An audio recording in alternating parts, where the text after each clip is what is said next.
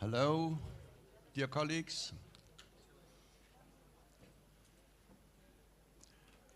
My name is Henrik Kaufholz, and the first thing I would say is that Channel 2 is Ukrainian, Channel 3 is English. Welcome to Bratislava and welcome to our conference, Recover How Russia's War in Ukraine Changes Journalism. We, the ECPMF, the RPDI, and former SCOOP coordinators, hope you will enjoy and learn from the sessions, panels, and workshops. You have here the opportunity to follow more than 20 events. A brutal and cynical Russian war against Ukraine, where at least 25 journalists have been killed, is at the center of our speeches, discussions, and networking. Much has already been said and written about Russia's war. Much more will be said and written, as there is no end in sight. But at this conference, we will focus on all issues of war connected to journalism and media. We'll discuss how to report from the front line, how to use open sources, how to protect yourself, and how the war has changed Ukrainian media. The tone will be set by Sevil Musayeva, editor-in-chief of Ukrainska Pravda, in her keynote speech in a few minutes. More than 275 journalists from 21 countries have registered for the conference. Most of you are here in this hall, and around 75 people will, thanks to video streaming, be following the conference online, one of them as far away as Australia. We would also like to thank our sponsors. From Denmark, we are supported by Politikenfonden, which has supported the annual conferences in Kiev for many years, and from the Union of Journalists at Politiken.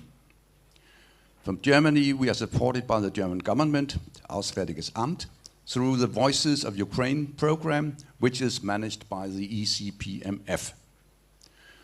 From Ukraine, we are supported by the European Union Anti-Corruption Initiative. Thank you so much for making this conference possible. It hasn't been easy to prepare this conference. We, the organizers, have been working from Kiev, Leipzig, Copenhagen, and for the final preparations also from Bratislava. Our Ukrainian colleagues at the same time had to cope with having no electricity, no internet, and no water. Despite that, we hope that we have considered all the elements in the recipe for a good conference. If not, grab one of us as soon as you have a problem, then we'll see what can be done. The conference is bilingual, English-Ukrainian. So when you take the microphone, and you have to take the microphone in every discussion, otherwise it can't be interpreted, and otherwise it can't be heard online. And in any case, speak slowly and clearly. Otherwise the interpreters and half of us will not be able to understand you. And then finally, some practical information. Of course, many of you are wondering why the conference takes place in 2 hotels. The simple explanation is that we didn't have the budget available at our disposal when the hotels wanted to know for sure that we were coming. So today it's here at the Tatra Hotel. Track 1 today will be here in the hall, and track 2 and workshops will be upstairs. Signs will show you the way. We have Wi-Fi here in the hall, but there is no signal for cell phones. Coffee breaks are just outside the hall where we are now and where you got your sandwich and water a few minutes ago. We have promised to reimburse bus tickets to and from the airport. Please come to the registration counter in the coffee break. Tomorrow we'll meet at Hotel Safran, where most of us are staying. There's only a short and healthy walk between the 2 hotels. The map on the back of the program should make it easy to find. I hope you have seen it. One very important message from this hotel: the dinner tonight is at 7 o'clock sharp we have to be punctual. We, the organizers, would like to thank almost 90 Ukrainian journalists for taking the long way by bus to join the conference. Thank you for coming. We would also like to thank more than 50 colleagues from all over Europe for coming to speak and moderate. So much for now.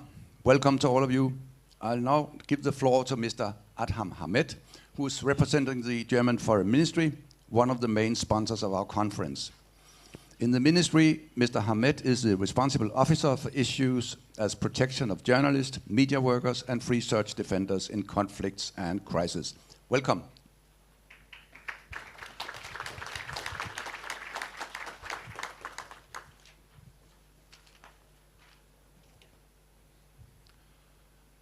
Thank you very much for this introduction. Ladies and gentlemen, dear participants here in the room and virtually, it is my pleasure to welcome all of you here, also on behalf of the German Federal Foreign Office. Globally, we have been witnessing the shrinking of spaces for liberal democracies over the last couple of years already, a tendency that has been of great political concern to many of us.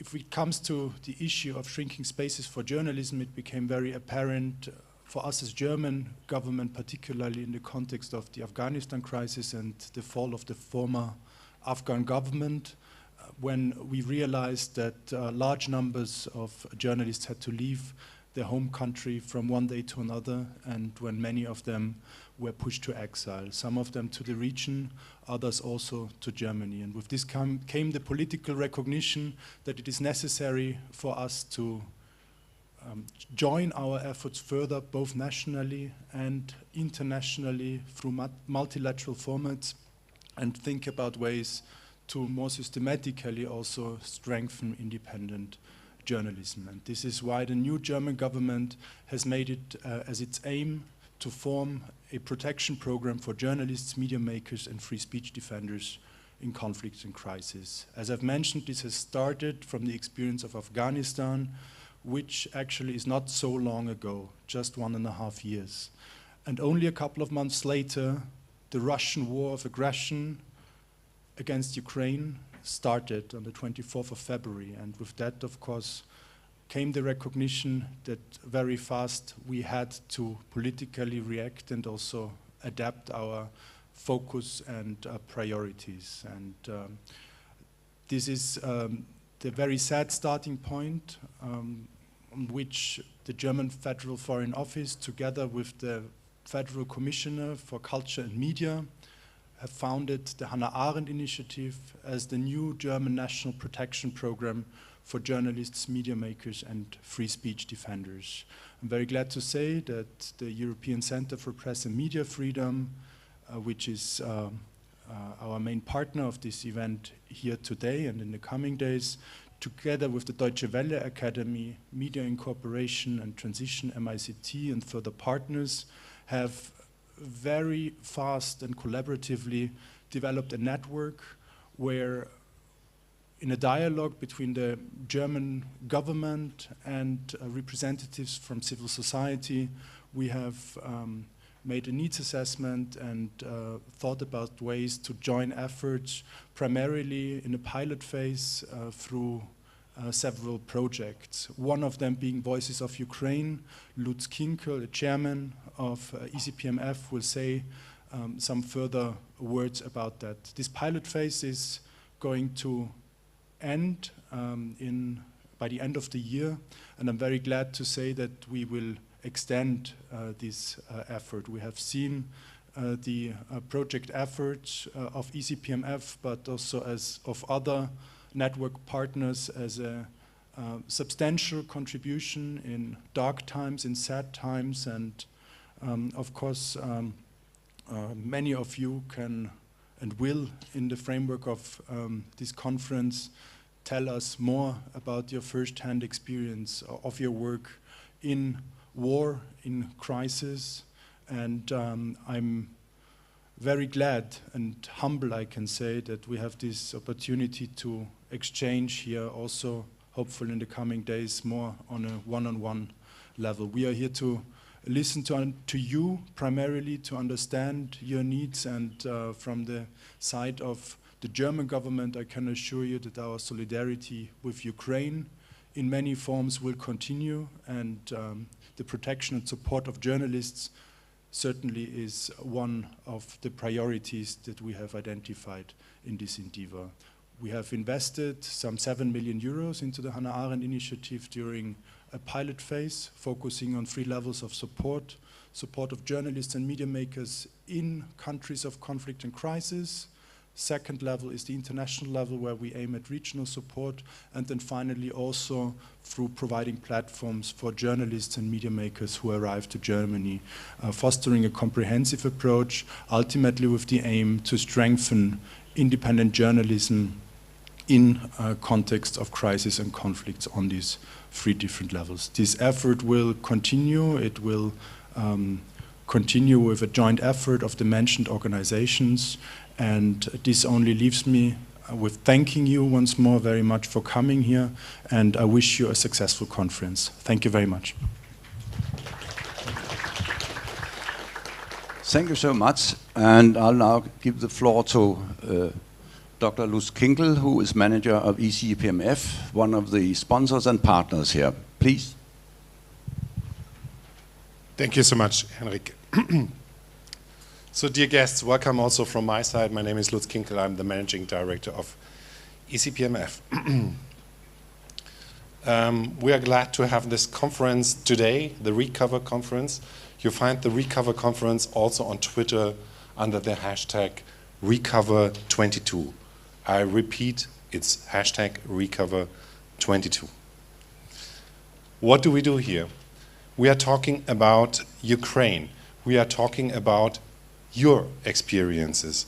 We are talking about this gruesome, barbarian Russian attack on Ukraine and what it did to the media sector and what it meant for independent quality journalism that is now conducted under extreme conditions. We are very, very grateful that we have 2 donors, 2 big donors on our side. It's first and foremost the German Foreign Ministry, and secondly, the Politiken Foundation in Denmark. Thank you so much. This conference, the Recover Conference, is part of a larger program. Atam Hamed already mentioned it. It's Voices of Ukraine. Voices of Ukraine is consisting of 3 elements. One is the conference here. A second element is the Journalist in Residence program in Kosovo.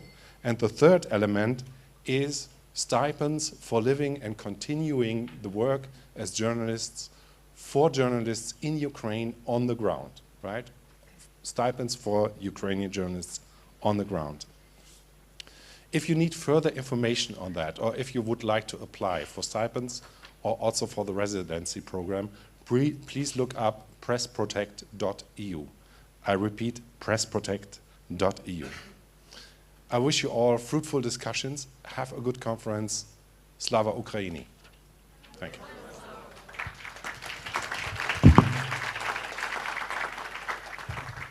Thank you, Lutz. We have invited Mr. Josef Zadko from the Slovakian Union of Journalists to welcome us here. He has a delay, so he will speak to us later.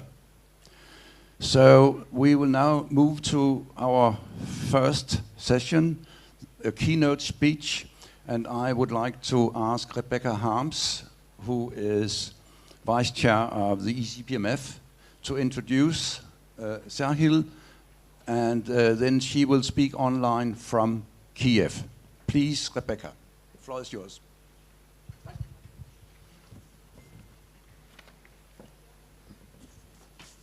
Thanks, first of all the speakers so far. They all helped to make this meeting with you possible. Before I left the other hotel, I checked the Ukraine Siren Alert, the app, which I look up several times a day.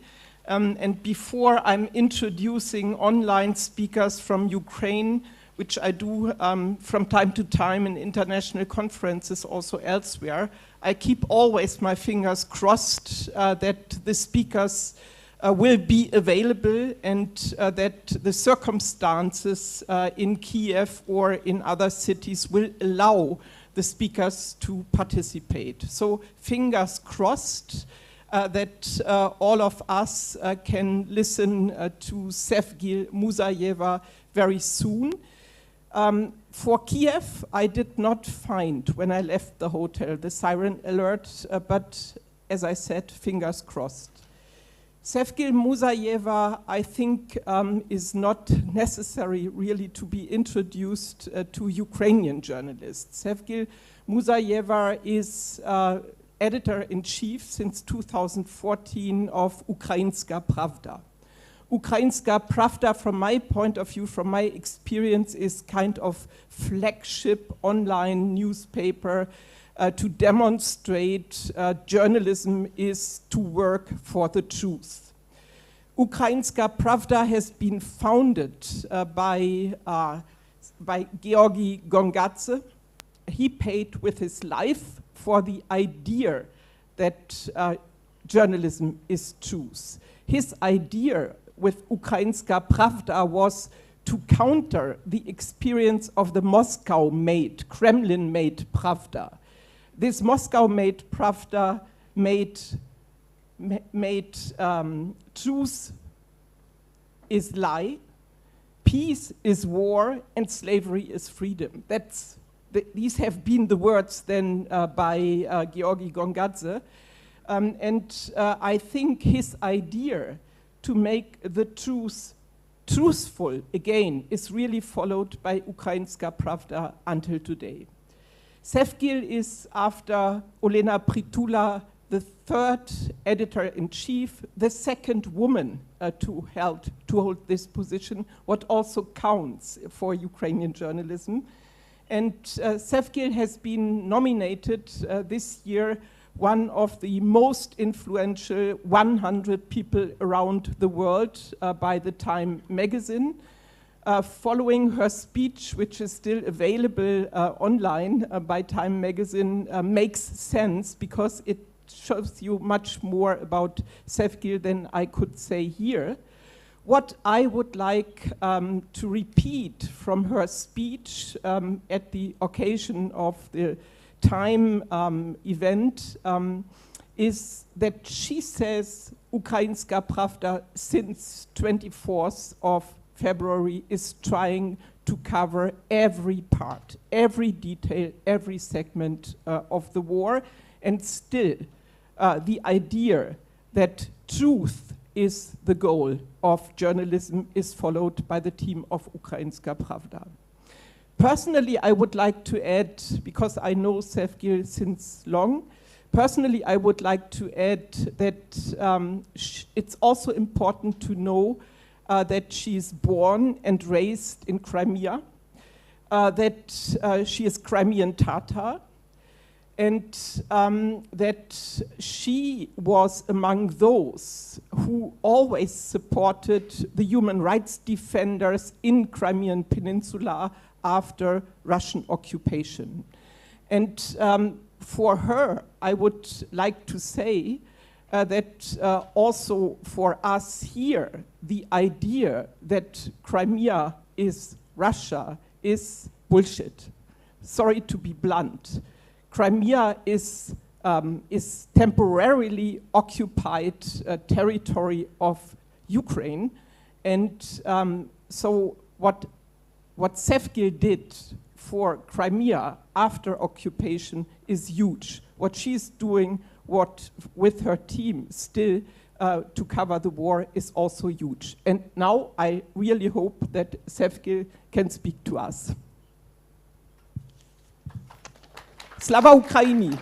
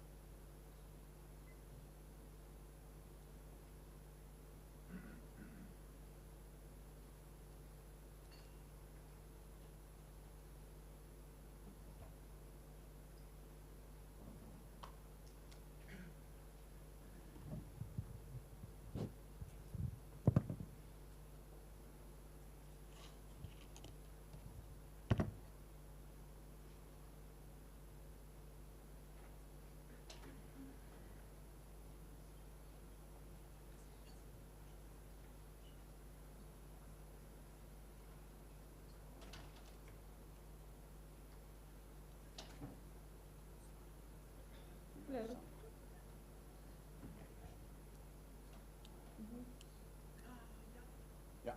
Well.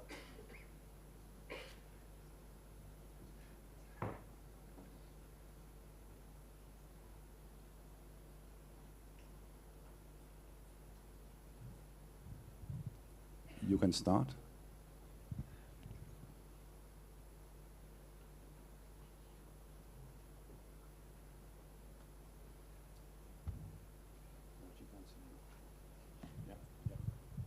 Hello, Seva.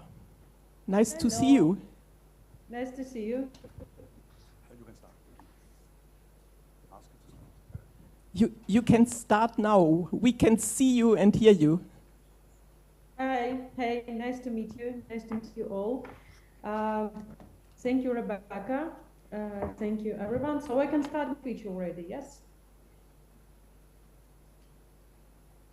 Yes, please. Okay.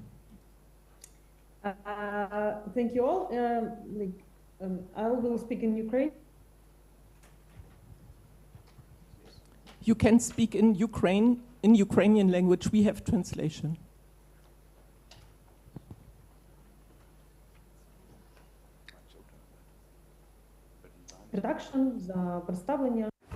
Thank you very much for your introduction. Let's start from the fact that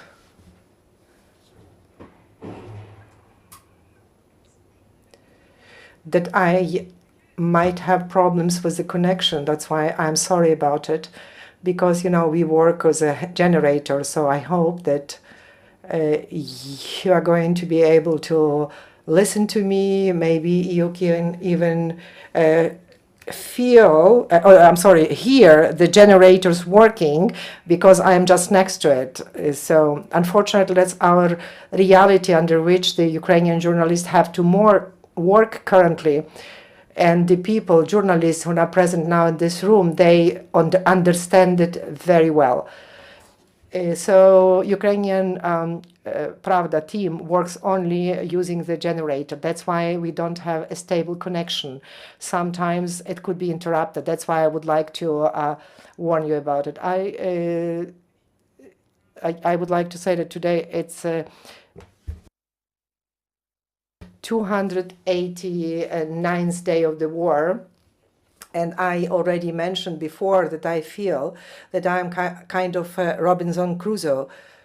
And I write a lot about my experience. I have a diary that I take as a journalist, and not only as a journalist, as a human being, a person that tries to survive this war, and also documenting some important moments during this war. A lot of things happened during this month, as in lives of each and every Ukrainian journalist. And I would like to say that the Ukrainian journalists really now passing through a very difficult period of time, because they are trying to tell the truth. And a journalist is like a Robinson Crusoe, tries to tell everyone how her country survives. Everyday lives would be important to notify everybody, because the people are dying each and every day. Talking to the people, next of kin, families, everyone has problems. And I am sure a lot of colleagues have friends that are on the fronts, these colleagues that decided to become soldiers to defend the country. All these 289 days of work, I am asking myself the question, how would be the best way to choose the best words to describe everything that our country feels, our people feel, because sometimes I think that's not enough what we are writing. It's not enough words to describe it. So I would like to describe this history, a story when during the war at the beginning, we lost a connection with designer of Ukrainian Pravda, Denise Alice Traktenko. During the first 14 days of the full-scale war, We didn't have any connection to him at all. He practically was in the occupied territory. During the 10 days period, we were not able to connect him, to call him. We even didn't know if he is still alive. And of course,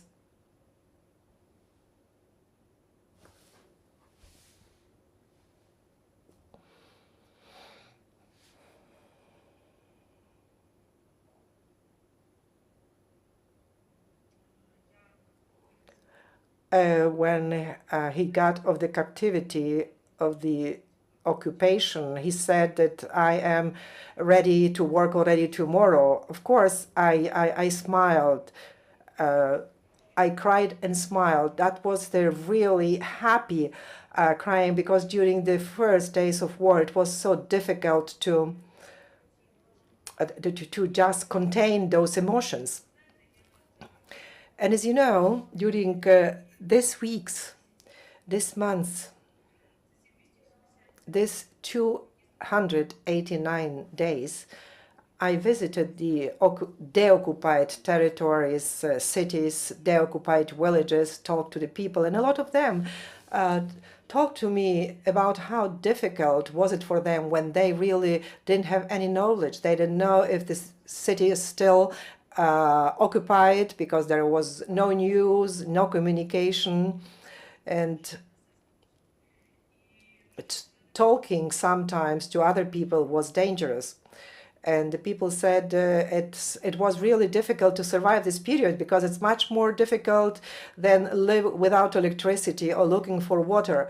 The most terrible thing was this information, that you didn't have any information. Is your village still with us, or it's already occupied? Are you deoccupied, or you're still under the occupation? That was very important for people. And I know of dozens of stories of people. They left occupied territories and notified, I am alive, I am okay, I was able to escape. And I think these words are the words that represent journalism in our countries today, unfortunately, because these are the most important words about our countering the occupation, about our fight. Our team feels this pain. The war influenced us a lot, and I would like to say that the team of each and every mass media outlet represents Ukraine in miniature. Each and every person from our team can say that father of Yevgen Kizilov, our colleague, died from the hands of the Russian soldiers in Bucha. He was 70 years old. So he also got into the occupied territory, and the Russian soldiers just killed him next to his building. Ms. Polakova, also editor of the site Ukrainian Pravda in English, also lost her father. My colleague, the foreign journalist, there was one of the first foreign journalists that died. Wonderful, wonderful person. He came here to film a story about Ukrainian refugees. And also he got under shelling in Irpin. Unfortunately, he was killed. But we also would like to make his story known. This war is also about the tourists, and videographer of Ukrainian Pravda, Sarkman, decided that he wanted to become a soldier, the just words that he can express himself, or video clips that he can make, all these things are not enough. He needs to go to front. And his words, the words that he sent to our readers, and I won't forget it, because he said, I don't go to army because I felt guilty, because it is about dignity of the people, dignity of Ukrainians, and he has no other way to do it. So, and I think that's the thing that our journalists feel today in our country. And yesterday we were also awarded, Ukrainska Pravda was awarded with awards, and one of our volunteers was awarded as she was traveling around 200 places all around Ukraine with bringing humanitarian aid. So she's the one who was visiting the many towns, the many villages and other places. She's been to the gray zone in the very close to the front line, and there she was bringing aid to people. And she said one phrase that I would like to quote. She said, "We are the people who will never return home from this war, because this war shall change us forever." Indeed, the war is about loss. We all lose something. We lose plans, we lose hope, we lose ideas, we lose businesses, we lose buildings, we lose homes, we lose relatives, friends, motherland. But I would like to compliment her words by saying, and this is I know for sure, and I'm absolutely confident that after this war, we shall all become better people. Because having survived this grief, having understood so much about our people, about our country, we will become better people. We will feel much more. We will have so much more empathy, and we will have so much more love. That is important. When I'm asked, and people ask me a lot, how are you? And how does Ukrainska Pravda work under such circumstances? Are you all suffering from burnout? This is what they ask. But I'm saying it's all about love. We need to love what we do. We need to love our country. And this is what helps us to get our act together. And I think we, the journalists, are really important and needed today in Ukraine. And that's my universal answer. We're needed. But I also like to say that we haven't been given any choice. It's an existential war. It's a war about the very possibility of our country to exist, to be independent. We understand there is no other chance. There is no other option. Therefore, we shall do whatever it takes. We'll do whatever is possible and impossible to withstand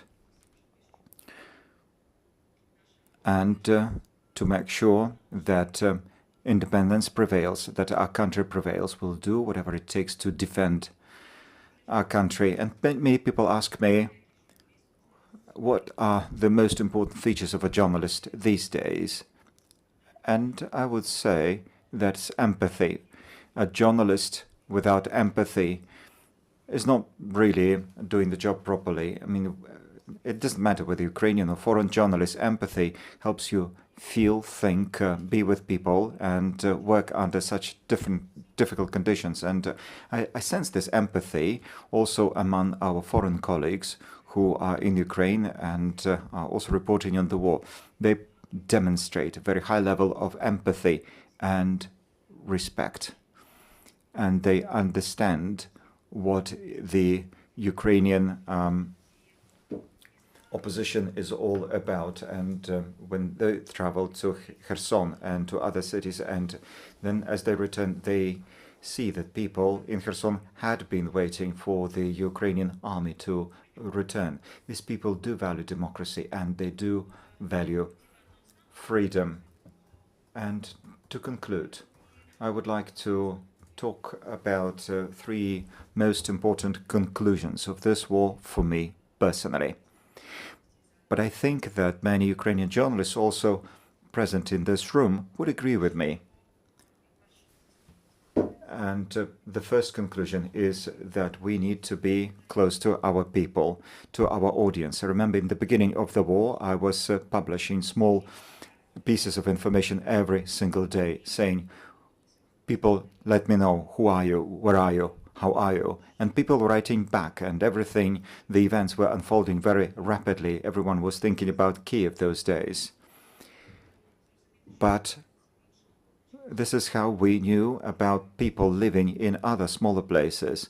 This is how we knew how people were experiencing the entering by the Russian forces into Kherson, how Berdyansk was occupied. And you know what's most important? And also this is how we found out about Mariupol and what's happening there. But at some point we lost contact with Mariupol. And one of the last phone calls that I received from Mariupol, that was a call from an acquaintance of mine on the 28th of February. I shall never forget that. That was the last day when Mariupol was not yet sieged, but then it was under siege. And still, he was capable of getting in touch with me. He was crying. And he said, I know that Kiev has already surrendered, and we are also occupied. And I started telling him that, no, that's not true. Kiev has not surrendered. But it shows how panic works. That shows how the Russian disinformation campaign works, because someone started disseminating, spreading the gossip in Mariupol that Kiev fell. And those people who were in Mariupol later on, as witnesses, they were telling us what it was like to be in Mariupol when they knew that Mariupol was sieged and they didn't know what was happening in Kiev, and then the marauders came. And this is when the panic started in town. So it shows how important it is to inform, because sometimes information saves life. Now, another important point is do not harm. And there are many stories where this principle of not causing harm is so important. Each case is a unique case, but we have to take decisions. We need to take into consideration empathy and our understanding of the situation. For instance, should I publish or not a list of Russian soldiers who were transferred when they are merely several kilometers away from their own families and from the colleagues? And that's a risk we need to take into consideration. Or should I tell a story about a friend who was a prisoner of war, because the parents of that soldier firmly believe that telling this story would harm that soldier, and he's still in captivity. He may be tortured. So I have to think twice. I have to feel. I have to take tough decisions. Sometimes I understand that perhaps what I say may have consequences. I may actually be wrong.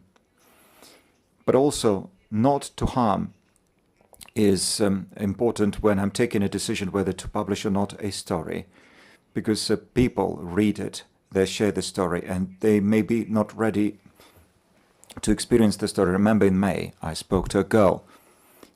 She survived occupation. She survived sexual abuse, sexual violence, and she was not ready to talk about it. She was not ready to tell her story to the general public. But I had to listen to her. There are so many stories like that. There are so many journalists at this war who work like psychologists. They help people. They help to evacuate people. We have Kirilenko, our colleague Kirilenko. She has been to many places along the front line, and she has just returned from one of the hotspots, that is the Bakhmut. She was in Bakhmut itself. You know what she does when she goes to the territory, which is where there is some contact communication lines still alive? She starts sending messages from those people who live in Bakhmut, who are being shelled, and she starts sending messages to their relatives that they're alive, there is contact.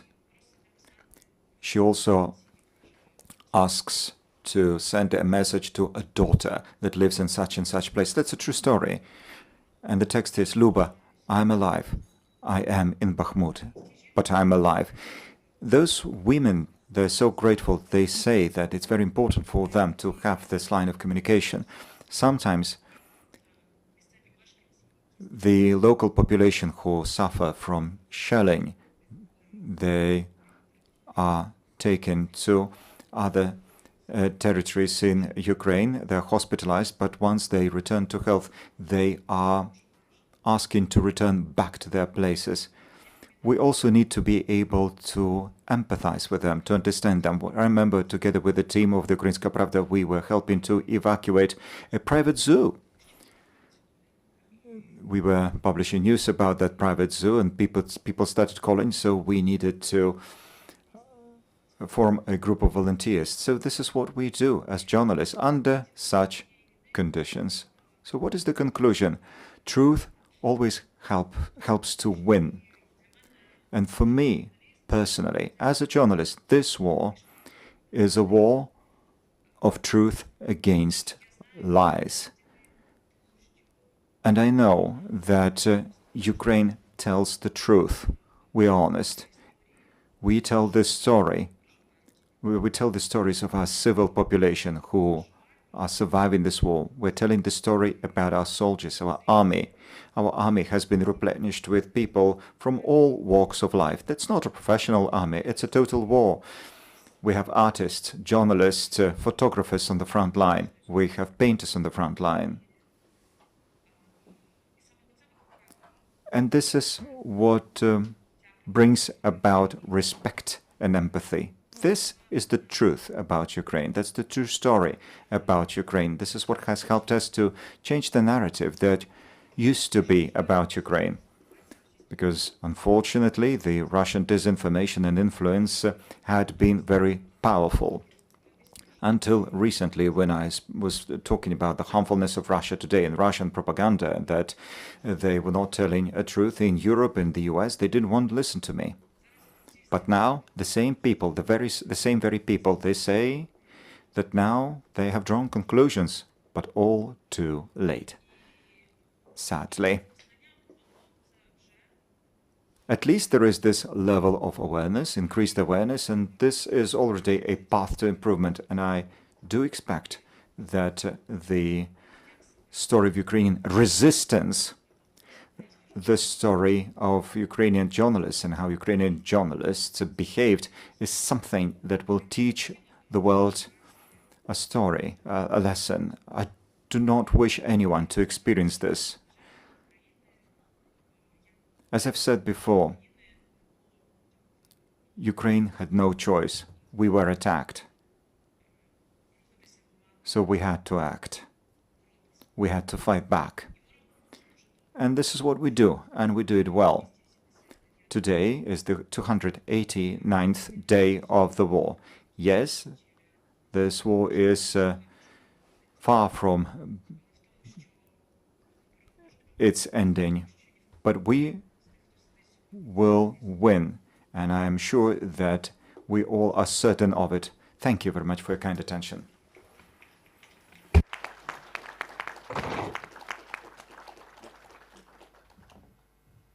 So we ask some questions to Seva, and maybe you decide who wants to ask a question. You have to come down to get this microphone.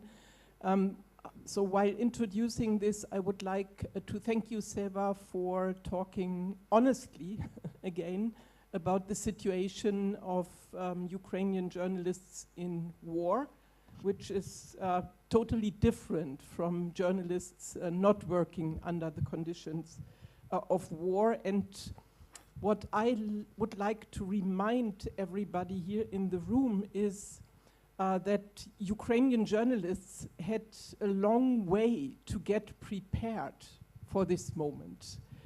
Because since the founding of Ukrainska Pravda in the year 2000 as the first independent online medium in Ukraine, so more than 28 years went on, and the Ukrainian media sector, the idea of journalism and truth could develop. I would go so far that without the initial founding of Ukrainska Pravda in the year 2000 and what happened after, so neither the Orange Revolution and for sure the Maidan would not have been possible. And what you all together, all Ukrainian journalists, were able to create in the last 20 years probably is really the condition to win against the lies. So, questions.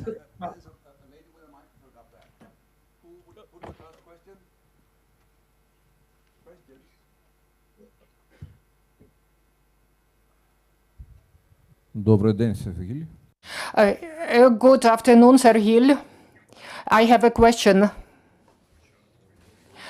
Starting from the beginning of the war, we say the war started on the 24th of February 2022.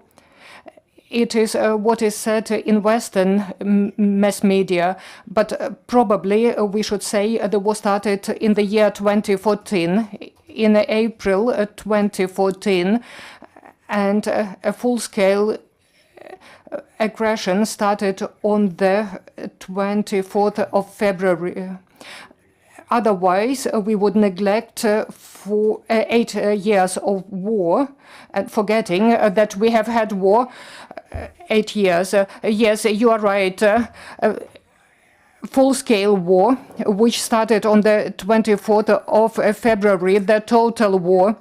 And for me personally, the war started 8 years ago. In the year 2014, as we saw green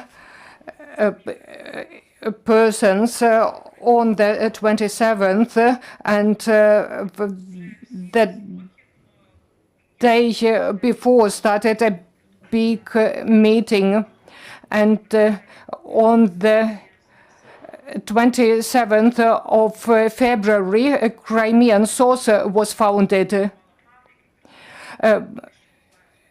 It was a possibility to tell the truth what was happening on the Crimea. I explained even back then that after the occupation of Crimea, a big war will begin. It is about global security, and that Crimea, during the 8 years, the Crimea was the place where Russian forces have been accumulated. It's very important for me to tell it. I am a representative of Crimean Tatar. The question is whether we can neglect a humanitarian issue, because many people went away from Crimea, and I always say no, before the Crimean territory is occupied, nobody can be secure. And I'm speaking not only about Ukraine, I'm speaking about the whole Europe. Crimea, it is the factor of stability in the Black Sea region. It is also about countries who are members to the European Union and to NATO. So long as Crimea is occupied, we cannot speak about security. Even if we would try to freeze something currently, we will receive even more war.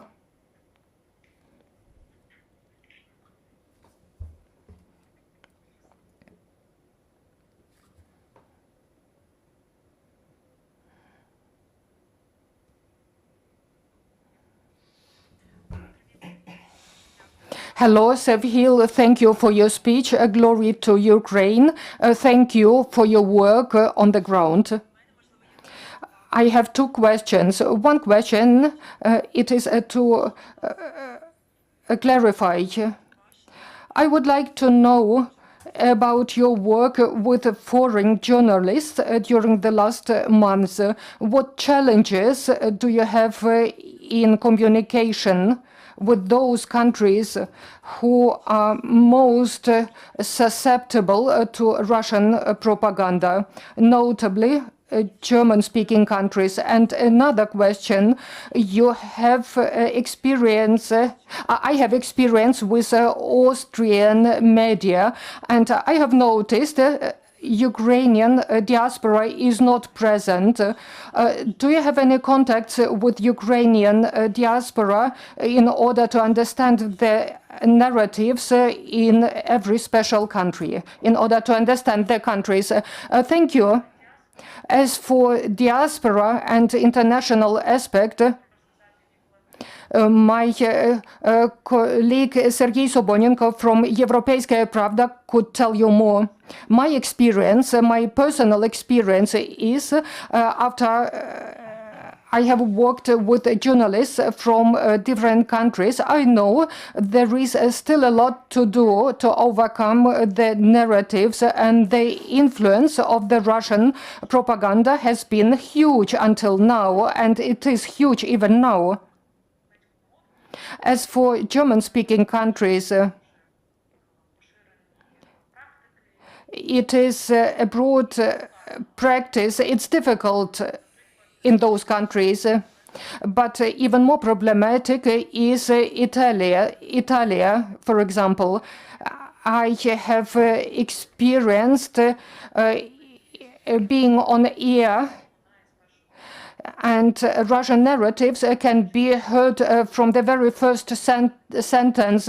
It could be a question about Viktor Medvedchuk, a question about how does it come that the leader of opposition is in jail. There are such nuances there. There are also a lot of myths, but I understand we have embarked on those paths. We have started to work on it. On Wednesday, I have spoken to the University of Bamberg. It was a communication class, and I spoke about experiences of Ukrainska Pravda, and the professor told me the influence of Russian propaganda was not understood properly, and now we are trying to get relieved of that. You warned us back in the year 2014 about the danger and the experiences of the Ukrainian journalism, of Ukrainian society, how to overcome those Russian narratives and Russian propaganda. It's very important. It will be studied at universities, and other countries will learn from our mistakes. There is still a lot to do.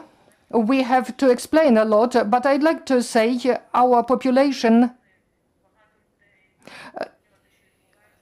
within our country, many people within our country understood what is going about only after the 24th of February. I have a friend who lives in Kiev now, and she said,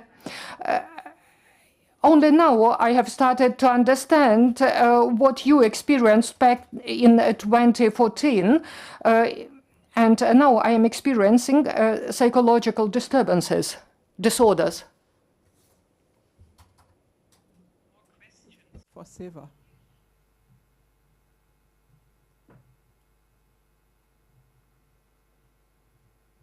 Yes, in the background. Ще раз добрий день. Again, hello. Financial Rammstein. A question to Ukrainian media. A lot of regional Ukrainian media are suffering from the lack of money to print their newspapers. From your point of view, how important is financial Rammstein in order to support regional press? Very important. I can remember in the very first days of the war, we were collecting money via crowdfunding. It's a very important question. I know there are numerous initiatives in the West There are numerous organizations, but I think it should be done more systematically. Some parts are extraordinary important in order to support the infrastructure. I explained already to my colleagues. We started a big campaign for independent media. It's very important to support the infrastructure of independent media. On my part, I think we need more open communication and a more complex approach. And on my part, I can tell you, I have discussed it with the foreign donors. We are ready to create a platform for independent media in order to help them to promote their materials, their stories, and maybe to support them financially too.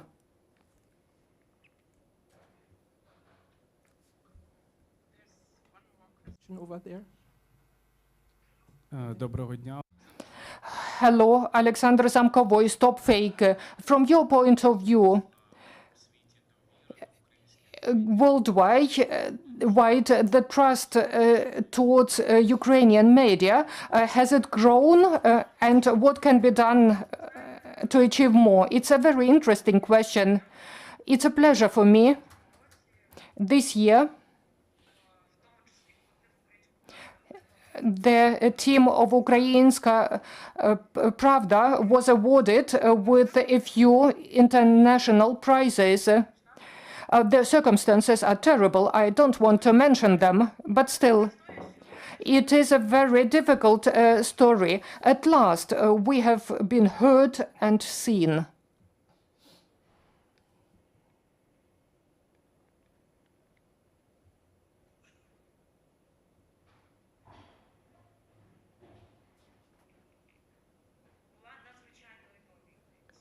The situation was difficult even before the war. Anti-corruption investigations. Unfortunately, we have been heard under such difficult circumstances, and at last it was seen what Ukrainian journalists can achieve. Yes, we are trusted. Twitter has marked us as reliable. I know personally for many foreign journalists, even those who are working in Ukraine, Ukrainian journalists are the source of information. It's important for me because it's very difficult to work now. I know we are working, all of us have been working 24/7, and we have been doing even more than what we are capable of.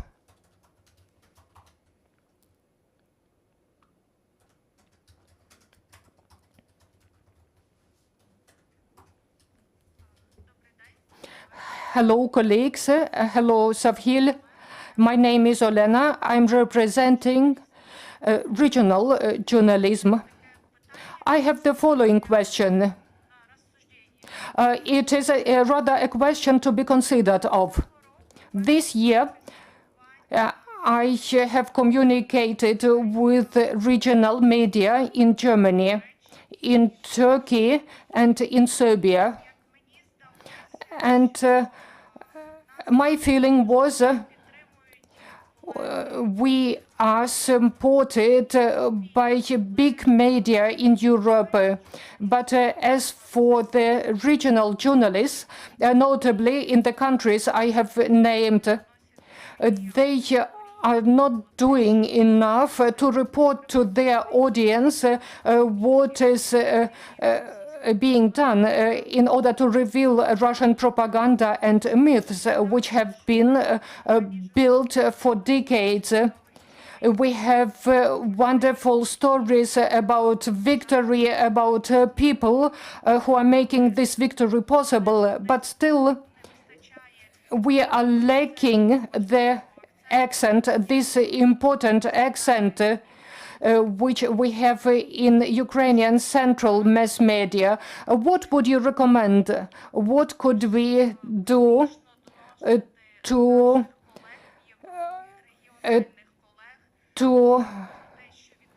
tell more to our regional colleagues in Europe about war crimes by Russia in Ukraine since 9 years, and what can we do to reveal those narratives? Thank you. In fact, you know, there's a notion like twinned cities. Something could be done in the regional media, in Ukrainian and in other countries. When there is a local site in Ukraine, has partners abroad, and you exchange information, your materials, when you distribute important stories about cities, towns in those countries through your website, and they, in their turn, bring this important content from Ukraine to the audience. I believe that's a more question of regional media in those countries to be focused on their local domestic issues, infrastructural issues. Those they live in their own context. And sorry, freezing.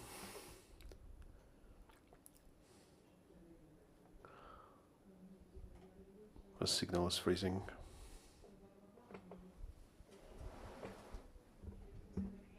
And those countries and those towns and cities could read the content prepared by the regional journalists. It is just coming off my mind. I cannot really say that I've been studying this issue, and but I would say that it makes sense, and it could be done.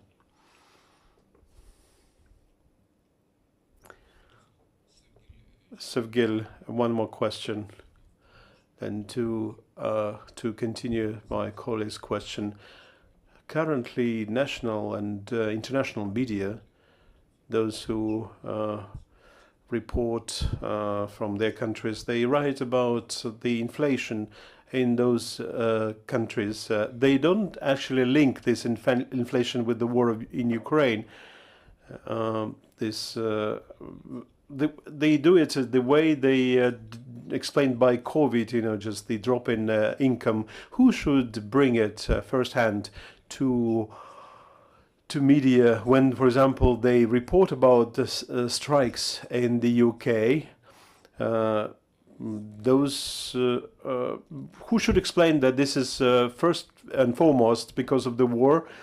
Of war which Russia waged in Ukraine, and while the foreign media don't mention that, they just write about the strikes. And in Italy, for example, the Italian media and their first pages call Putin as a czar, no inverted commas used, and many other things.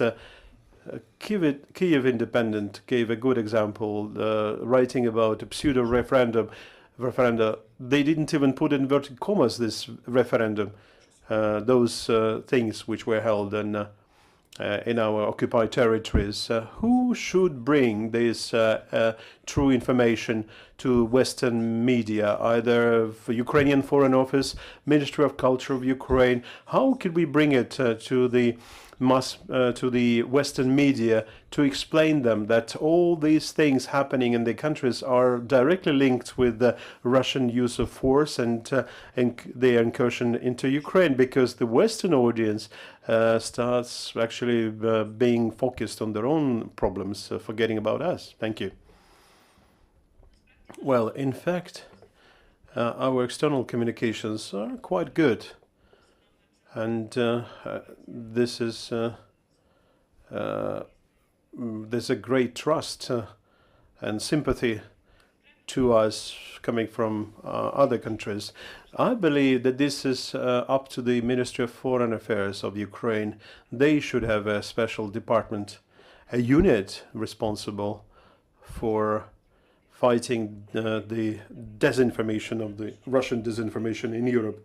But I would say that this wake-up call has happened already, and people understand and realize. And in fact, there's lots of issues as well remaining. And the example you gave with the Italian media, I do agree this is a big issue there. Sometimes they are not conscious of that they give floor to pro-Russian politicians. Salvetti, Signor Salvetti, for example, he's very proud of his contacts with Putin, and he's got his own supporters there in Italy. Well, these and Text.org, what Text.org did as a project, the organizations which are funded with the Russian money, and also I think one of the founders of the project mentioned that this is for the first time in this project, the English-speaking version of the project was much more popular than the Ukrainian language version, because people look for information, they search for information, and they understand what's happening. On Wednesday, they had searches in Germany on suspicion of the prepared possible coup with the support of Russia. This understanding, so it's people start realizing that. And Europe discovers many things for itself for the first time. Well, I am confident that our position is much better heard than in 2014, when we had to explain many things at that time, but unfortunately we were not heard then. Good afternoon. You mentioned that that in the future we could learn people could learn from the mistakes which Ukraine is making in counteracting the Russian propaganda. Could you specify what's wrong we're doing in counteracting the Russian narrative? No, I would say on the contrary. Our experience within these 8 years, and I believe that everyone would agree that we've done a lot, and we have understood a lot. And this time, when the full-fledged incursion happened, we were capable to much more effectively bring the message, and we also are aware of possible problems and counteract them, avoid them. When I am asked, I visited the United States recently, and I was asked there, is it normal? Is it okay that you switched off those Russian channels funded by Medvedchuk by the decision of your Security and Defense Council? Is not contradictory to the freedom of speech? Those questions are being asked still, and I have to explain that was absolutely right, a right thing to do, and that because that concentration of those channels in Medvedchuk's hands was a pretext, or was preparing, actually in this way they were preparing the foundation for this incursion for the war. It was absolutely right to do, hence to protect our information space, and to protect information space in order to stop the Russian narrative and Russian propaganda. This is exactly what Europe has to do, and the United States have to do, and other countries have to do. For example, I should say that in the Gulf countries, Russia Today is source number one. Al Jazeera is only coming third for getting information, and Russia Today comes number one, comes first, and this is our problem. This is our problem too, because spreading Russian narratives also it helps Russia. There's no doubt about it, and this could be an explanation why the position of those countries is different from what it should to be. Good afternoon, Olena Horobec, Ukraine, Poland. My question is as follows. Probably it's not a secret that starting from February the 24th, Poland received several millions of Ukrainian compatriots. And what happened next? Different projects were launched. have been launched since then. For those Ukrainians who are planning to come back, because many people are returning, these are first aid courses, there's also courses in criminology, and also psychological assistance, and also some shooting courses, sniper courses. But the question is who is funding that? But probably this mostly is funded by they are funded by the European Union. But the Ukrainians are participating, and recently we had information in media, in Polish media, that Polish police are collecting information about crimes committed against the Ukrainian. I live in a small town in Poland with the population of 200,000 people, and we have 15,000 people from Ukraine, and I know many stories, many people from Mariupol, from Chernobyv. People are fleeing from the occupied territories, and that every third family has somebody killed.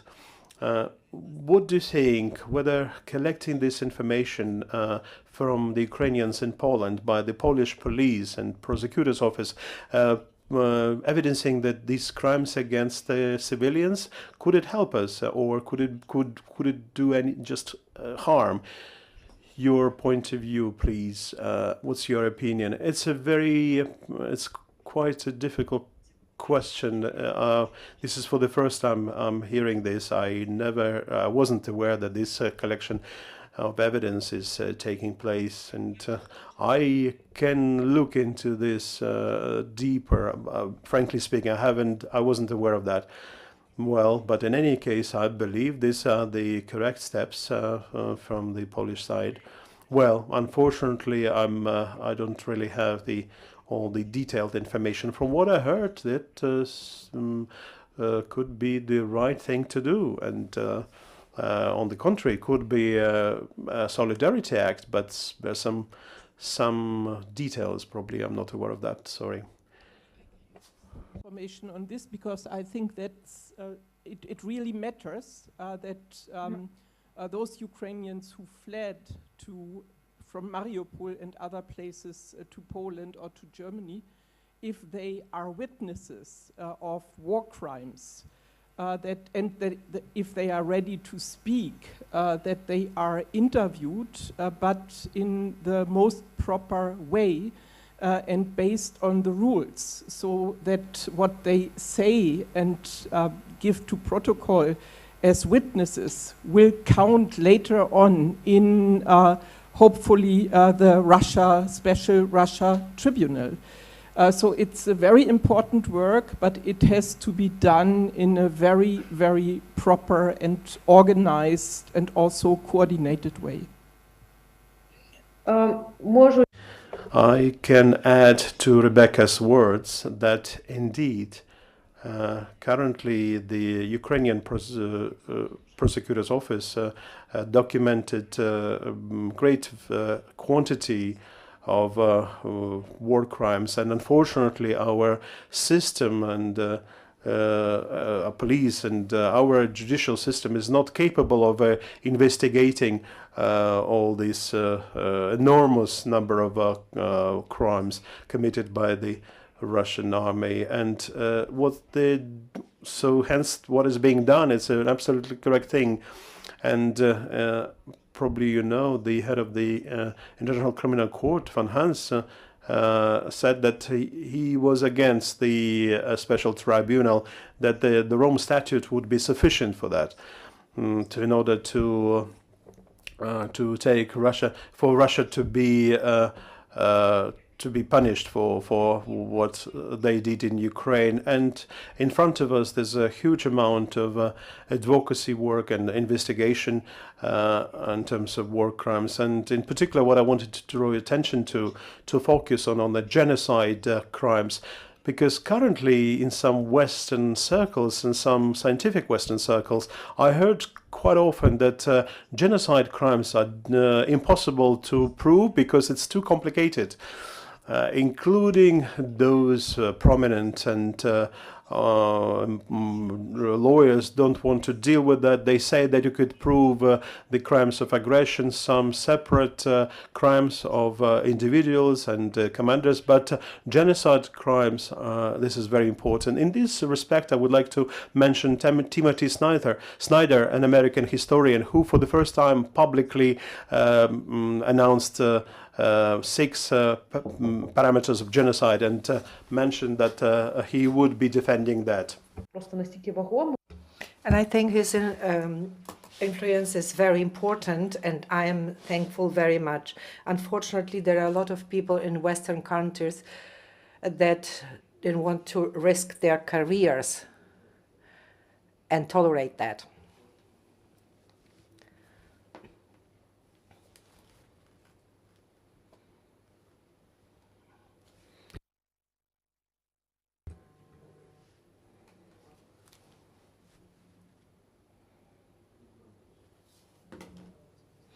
Greetings, I am Serhii Odarenko, Potoi Biknoven. I have noticed that many leading world news have a fact-checking chapter. I do not see it in Ukrainian Pravda, so do you have some other way to counter the misinformation? What is the algorithm? How do you check on facts in your team? Thank you very much. You know, we did have such a project last year or 2020 when the COVID pandemic, coronavirus was out there, and yeah, we did that fact checking. Our people, our readers were not very interested in it. And I think the issue of fact checking in Ukraine, we do have resources. We have the professional media who can do that. We have Stop Fake. That's the professionals who do that. And they do that much better than any other agency. Talking about the verification, we have assistance from our sources.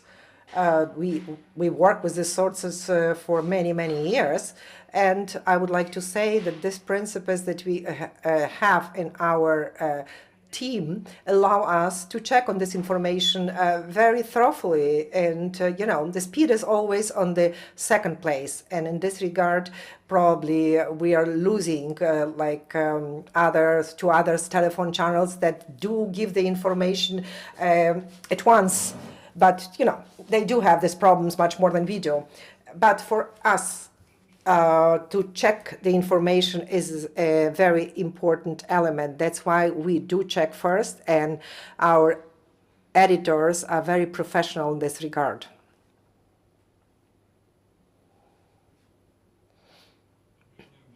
Greetings, Ms. Serhii. My name is Oleg Chubuk. I am also from Crimea, from Sevastopol. I went to Odessa in April 2014 with Ukrainian Navy soldiers. I am very in favor of the position of your team and your position in general. What do we have to do with Crimea in the future? Maybe the question that I wanted to pose you is quite complicated because it's with regard to the state informational policy. After the Crimea will be back, so what are we going to do with the Crimean citizen? How to make them return to Crimea? What do we have to do? We, journalists, how should we convince the Crimean citizen to go back home? Because a lot of journalists, the best journalists, left Simferopol. They are now in Kyiv, and we know all about that. The same thing about Sevastopol. The military journalists, they are now also in Kyiv. So I'm not sure that they are going to return back. We do have regional press. We do have national mass media. So what does the state have to do? How shall we return those people? How we shall convince people to go back home? Thank you. Thank you for the question. First of all, it's true. The system of independent mass media was completely destroyed. All media that were able to exist had to leave Crimea. Only some were left that wrote about some cultural issues and events. They are not very popular. So practically Crimea exists now in the conditions with no real information. Of course, we need a professional discussion regarding the transitional justice, so-called mechanisms of the transitional justice. This discussion has to be conducted also by representation of the President of Ukraine, representation of the Ministry of Foreign Affairs, because, you know, there are a lot of information. The people need time. The people need to know who is responsible, who would consider as one who cooperated with enemy or not. These are very important issues, and we need to work with other countries, because we cannot just transfer somebody's experience to our country, to Crimea, to make it like a copy. But Colombia, for example, already had to go over all this mechanism. Some other countries as well, the people who had to live under this condition. So I think the response is the justice system, this transformation needed for justice. And yes, we need to work together. We need to explain people. And Ukrainian armies liberate the territories. They go there. They initiate the Ukrainian radio, Ukrainian TV. This is very important because we have a lot of people that suffered from the Russian propaganda, and this is a huge problem.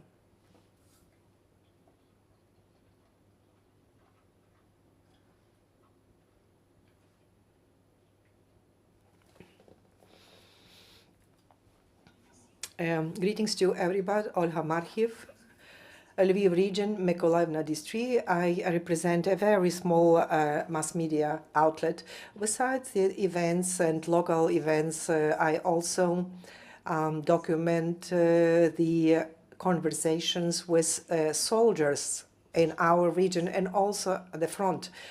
In your opinion, this interview that practically I conduct very often, is it important to spread them abroad? So to have, so to say, the outreach, international outreach? No, of course, it will not harm, it will help. And as you know, it's very important for me when someone from foreign medias, foreign organization asks me about our military personnel. For example, the Institute Study of War, they practically are the most important now spreading this information. This year, they will conduct the gala event.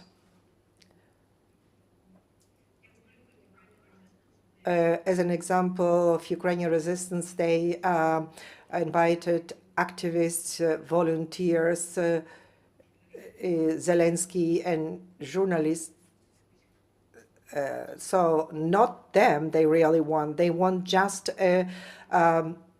soldiers, people who were at war. And, you know, they were very motivated to interview and talk to the simple people. They wanted the contacts of 5 people. They want to contact 5 of the military personnel of Ukraine. And during 2 weeks, 2 of these soldiers were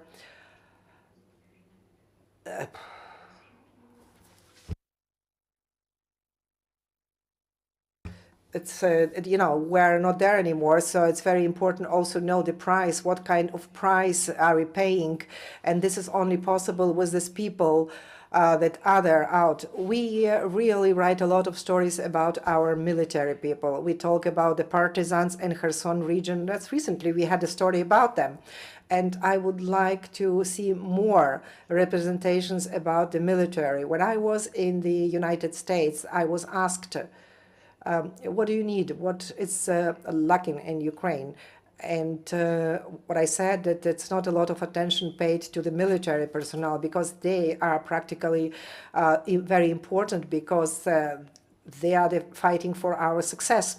So in my opinion, the stories about soldiers, military. It's very important. They are needed to be spread among the Westerners. Thank you.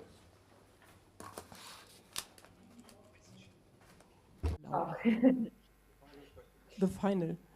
So then we let you go. Sure. Seville, доброго. Seville, greetings. Thank you very much for your answers, Uliana Paszczuk. We do have now a lot of new topics, but journalists who work in these new conditions, they are not very on-time topics. Can you please tell us about some topics that you think are not very actual now? Yeah, that's a good question, really. Not timely.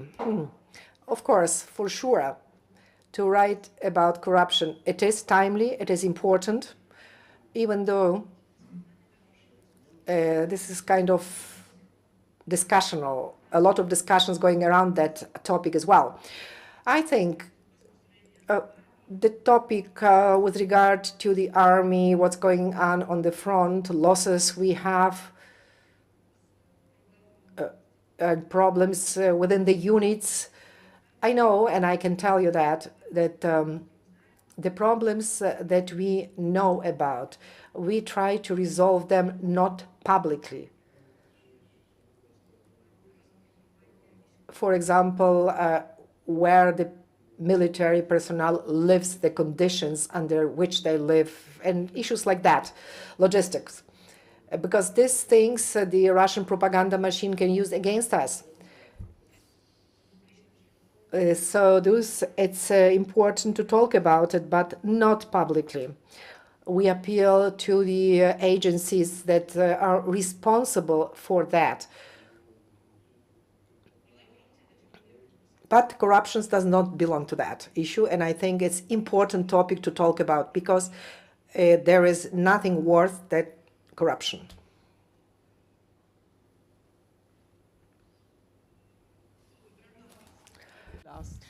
Вітаю, Seville. В мене впродовж Greetings, Seville. I'm just would like to continue on this topic. I have a logical question. Self-censure, did it grow up among the Ukrainian journalists? Because taking into account exactly what you mentioned about maybe there are things that's not worth talking about right now. Of course. Of course, yes.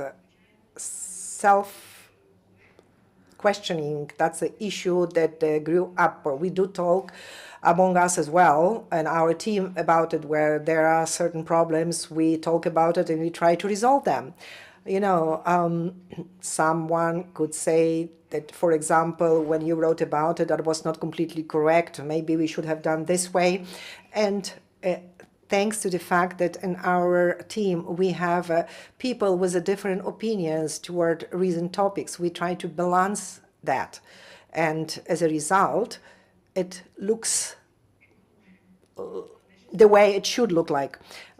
But self-censure, self-sponsoring what you're writing about, it's very important. We have heard about this issue from other teams, from other newspaper outlets, that it could be misused and it could harm our country. It is important as well. And also I would like to mention that during my last trip, I was asked this question also in Congress, and from I heard it from the American public servants, how to move with the anti-corruption agenda. But yes, this problem did not disappear. We do have it, but we need to do everything possible that the Russian propaganda does not misuse it. This issue are important not only, talk about within our society, but also our public servant have to tackle this issue. I have now to thank Seva for being with us today here in Bratislava, and we greet you to Kiev. And I'm so sorry that I was not able personally to be there. I wanted to, but I was not able to. And I hope that online it was bearable.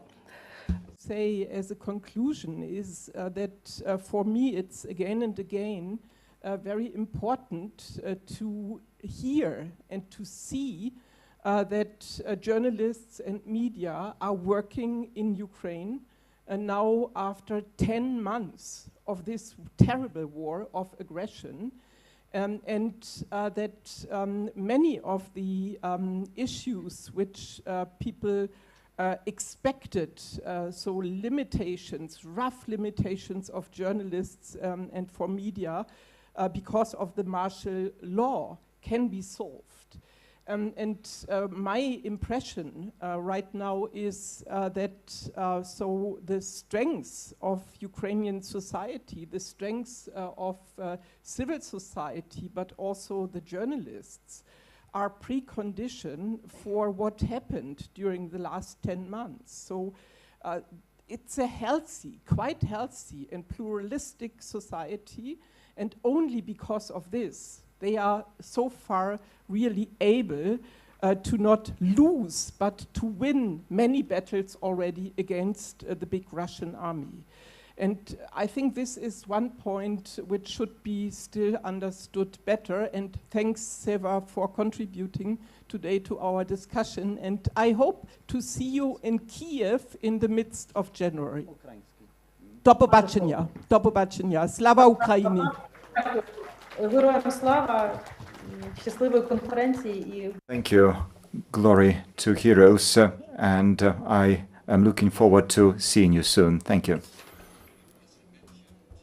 When we started, we invited a colleague from Slovakia to welcome us, and I am now welcoming our colleague Josef Zatko. I hope I pronounce it correctly. He is from the National Union of Journalists here, and he is working with Ukrainian affairs and has a long experience and a long friendship with Ukraine. And after his welcome, we will move on to the coffee break. Welcome and thank you for coming. You will speak in Ukrainian? Ukrainsku. Tak. Čučuť, ukrajinská, slovenská. Oh. Yeah. We will try to understand. Please.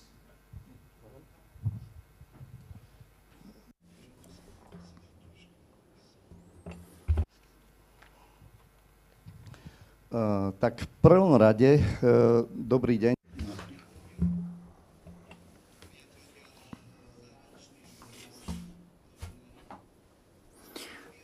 This is the interpreter speaking. I apologize, but we cannot work from Slovakian. We work only between Ukrainian and English, but interpretation from Slovakian is not possible. From Slovakian to English. You have to speak Ukrainian or English? Slovenský. Slovenský nie. Ale Ukrajina bude rozumieť. Ja dúfam, že Ukrajina porozumie. Ukrainians will understand me.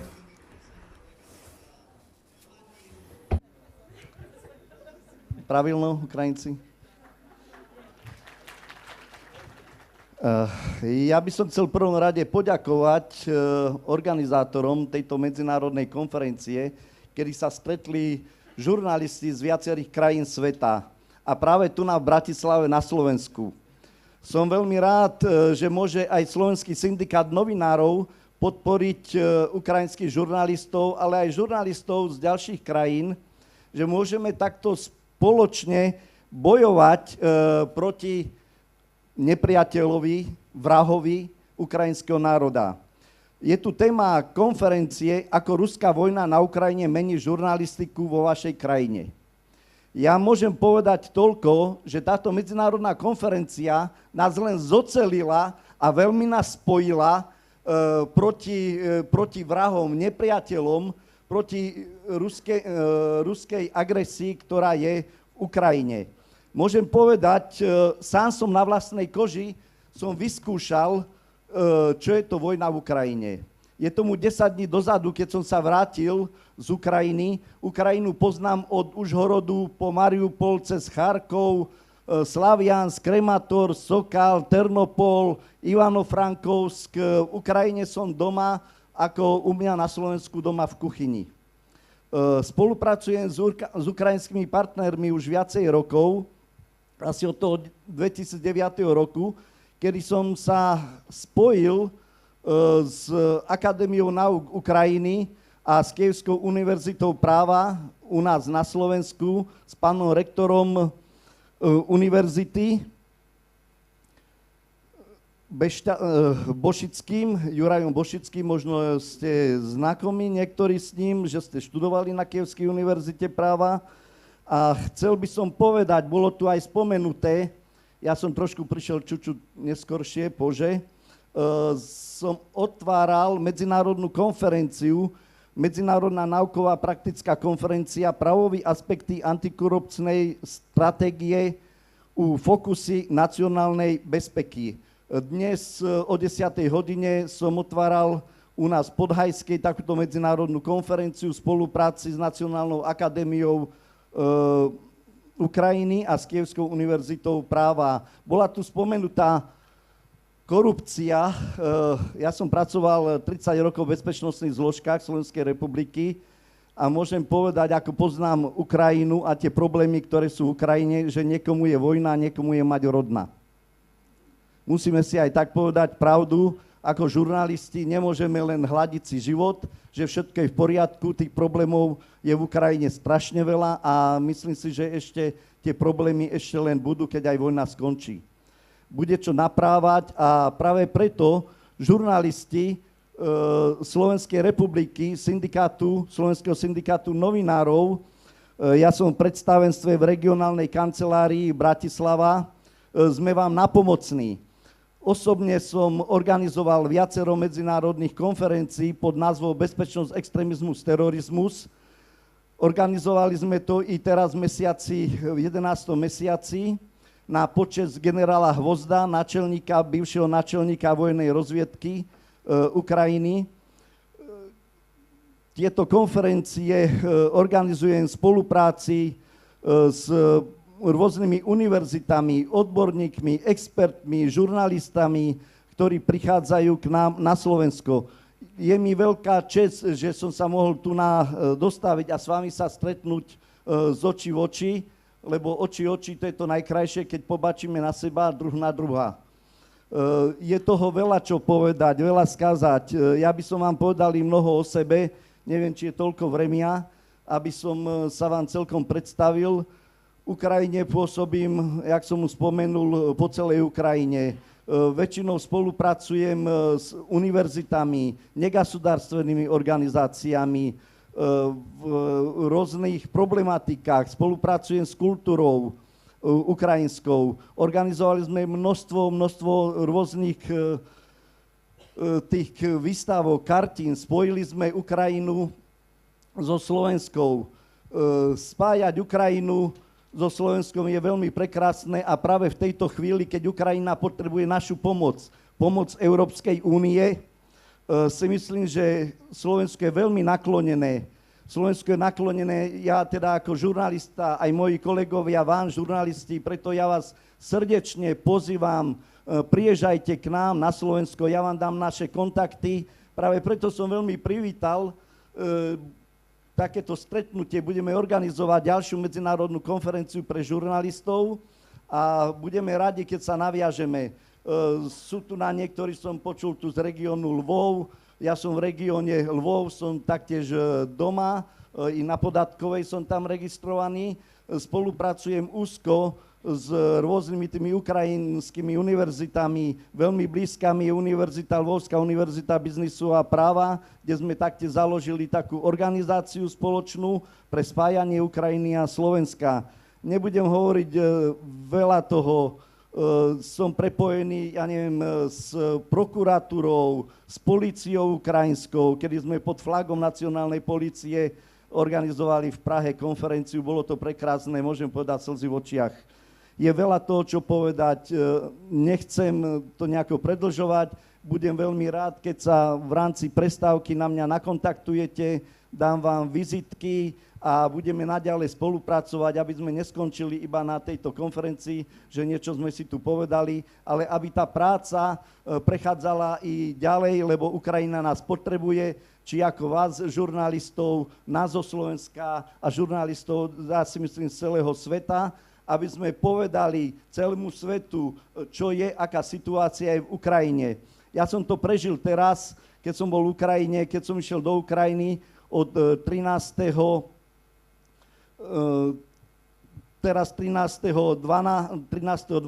keď išli bomby, moja viceprezidentka Európskeho inštitútu ďalšieho vzdelávania hovorí: Jozef, bombujú, ideme ďalej. Zažil som to, keď som bol v Ukrajine teraz bez vody, bez elektriky, bolo to niečo strašné.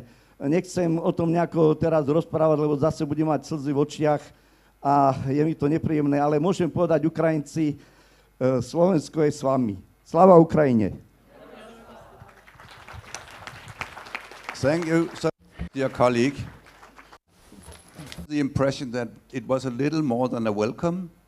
But thank you so much for coming, and I hope that the National Union of Journalists here will support independent journalism and independent journalists in Ukraine, and I think that's what you told us, and thank you. We are a little ahead of time, but better ahead of time than too late. So there will be coffee break now, and I'm not quite sure that is it finished? Okay, so we will be back here in 3:30. And some of you who would like to get reimbursed for buses, I will sit at the registration to pay you the money. Thank you for now.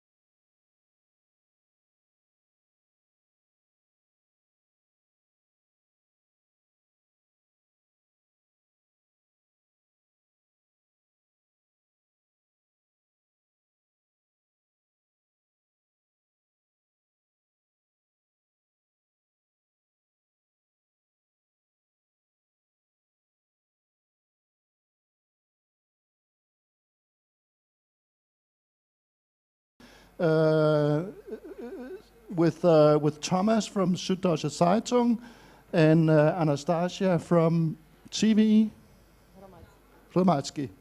We had a little discussion here during the break, and I'm sure that this is going to be a very, very interesting and maybe in between a little bit controversial discussion we're going to have. But before we start that, we will let the two people here tell a little about their thoughts and who they are. And I know that Thomas, you have prepared something, so please take the podium and let us hear your thoughts. It's better that sit down here. No, we already discussed this, and they said that it's okay. Yeah, it is supposed to be okay.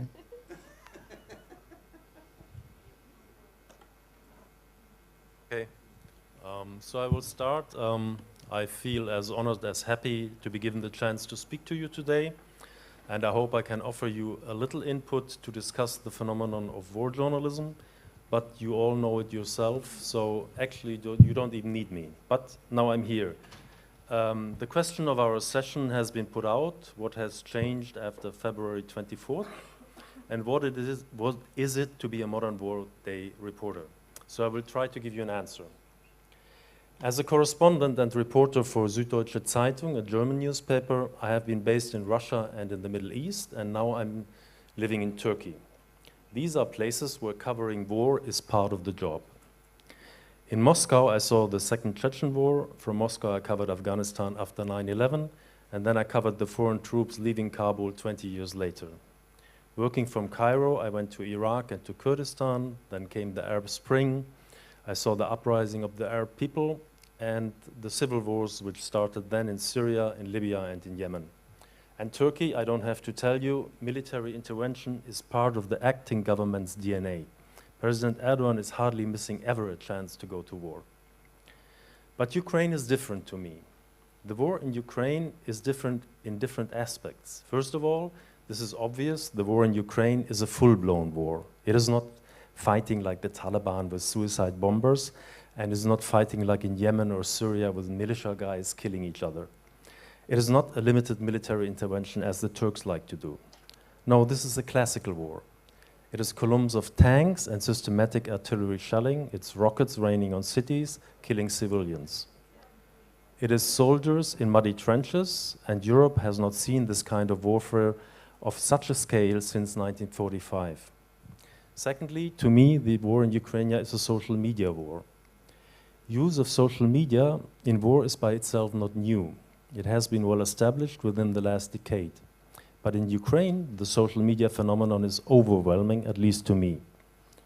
The war reporter is no longer the only one who is framing the story of the war, hopefully by using the facts he has collected and telling the things he has seen. Today, practically every single participant of the war can tell his own story with the help of social media. And the users of social media are not framing their stories by facts as journalists consider facts to be shown. They are framing them by their interest, by their personal experience in war, by their views, sometimes by a given task. But they all find their audience, locally or globally. This now shapes the picture of the war in Ukraine as much as classical war reporting does, or even more. The Ukrainian government is posting. The Ukrainian army is posting too. Ukrainian soldiers are posting by themselves. Ukrainian and foreign journalists are posting too. The enemy is posting. Even the Wagner Group is framing its war crimes on Telegram as a national duty fulfilled by the use of a sledgehammer. You may say the fascinating role of social media and its effect on journalism are well known. But in the war in Ukraine, you can see these mechanisms working in a nutshell. The official Ukrainian PR machine works excellently. It is working all around the clock, on different social media channels and in different languages. In social media, you see Ukrainian soldiers holding cats and dogs or getting married in uniform. You see heroes firing artillery pieces, driving tanks and flying drones. Russian bodies you do see, quite a lot and more than enough. But you rarely ever see killed Ukrainians. How about the very exact number of Ukrainian soldiers having been killed or injured? Our friend Sevhil, she gave us a reason why they wouldn't do that. I think differently. There are a few postings about this. It is a military secret. So this way, some important questions get out of sight. Ukraine's army is formidable. It's a great army, we all know. But can anyone seriously believe there are no Western advisors or active duty guys on the ground? I do not read about them, neither in social media nor in journalistic reports. Maybe some very well-connected Ukrainian journalists, as you here, you do know. But you would not talk about it, you would not say it openly, at least to a foreign colleague. It is a military secret again. So the use of social media is informing about some facts, but it's very handy for covering up the other facts. To cut it short, you can easily build a second reality. And then the press officers. You can hardly work on your own as a foreign reporter in Ukraine. But what do the press office show you? They show you all that fits in the pictures they are painting. Artillery firing again and tanks rolling in safe places, Russians' positions that have been taken days or weeks ago, the people in Kherson being happy after the liberation, which is understandable. If you want to see more or something else, the officers will tell you it's much too risky. No story is worth the loss of your life. This is very kind. Okay, but if so, I don't have to work as a war reporter, and I do it voluntarily. And when foreign colleagues try to go on their own, and as some did in Kherson, they risk their accreditation. This leads me to my second point. The thing which makes reporting from Ukraine quite, I would say, tricky is the very strong national feeling of unity in this country. This is quite understandable in a country which is under such a cruel attack for more than, I think now, 10 months. But still, my favorite question meeting Ukrainians is, do you seriously believe in the final and full victory over Russia? Then I add, we are talking about a nuclear power sitting on almost endless resources of people, of energy and raw materials. Will this power be defeated without having even tried to use one of its 1,000 nukes? And if if they just use it to save their ass, and I think Putin would use it to save his ass. And if so, does it make at least some sense to think about ending this war by open negotiations too? You better don't say this. Never publicly doubt the rightness of the Ukrainian cause and the guarantee of victory.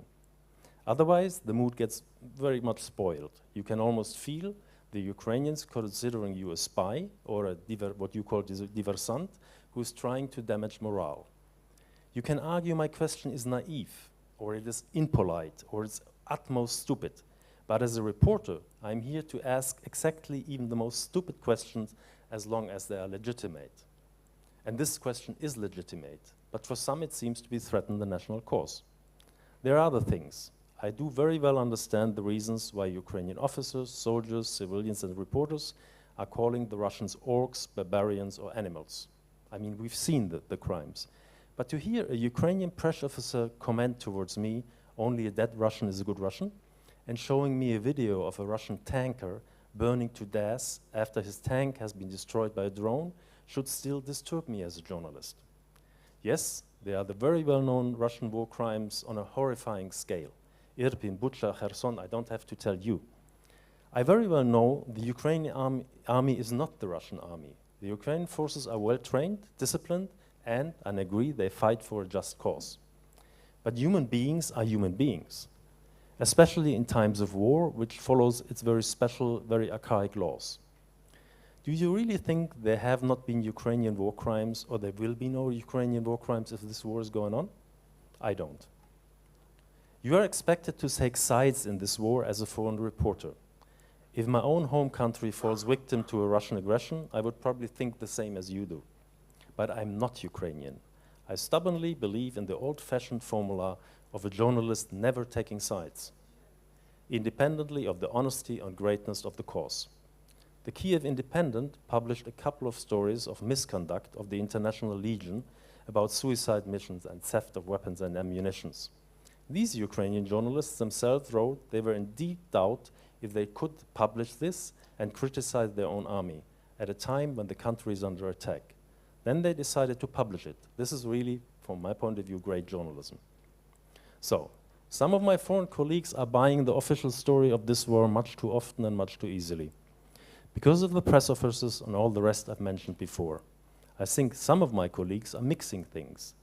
The undeniable fact of the criminal Russian aggression seems to push them to take sides. As much as I personally wish to see Ukraine win this war, I still personally will try to stay neutral while reporting. And now the very last point, my final point is, this is a conflict where you cannot switch sides. I can report from Ukraine, but neither from Russia nor from the occupied territories of Ukraine, which shapes my reporting. It stays incomplete. It is lacking 50% of the story of this war. From a professional point of view, I would like to interview some Russian officers and soldiers, not soldiers that have been taken prisoner. No, Russians who are fighting. We all know the Russian government would never allow this. We all know the Kremlin is brainwashing its population. But to get the complete picture of this war, you have to talk to both sides, even if one side is brainwashed. And maybe some people resisted the brainwashing. Maybe they have their own views. Maybe not all Russians are orcs. Maybe some are even still human beings still. So, now you heard my personal view. I'm afraid you will not really like it, but this is what I feel about the situation of being a war reporter in Ukraine. Thank you.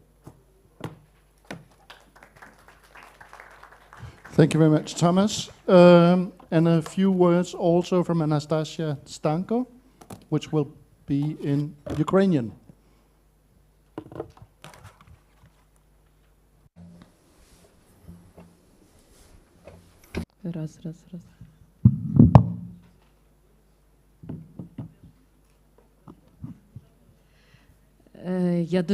Thank you very much. I would like to thank for being here.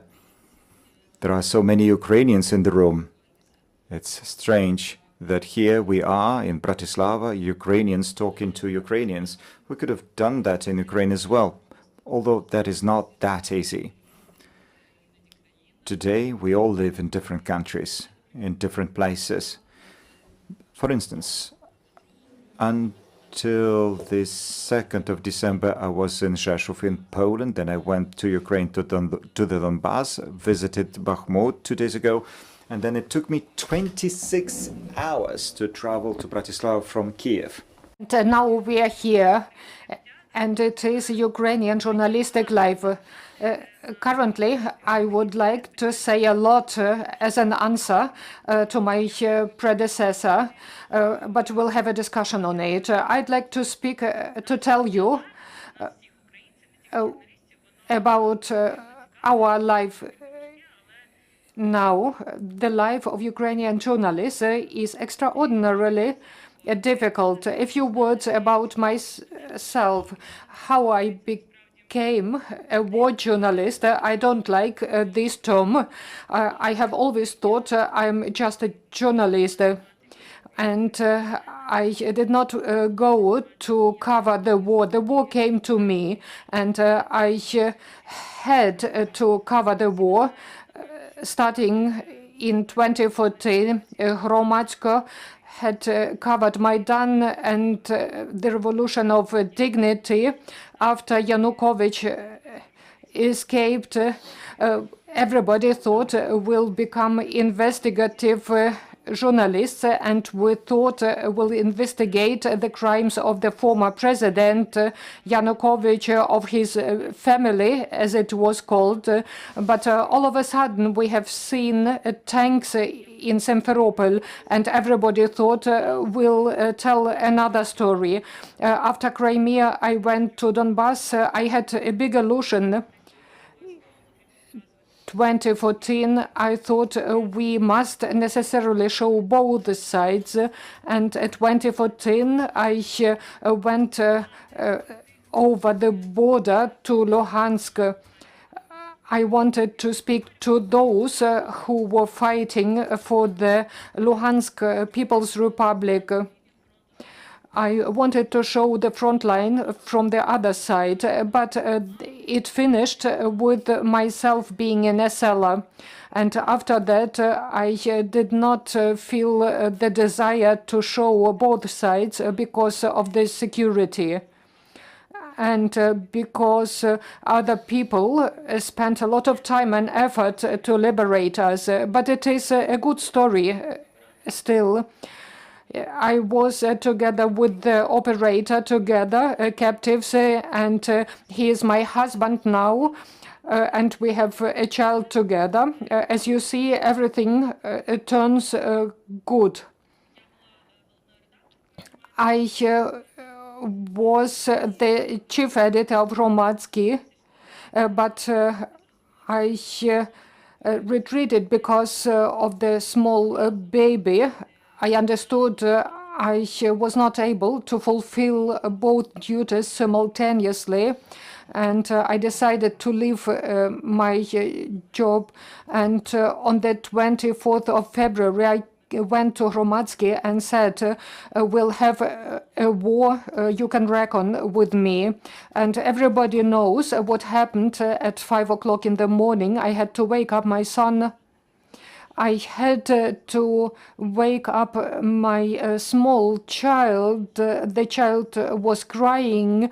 There were explosions.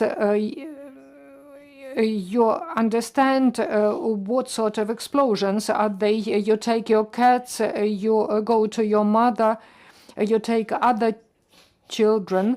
In the night, we arrived in Ivano-Frankivsk, and I said, I'm going back. Take care of Ostap. Ostap is my son. And my husband told me, don't do it alone, let's do it together. And we went together, and being on the way, we noticed nobody followed us in the direction to Kiev. Everybody was going from Kiev, and we have seen our Grad machines.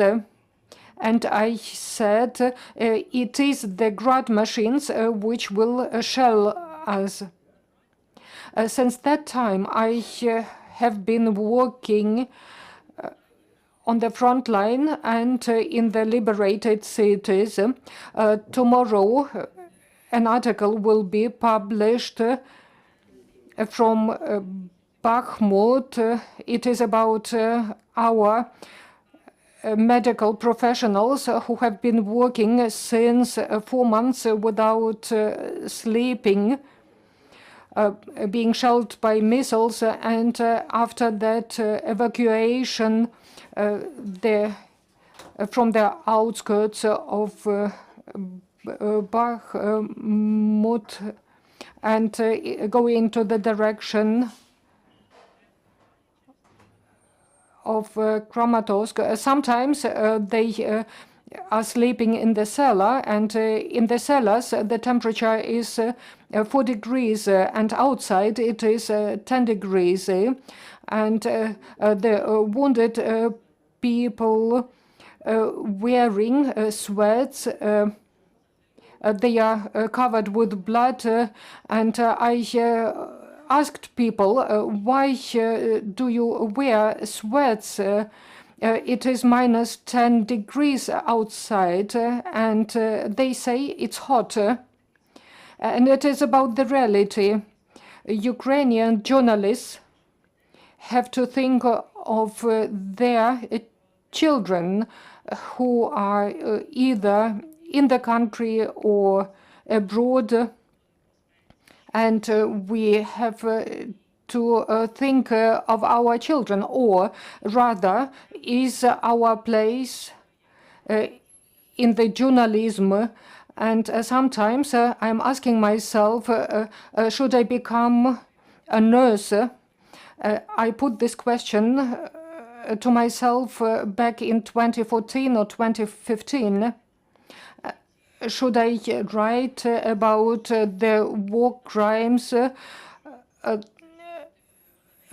People don't want to read about it every day. Those cases are becoming on the daily basis, and people are get less interested. In December, energy interruptions, sometimes 48 hours without energy, and you have to wait hours and hours till you can buy bread. Some friends of me died One day in the morning, I hoped there will be energy, and I could not cook anything for my son because I don't have a gas stove. I need energy.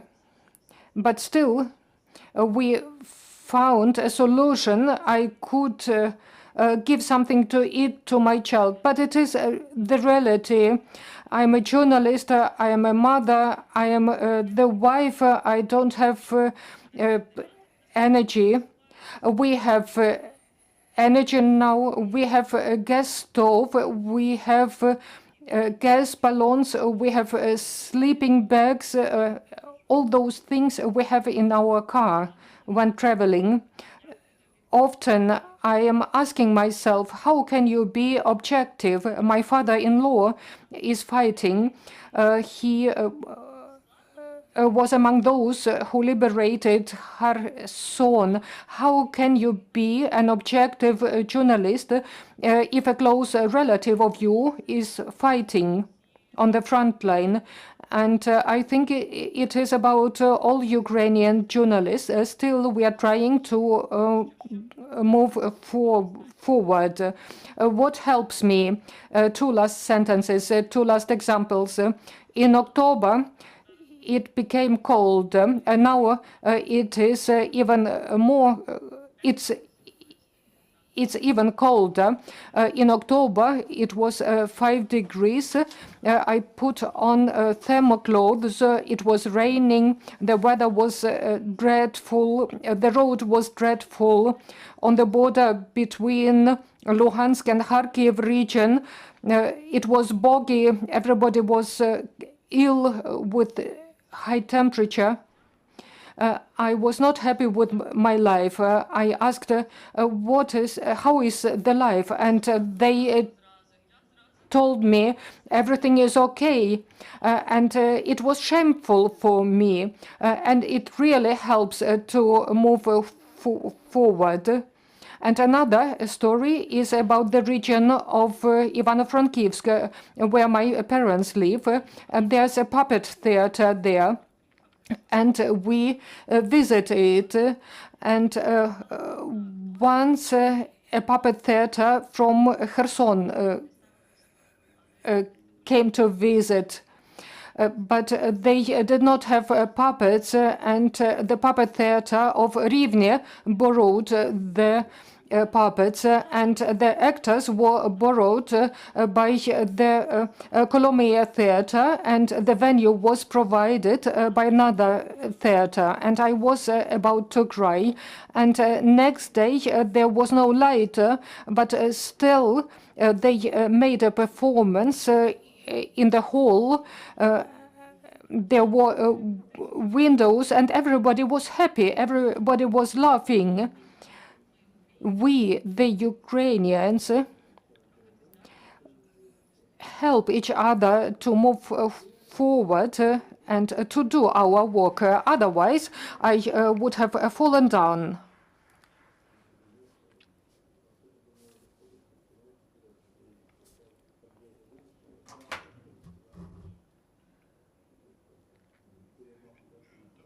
About your emotions.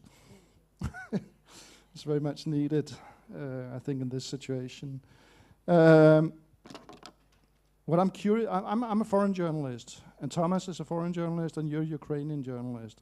And just to find a common ground here before we get into the discussion, I'd like to know, is there the way you work in Ukraine, are there differences? Is it more difficult or different to be a foreign journalist as opposed to a Ukrainian journalist in this war? Practically.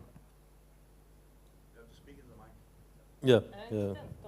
Shall I start or will you start? Yeah, no, I'm asking you, Thomas, first. So naturally it's more difficult. First of all, she speaks the language, which I don't. I speak a little Russian, but not enough. Secondly, she knows the country and the history and the culture. It's much easier because this is important. And thirdly, she knows a huge network of people, okay? This is the part which is naturally. The second thing is, and I've tried to explain this, that as a foreign reporter, you're always an outsider, and you are meant to be an outsider. which makes your job more easy on one side, because you are emotionally touched. I don't like to see people suffer, but you can hold the distance, which she probably cannot. It's much more difficult for her. She said that she has a family and a baby. It's a totally different story. So I would not really compare these two things, but I would understand them as two different jobs. For me, these are two different jobs.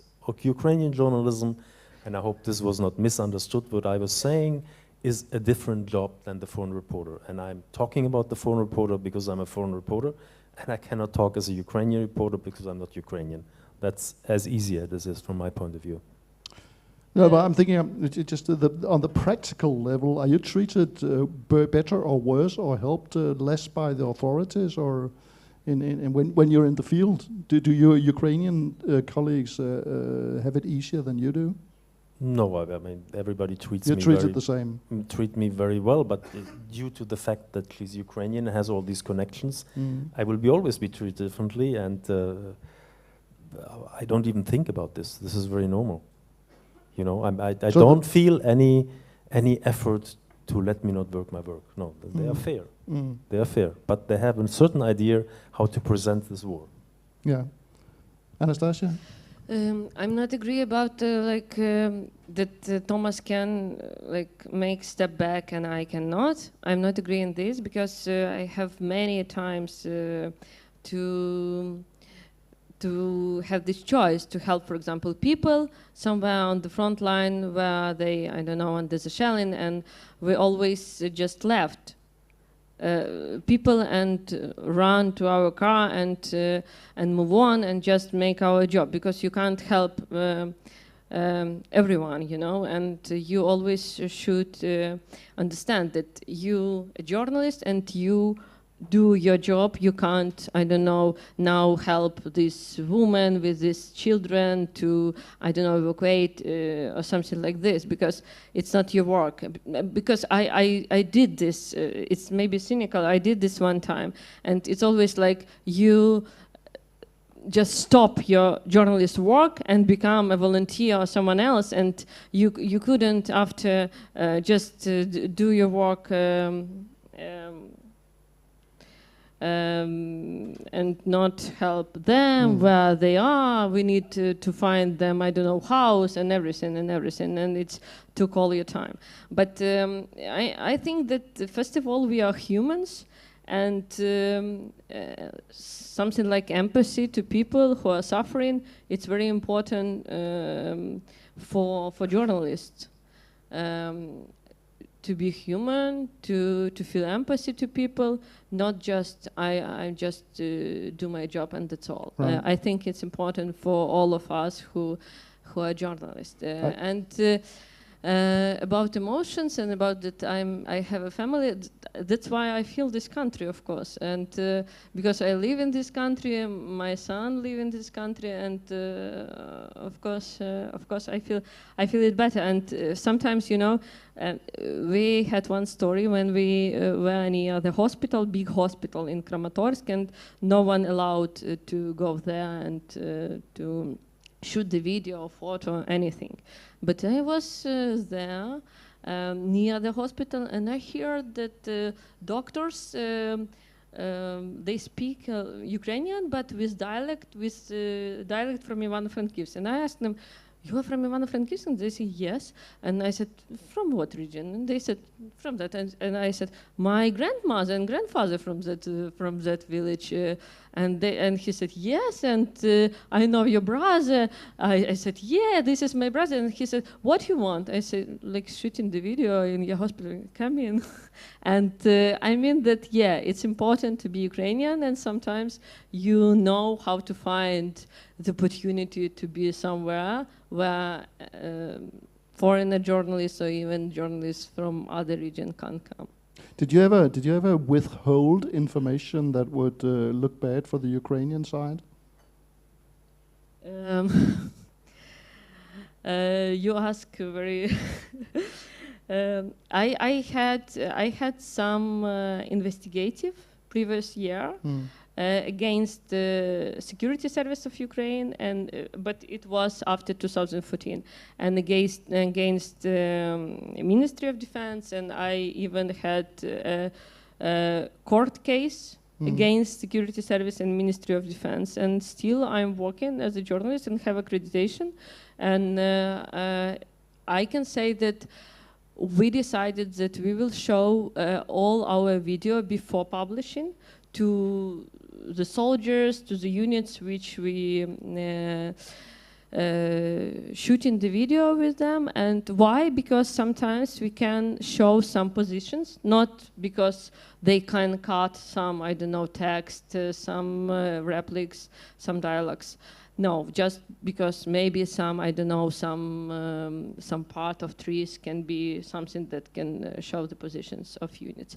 And I never had the situation when they asked me to cut something important from talking, for example, or something like that. You know, I thought that it can be, but it never was. So there was nothing you ever withheld for publishing after the war or something?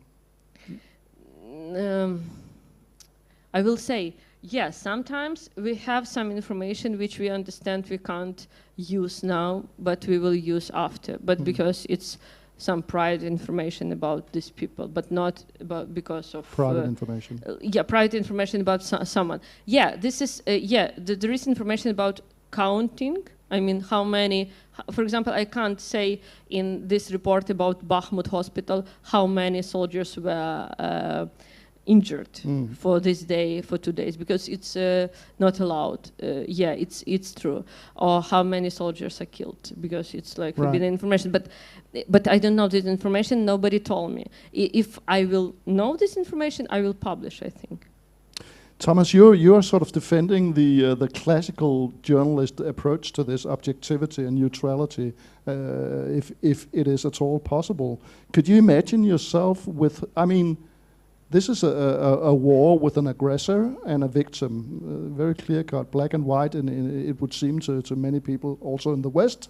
But could you imagine yourself withholding information that would look bad for the Ukrainian? I mean, you are covering from the Ukrainian side. Can you imagine yourself withholding something that could be abused by, let's say, Russian propaganda? I would not get into the situation because, first of all, there's the law of war. I mean, certain things she said herself she's not allowed to say. I got it right, huh? There are things you're not allowed to say. I said about this positions because it can be, this position can be shelling by the Russians. So it's obvious why we don't allow to do this. This is very obvious, as she said, because if the Ukrainian army lets me see this place and they tell me before you're not allowed to say where it is, then sorry, I can't do it or I won't go there. This is the rules and I have to follow them. Other examples I cannot think of. But you could easily maybe come across some atrocity, minor or bigger, done by the Ukrainian side. That's possible. Would you publish that? I hope I would publish it. Yes. You hope? Yes, I hope I would publish this because this is what a journalist does. I would probably ask myself, can I ever get back to Ukraine to keep on reporting? I probably couldn't. There will be a reaction, everybody knows, but from the understanding I have right now, I would say I would publish it. Okay. So by principle. But I think it's very depends of information. For example, if we will tell it's a positions 2 kilometers west, 3 kilometers south from, I don't know, village Yakovlivka. Oh, but that's something else. That's something else. It's how matter is for audience, especially, I don't know, German audience, but it's obvious. Yes, will be very helpful for the enemy and but that's no matter that's who. Tactical information, yes, as opposed to, let's say, yes, for atrocities. Atrocities. That's something else. That's what I'm asking about. War crimes, stuff like that. Yeah. Bad behavior by, let's say, Ukrainian soldiers, something like that.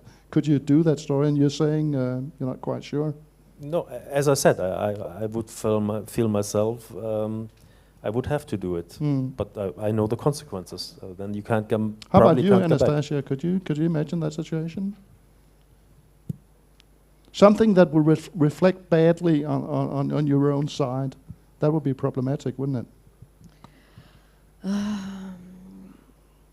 Yeah, also, it depends of what we are talking about. I said we made the video, for example, about like that soldiers, Ukrainian soldiers, it was in 2016, I think, stole something from villages where they were based, and that's why I think it was important at the time, and still I think it's important that I think that Ukrainian army is an army of I don't know, bright light, goodness, and so on.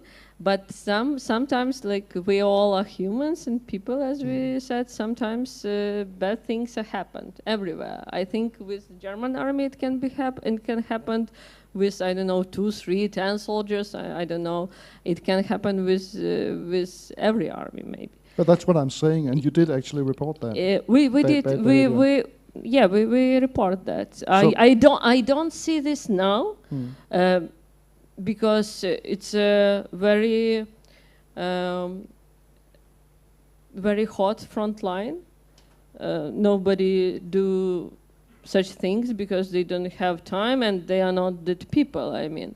But if something bad will happen, I think we will talk about this. Yeah. For example, if, I don't know, Ukrainian soldiers do something bad with civilians or something like this. But I didn't see this.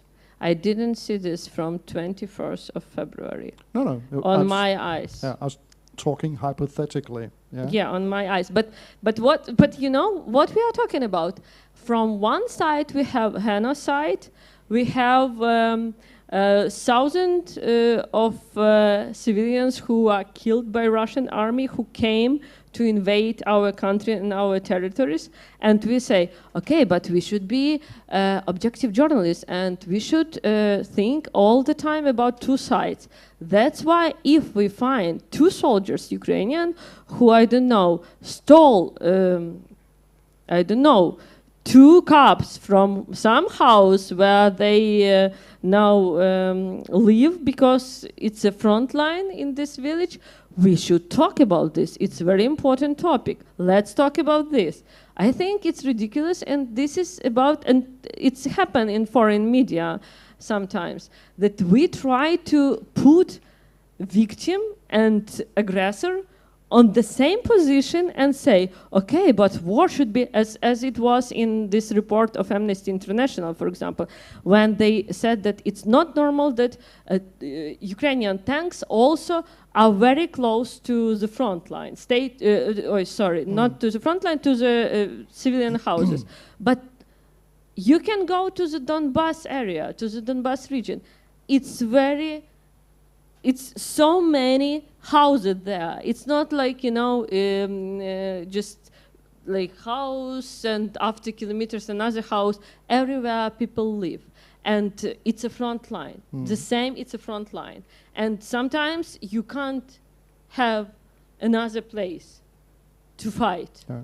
And you know that in Donbas region, for example, authorities said that they will evacuate everyone.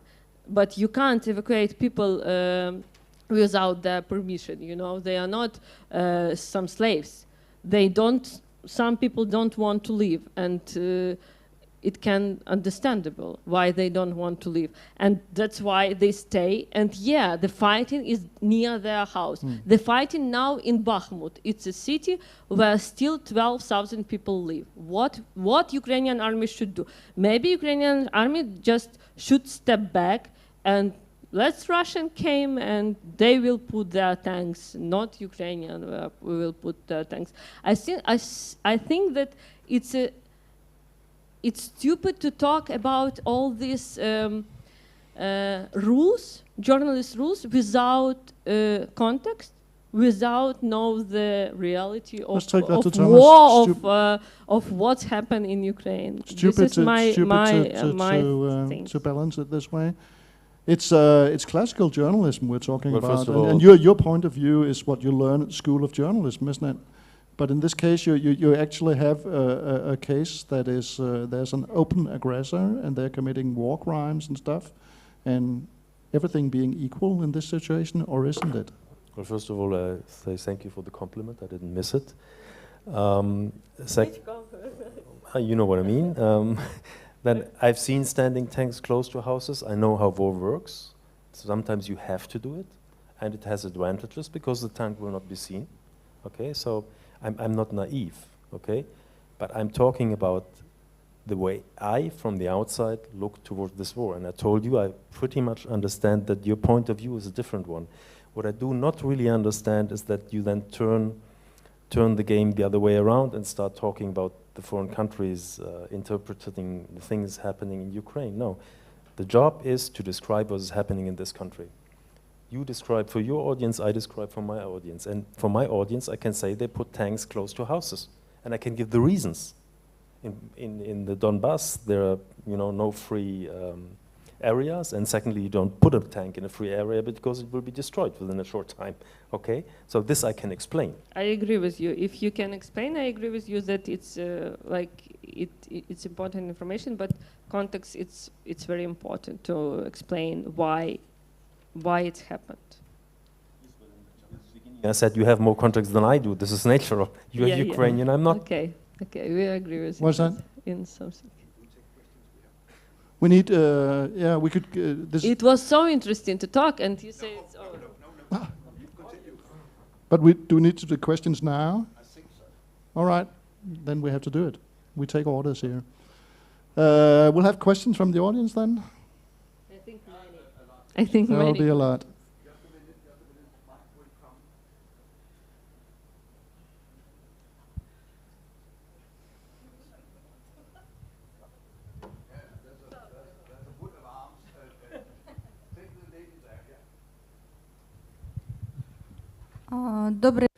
Good afternoon.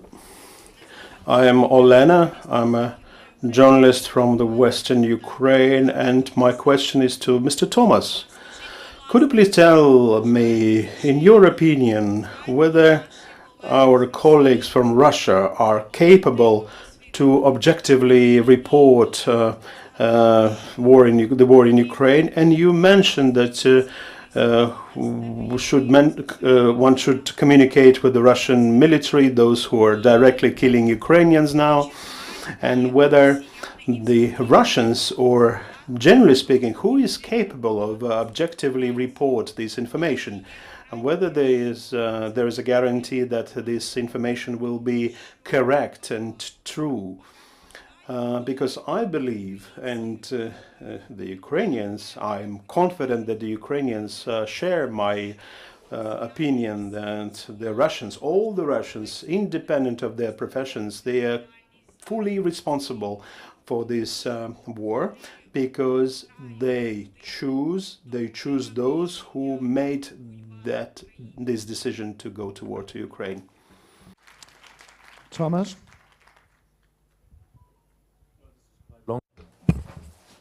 Thing you said.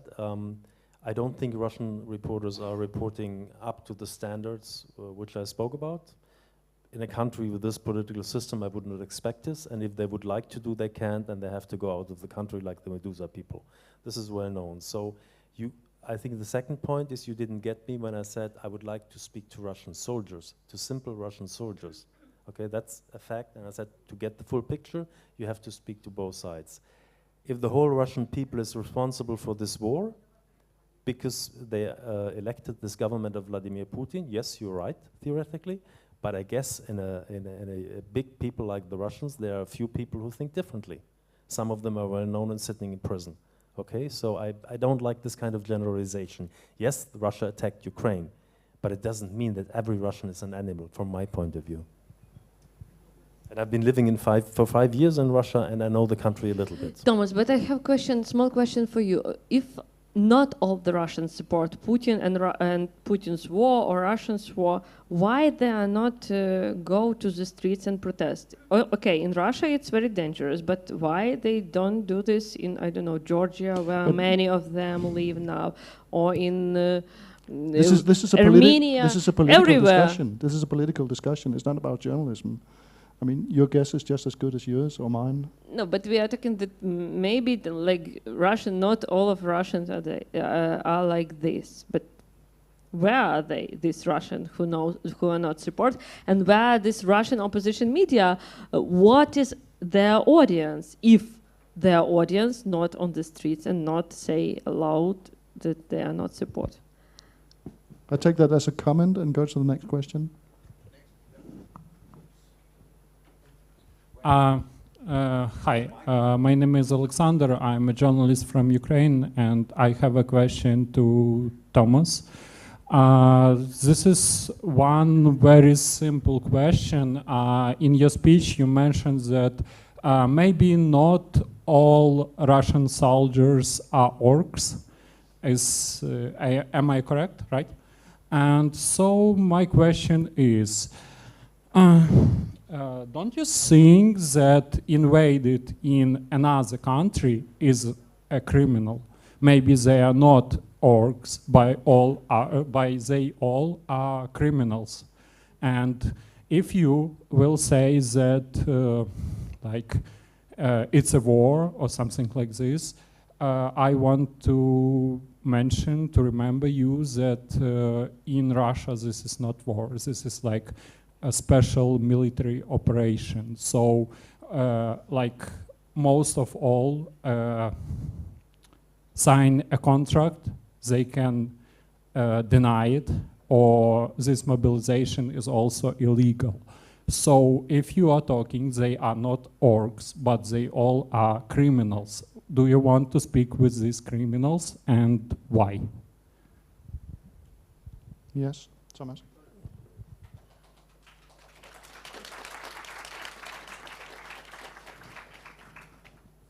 Well, first of all, as far as I read the news, there are some conscripts who have to go to the front lines too. People who are forced by gun to go to the front lines, but you are right, the majority are people who have a contractniki. I know this. And I can follow your argument that they are criminals because they know what they're doing, okay? I was saying in general, after this mobilization of I think 300,000 people, there will be quite a lot of people who don't want to go to war, but are forced to go to war. And I'm saying maybe it's worse to talk to these people. That's all I'm saying.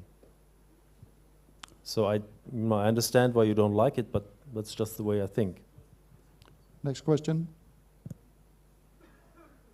Okay, hello. I'm from YouControl from Ukraine, and I want to just add a little bit more peace in your discussion maybe, because it was very hot, I suppose. So I just want to add that it's not matter who is more in context or not. Matter is that we are also people and we want to stop the war.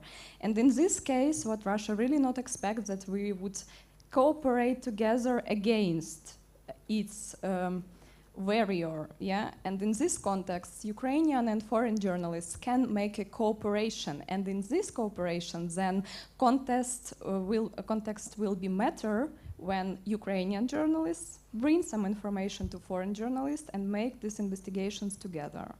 So I think this is necessary, just want to add. That's a nice thought, and I think we all totally agree with that, but it's not really a question. Could we take the next?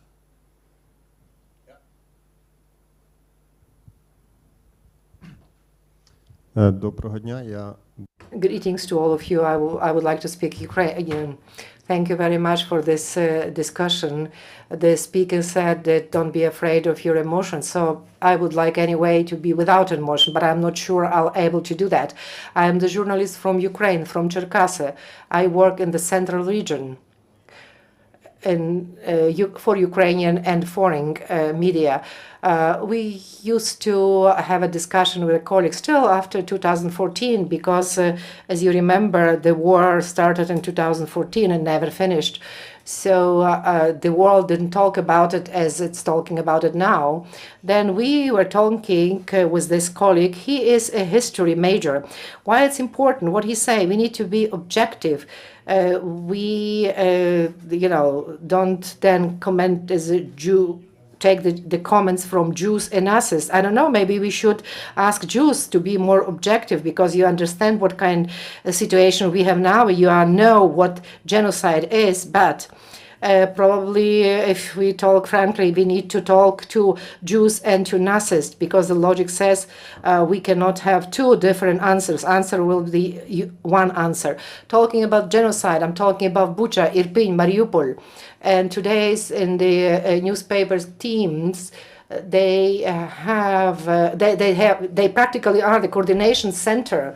I am not a military person, but when the full-scale invasion started this year already, suddenly our warriors needed a lot of things that we did know where to take them. What I mean here, some special military devices. And why I say that we are coordination center, because we were doing our job, but in free time as citizens, we would contact the people who had the means, what soldier needs. And we also, as journalists, help to give the humanitarian assistance to the people in Cherkasy region, for example, where the internally displaced people are. And when a young girl comes to me where is injured with the arm, and when I go to the disabled people center in Cherkasy and I talk to them, I have interview with her, and then I understand that I also can help her with the wheelchair because her leg stayed in Kherson under the shelling. So as a citizen, simple citizen, I can do that. And later on, I write the stories as a journalist. So sometimes I don't want even to write about it, because in my multiple stories building, you see the car completely shelled with so many holes, and we all knew the story of these refugees, and it said on their front windshield, it said children, but when you see that car, that sign children did not help them at all. So this is story about the internally displaced people. Also, coming back to reality, I used to be in residency program in one of the newspaper, and what I did, I was helping them to just help around the office, and she said, you know, you're not only doing that, but you're doing also somewhere else. Будь ласка, доходьте до свого... Yeah. The question, I'm sorry, good question. Okay, I will have a question, just the foreplay. What I wanted to mention, in Ukraine, we have a very, very complicated situation. Of course, we have to talk with objectivity, but also we have to realize that we all, first of all, people, human beings, so we need to have a choice. And that's what I have started from, Nazists and Jews. So do we listen to all Nazi's opinion? Again, at objectivities, let's talk with the Jews. And also, I would like to ask a speaker, Mr. Thomas, you said that you lived in Russia. I understood that, yeah, correctly, 5 years. So to finalize the question, how many friends you have in Russia that are against the war in Russia? Thank you. Well, that's a concrete question to you, Thomas. Questions? Yeah, but the last one... the last one is the easiest one. I think I have 3 or 4 friends left. One is completely following the bullshit the Kremlin is saying, and we have a hard time to keep our friendship somehow not being completely destroyed, because I told him, you are talking bullshit, look at the news and you understand, and he said, I'm talking bullshit, it's not true. So maybe there is a point when I have to give up the friendship. Others will are telling me, I can't talk on the phone, Thomas. You know what I think, but you also know the system we have. Okay, so I understand the message. So this is the answer to your first question. Secondly, I really get a bad feeling listening to the words Jews, addressing me, Jews and Nazis. I mean, I don't really get the point what you wanted to say to me. I've written about the genocide. I know it is the attempt of a genocide. Putin has written this almost himself. He said this almost. So I don't get the point, really. I mean, the world knows that Putin is showing a genocidal behavior towards Ukraine. Okay? This is something which is accepted apart from Russia and a few other countries. But it's accepted in Germany and accepted by me personally. This is why I do not really like the intonation of your question, frankly speaking.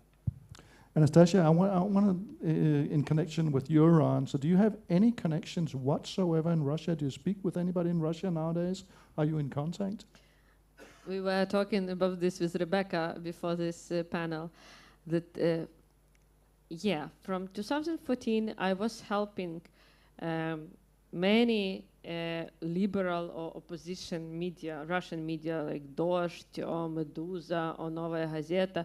I honestly believed that time that they have voice, that it's important that they will know the information from here, from Ukraine, that they should go to the front line, for example, and see how people suffering from Russian war that time.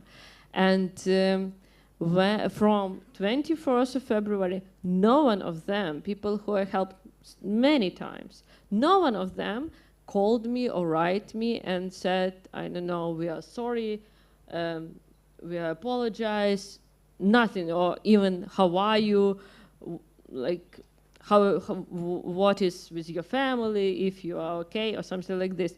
And for me, it's like everything is clear now that they are not sorry. They just are not sorry. That's why they're not calling and they're not writing me. That's all. And that goes for all of Russia, you're sure? I think yes, because the same. I don't see Russians on the street of European cities. Okay. That they are protests against Putin and war, Russian war against Ukraine. I don't see them, and I don't understand what audience has Dozhd or Meduza or Novaya Gazeta, because I don't see this audience anywhere, you know. I don't know what their job was about and for whom now. Right. I think they don't have audience. We have time for one short question. Very short question. I have the mic already. Hi. I think it would be interesting to have the perspective of another foreign journalist in Ukraine. So because so far we've been in this semi-colonial practice of the intelligent, privileged Westerner teaching the Ukrainian journalists how they should do their job. I have also followed and reported from Ukraine since 2014, and one of the prevailing trends was that all international desks would rather give a foreign journalist the opportunity to write an article than a Ukrainian journalist, for different reasons. They might have had training, language issues, and stuff like that. But I had to heavily rely on my local colleagues for very critical stories that I did of Ukraine. So I think journalism is a sort of a flexible, malleable profession which can always become better. I have many things, as someone who's reported for the German media scene as well, to say about Süddeutsche and what they could do better. Sort of putting this general clout of all that they do is bad is ridiculous, because also the circumstances under which they work are very different. We get the privilege of having a week or two to do an article, whereas many of my colleagues here have to push pieces out every day, every couple of hours. It just doesn't give you the time to completely shape, frame, and focus it. But on that, because we're, I guess, closing this specific question, what events or what, because we're talking in hypotheticals so far, what events or what situations do you feel could have been reported better by Ukrainian colleagues that you feel were not critical, they weren't critical enough? That must necessarily be a question to you again, Thomas. Or? I'm not talking about a single incident, and I didn't accuse the Ukrainian journalists not to do their job. I can only repeat myself. I'm doing a different job, okay? And I personally try to understand how it is to be a citizen of a country which is partly occupied, and at the same time to write. Can I finish? No, you're going to deny my question. What incidents, what events was the prisoner exchange? Was it Mariupol? What was reported wrongly? Ma'am, I already answered. No, you didn't. No, I did. I said I cannot tell you a single tanks incident. Next to a house. That was your only example. If you listen to me, you will say, I cannot tell you a single incident. This is an answer. So, wait, let me finish now, please. So nothing was reported wrong. This is an answer, but I'm saying, I'm trying to imagine how it would be to be a journalist and to be a citizen of an occupied country. And I think it is different. I asked some questions, like the numbers of soldiers being killed. I could give you this as an example, okay? So they take this as an example, please, the number of soldiers being killed. Now give me your answer, please. Here, I can do better than you. Situations that weren't reported on well. Everything in Mariupol, the Azovstal occupation, things that were not reported completely critically by Ukrainian journalists. But you assume that they're doing their job wrong, and you can't even name something that has been covered badly.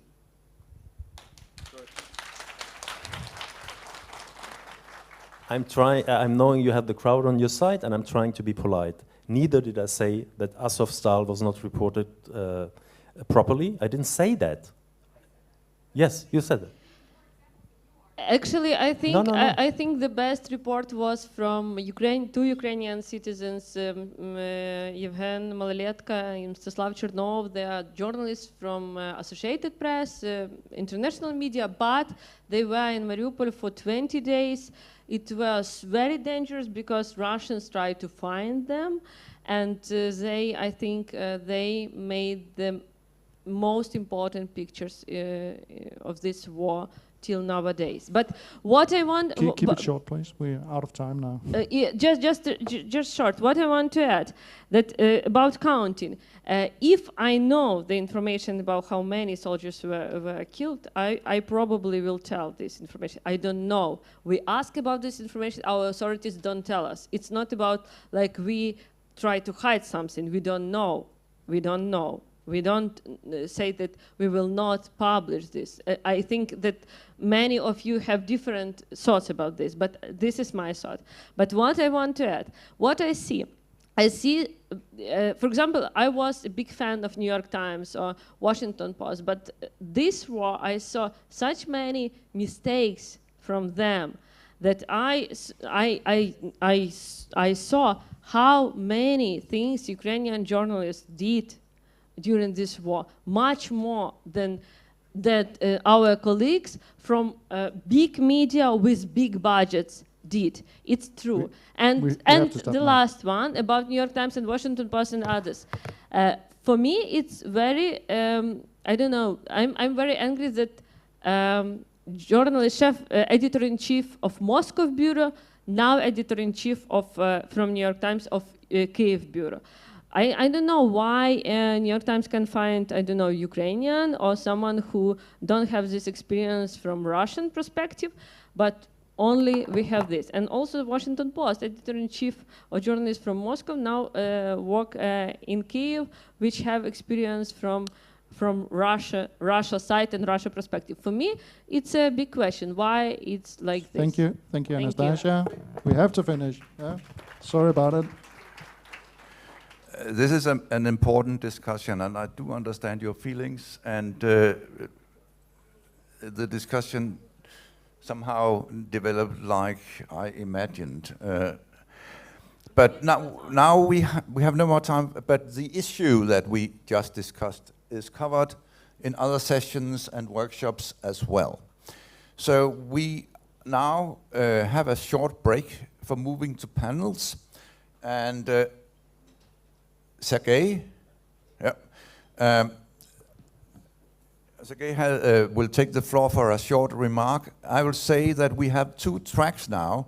One here is about the media, the change of the media landscape in Ukraine. The other one is important tools for uncovering hidden assets. It's a hands-on section taking place upstairs, and I hope that not everybody will stay here, that you will have. And Børge is going to be the moderator upstairs. And you can follow me. I will take you to the very interesting. Yeah. And thank you so much for your engagement. And Sergei? Thank you very much to Thomas and Anastasia for being brave enough to take this discussion. Thank you. So hello, just a couple of minutes, 1 minute of your time. I'm from the CPMF, and Lutz Kinkel has already presented the Voices of Ukraine program. And we offer 3 trainings, and there are still... Oh, sorry. And we have 3 trainings, and there are still free places on those trainings, and those are trainings for Ukrainian journalists. And they are, number 1, geolocation and video verification starting next Monday. It's offered by a German journalist, Stefan Voss from DPA. He's the head of the fact-checking team at DPA. So the second training will take place in the second half of December, and the training is called Resiliency Training, so how to prevent or to deal with psychological trauma. And we offer that training in cooperation with the DART Center for Journalism and Trauma in Europe. The trainer will be Jana Javachishvili from Georgia. And the third training is on information security. It will probably be an expert from Belarus. We don't have a date yet. Thank you. You can contact me. I'm in the last rows. You can approach me, and if you're interested, and speak to me. Thanks.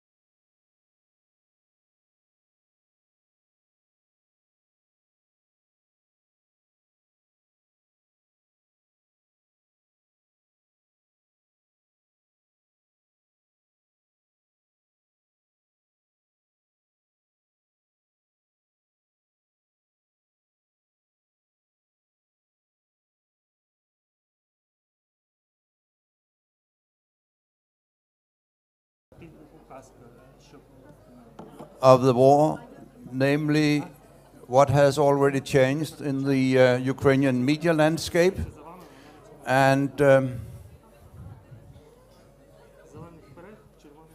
we are still discussing technical details.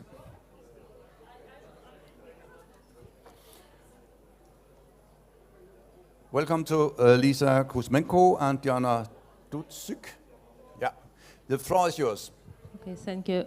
We will speak in Ukrainian, so please use your translation opportunities.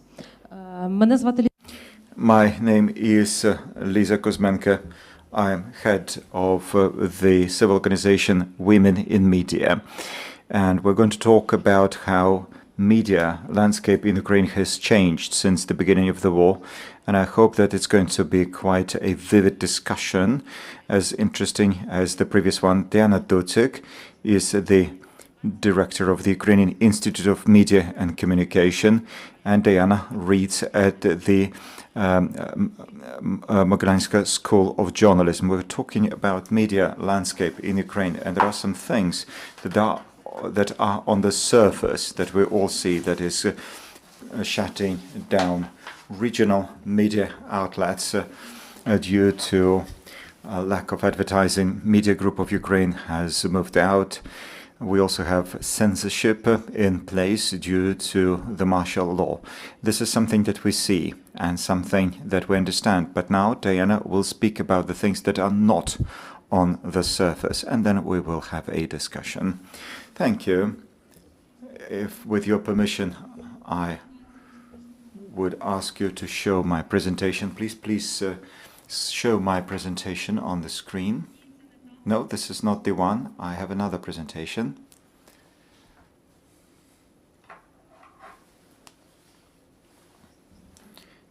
The next presentation, please.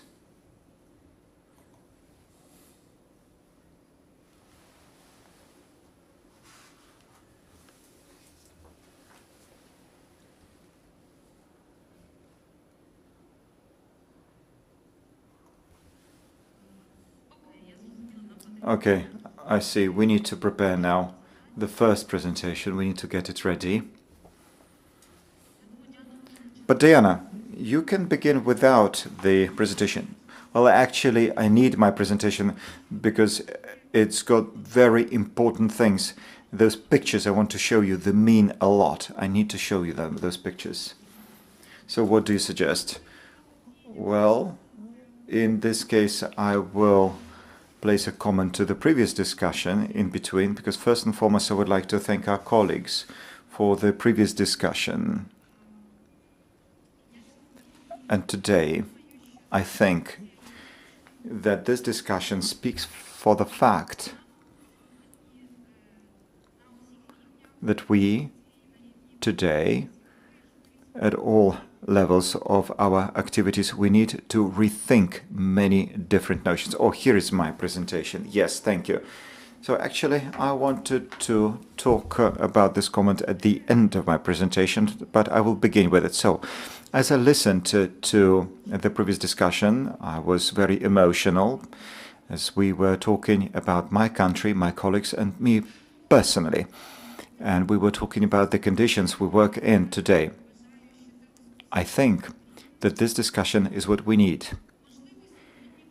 Perhaps we are being very emotional today. Maybe tomorrow, once the war is over, we shall be less emotional, but we need to talk about it. Because if we do not rethink or rediscover or review such notions as professional ethics and freedom of speech in the context of our today's world, we shall not be able to move on. Our profession shall disappear. This profession will lose its sense, as this profession had a different sense before the war. Therefore, such discussions are very important. Would be great to have more colleagues from the Western media at such meetings. Today, what has been said today by my colleagues and what we say at many other international conferences. These words must be heard. We will go through this very difficult stage, which I describe as a professional crisis, our professional crisis in the history of world journalism. Now, could you please show my slides back on the screen?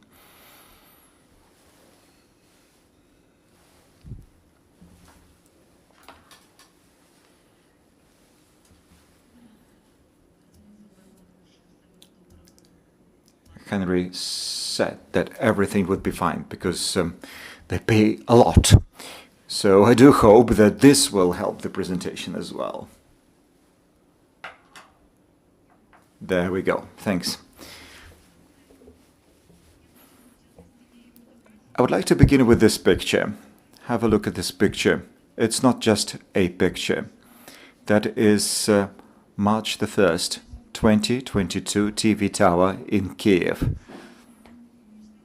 That is soon after the Russians launched a full-scale invasion of Ukraine. Their invasion was coupled with aggressive information operations, disinformation and propaganda used by the Russians. Russia has the objective of destroying the entire media infrastructure in Ukraine. This is the beginning. This is shelling of the TV tower in Kiev on the 1st of March 2022. This is when the TV shower was hit. At that time, all of the TV channels in Ukraine had to suspend their broadcasting, but we relaunched the reserve capacity and we could work. We could broadcast. Some others moved to YouTube and social media. 5 people died. 5 people died that day. 5 more were wounded. This picture is very symbolic. This picture shows how we work today. Those are the circumstances that are experienced by the Ukrainian journalist, and Sevil and Nastya were talking about these conditions. And I would like to add that those who are in Ukraine and foreign colleagues who work in Ukraine, they probably watch our TV channels and a single marathon, information marathon. They see that our presenters broadcast live from metro stations and from bomb shelters. The central group of TV channels, they run the news marathon. They have one of their studios at a metro station. The metro trains do not stop there now, because that is one of the central stations, and that is because they use that metro station to broadcast signal during air raids and air sirens. Metro station in Kiev is the safest place you can possibly find. That's why they have their studio there. Now let me try to switch slides to move on to the next slide, but it does not work. How do you switch slides? What should I press? There we go. Nice. And the next slide, please.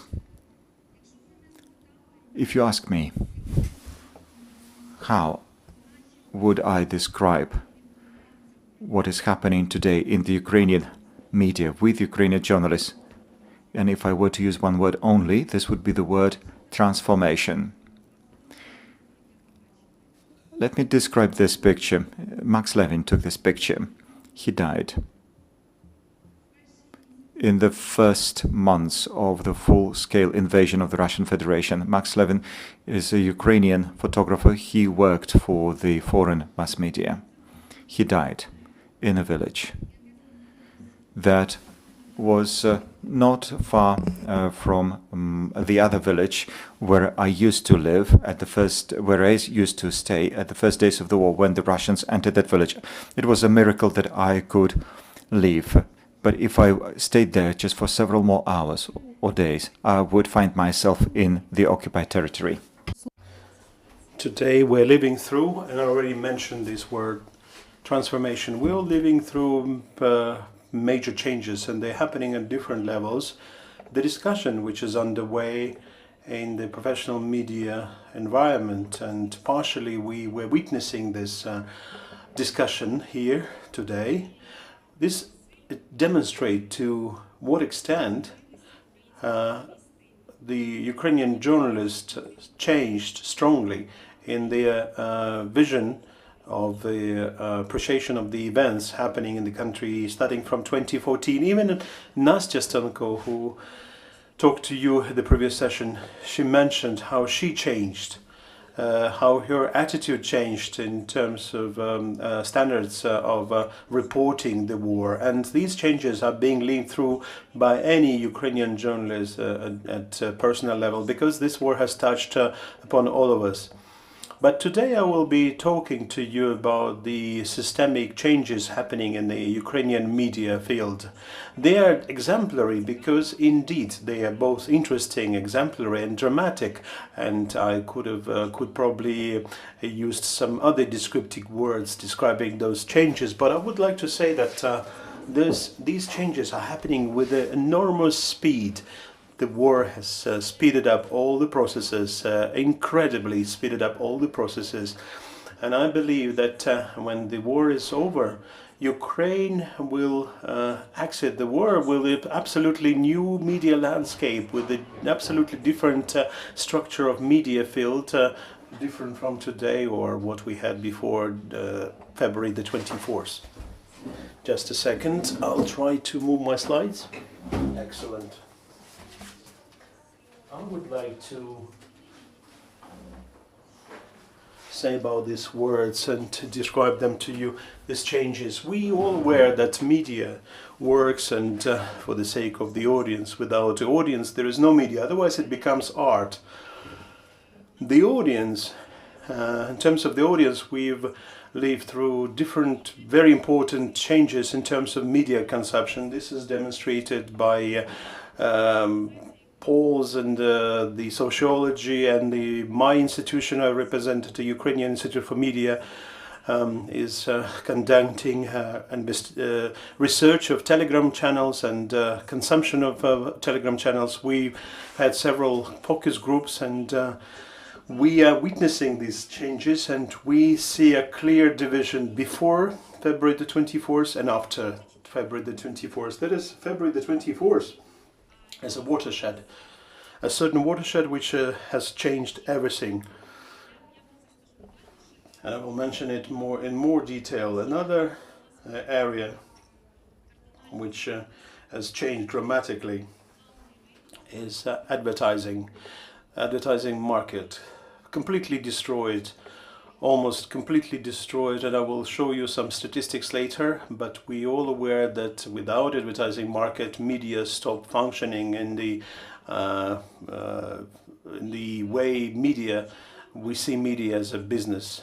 And naturally we also have some major essential changes in media landscape, teutonic changes, and the media landscape is changing, the structure of media market is changing, that one types of media disappear completely and the place is taken by some other media, and I will tell you more about them as soon as we move to the next slide. This is about media consumption.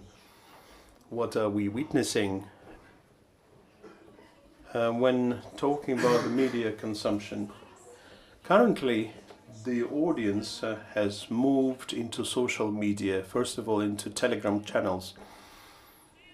These are the data from Kyiv International Institute of Sociology. This is a poll, sociological research done in May, after 3 months of full-scale war. And you can see that 76.6% of Ukrainians receive all major news about the political situation in the country and globally from Telegram channels. You also can see that the distribution between distribution in social networks, and you see the Telegram takes first place, and next comes YouTube, and the third place is taken by YouTube, but Telegram is the leader here. And when we were talking to people during focus groups, so everybody was saying that telegrams and social networks were started to be actively consumed as the source of news exactly after February the 24th, after the start of the full-scale war. Why it is happening? And why has it happened that way? And it also should become a subject of discussion for the nearest future, for the future, in terms of professional standards and our professional approaches. The fact is that Telegram channels don't really put much efforts into checking, checking of information. They provide news now and already, especially those news which are important for life, and I would say even more for survival of people during the war. That is, Telegram channels are the first to report the information where the rocket is being launched and addressed to and targeting what. And no other media bring this information as fast as that, as promptly as that. They take some time. The Telegram channels often provide local information, that is, what is happening locally in different parts of Ukraine, that could even relate to the locations which are in dire straits and difficult situation, or even under occupation, where the front line is and where the active fighting is going on. The thing is that Telegram channels publish the information they receive directly from the audience, from their readers. And naturally, today, when we were discussing this situation with the editors-in-chief of Ukrainian media, and also including the management of major top Ukrainian TV channels, they all aware that currently social networks, Telegram in particular, they are major competitors in the market in the war. In this situation of war. This is an important change in the media consumption. But along with this, I'm not saying that whether this is good or bad, but I would like to share with you my opinion in terms of the challenges it brings. As I've already mentioned, Telegram channels, they don't really put much efforts into fact-checking, into checking the information they distribute. Hence, we're having a huge distribution of fakes, half-truths, disinformation via these Telegram channels. And it's important to deal with that, especially in the war, also in the information war which Russia waged against Ukraine, because it's very important for us to protect people also from information aggression as well. You see by the statistics, you see that the consumption of news via TV is lower by 10%, basically by 10% than via social media. If you compare with the previous year, we don't have the figures here, but all the parameters were just completely opposite. All the statistics was completely opposite. We see a serious jump happened, and TV has basically is losing this competition to social media, social networks.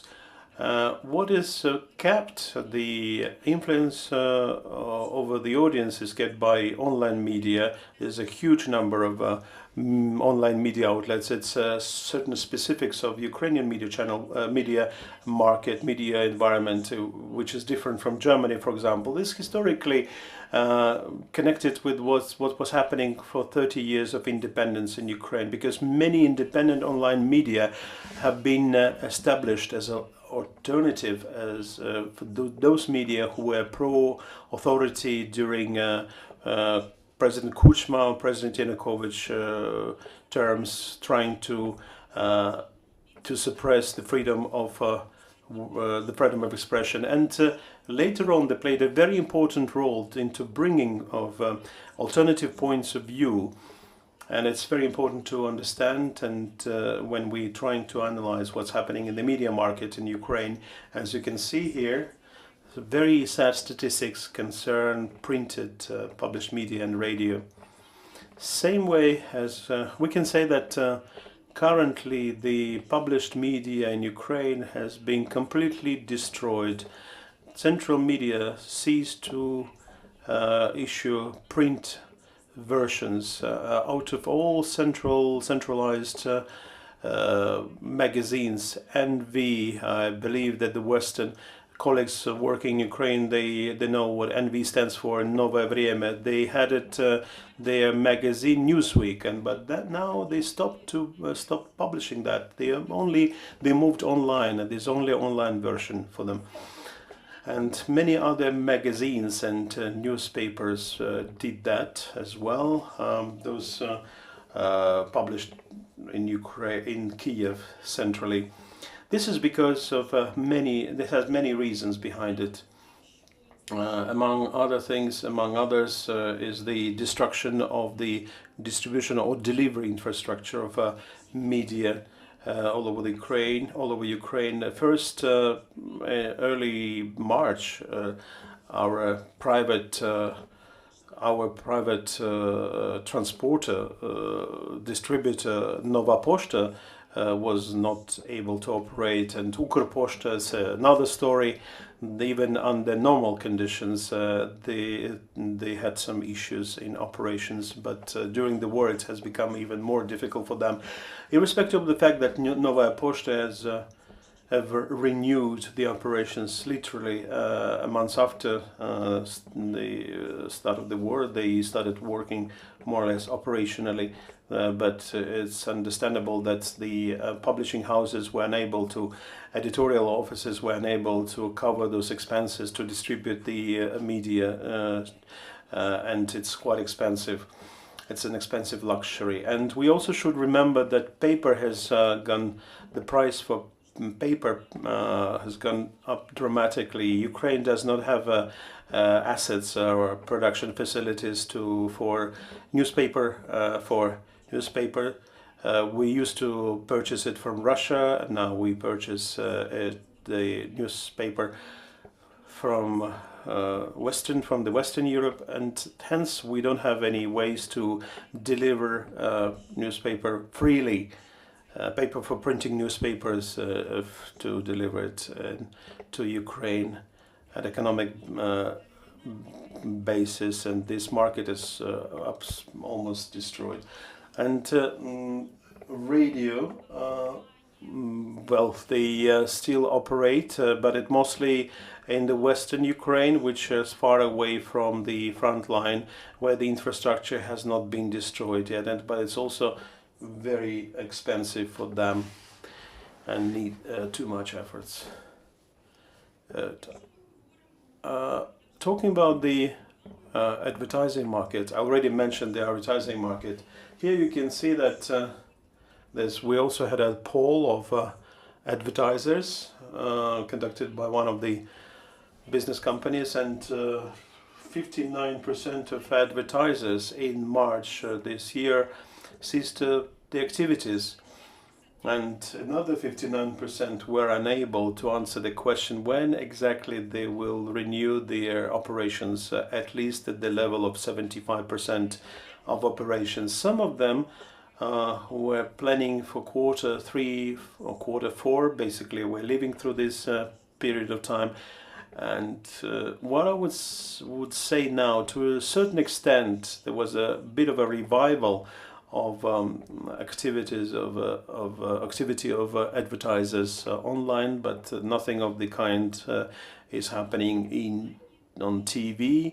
But there's some of activity online. Now we're monitoring Telegram channels, and even this advertising in Telegram channels is on increase, but they are very specific, and this is another story.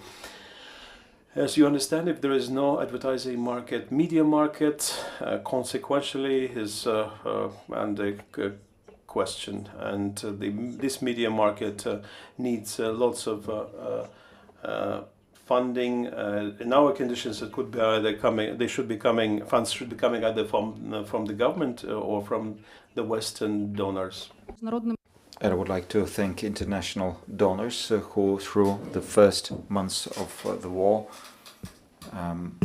had helped a lot, not only journalists who needed simply to move their families out of combat zones.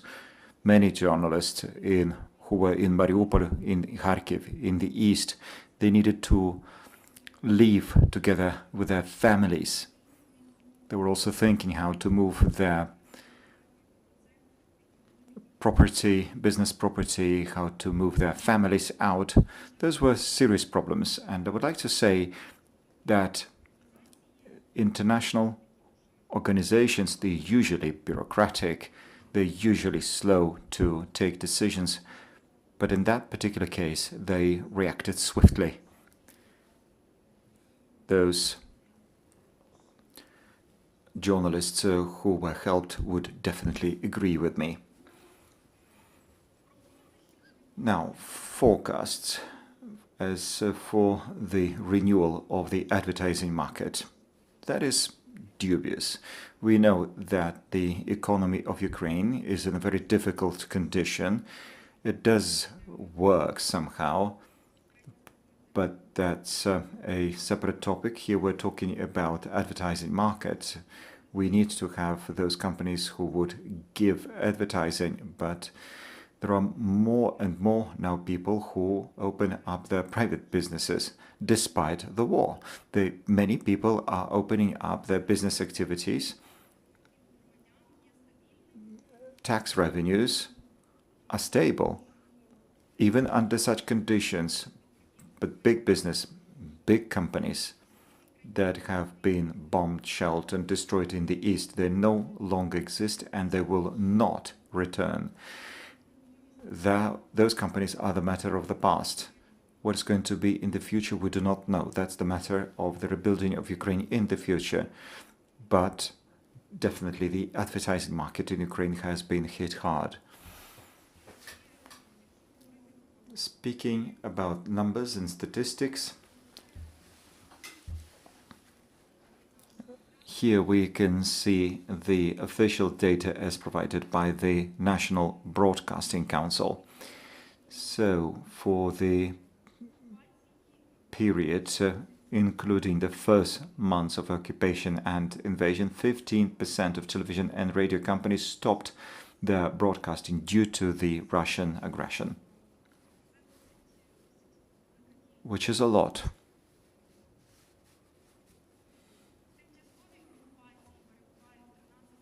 13 regional and 51 local television companies are in the territories that are temporarily occupied.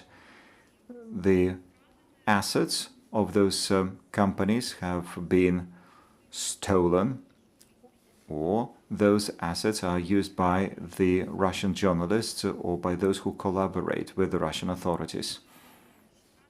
16 regional and 45 local radio broadcasters in the occupied territories. We do not have statistics as to the printed media. We know that many printed outlets, printed press outlets that used to operate in the east of Ukraine no longer operate. Some of them renewed their work, but online. So they moved first their editorials to Western Ukraine or to Kiev, but most of them actually go to the Western Ukraine, that is to Lviv, Chernivtsi, Ivano-Frankivsk regions, and then they moved online. So they still work, but online. For instance, a Kharkiv-based editorial of an independent and rather known local outlet called Nakipelo moved to Ivano-Frankivsk in Kharkiv. They have a few correspondents who are still there, and they report the news and they describe everything that's going on in Kharkiv. But as far as the editorial team is concerned, all of them have moved to Ivano-Frankivsk. Obviously, this influences a lot. Journalists are under emotional pressure that affects the way they speak about the war and the way they describe the events. That is the reality that we face. That's something that we face.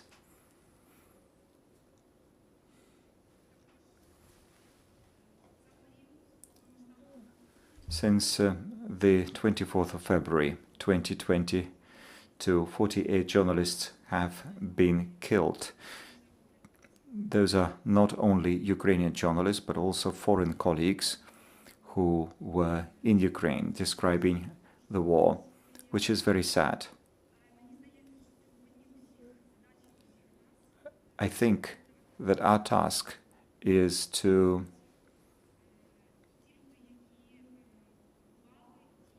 make sure that the aggressor and those who gave orders to kill and those who were killing, those people are prosecuted. They need to be held responsible. This will not happen today. This will not happen tomorrow or the day after tomorrow. But I'm inspired by the example of Rwanda. You might know, perhaps, that recently yet another trial took place. That was the trial of one of the editors of the Rwanda radio station, of the Seven Hills radio station. I think that the day will come when we will be able to prosecute those who committed war crimes, including killing the journalists.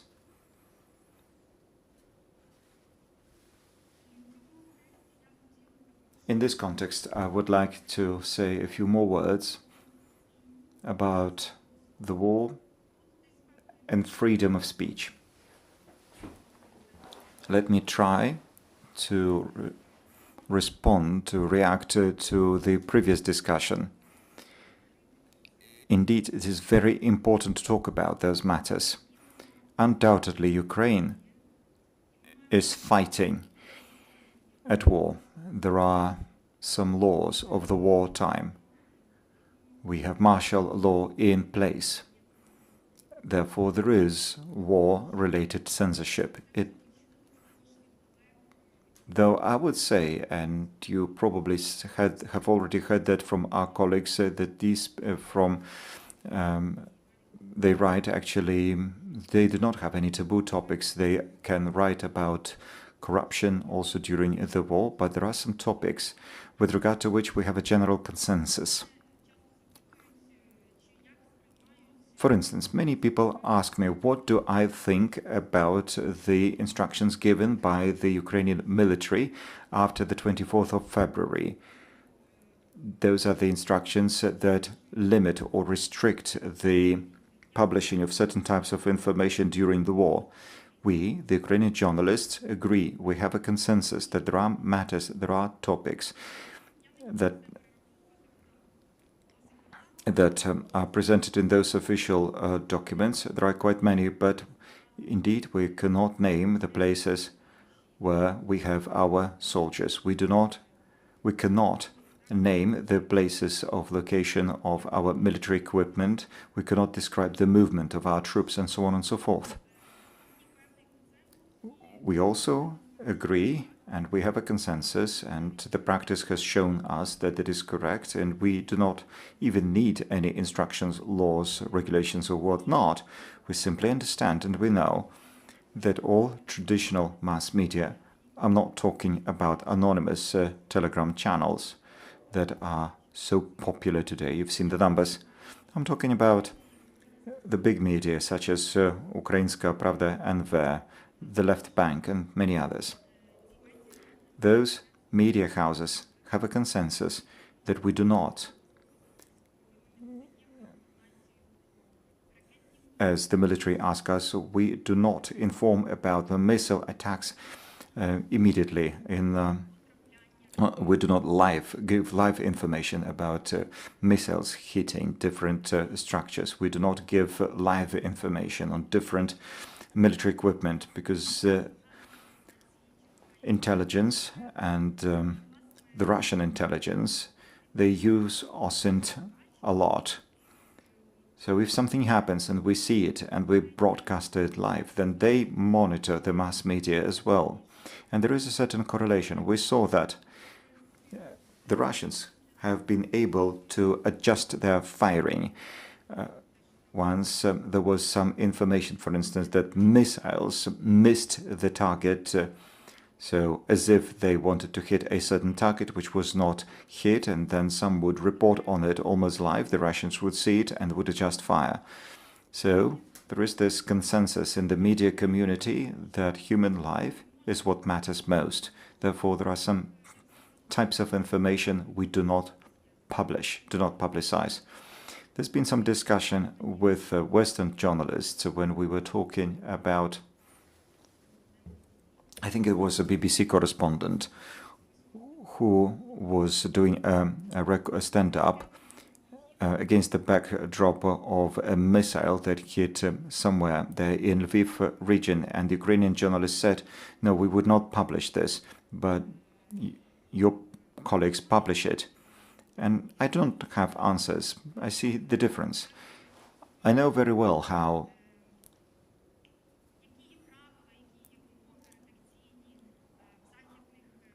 the Western media work, and they have their own rules. But still, this war has changed a lot.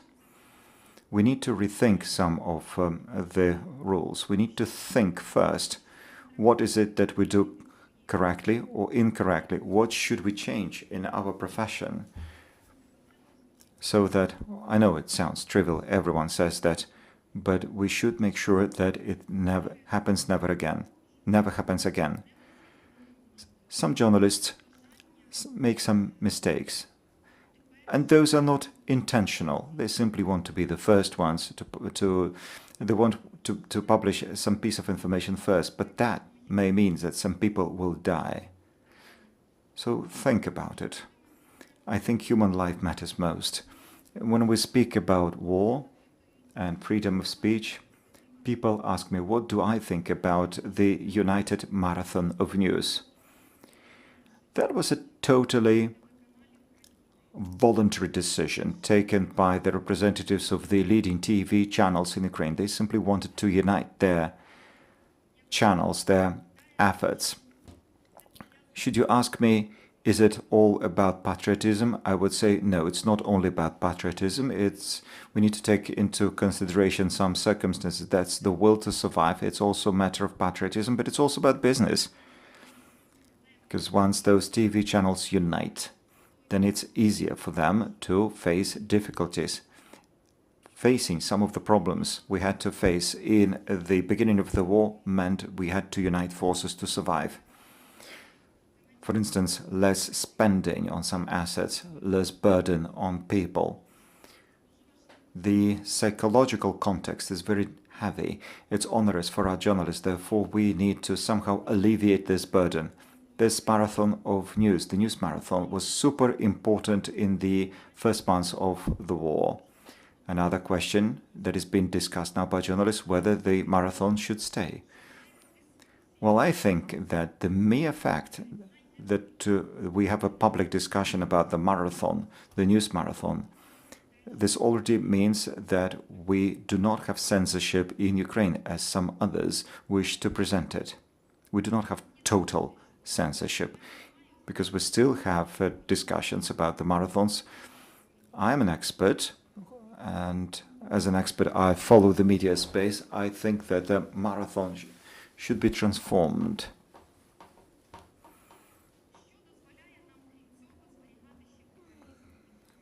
But what helps us to keep pluralism in the media field?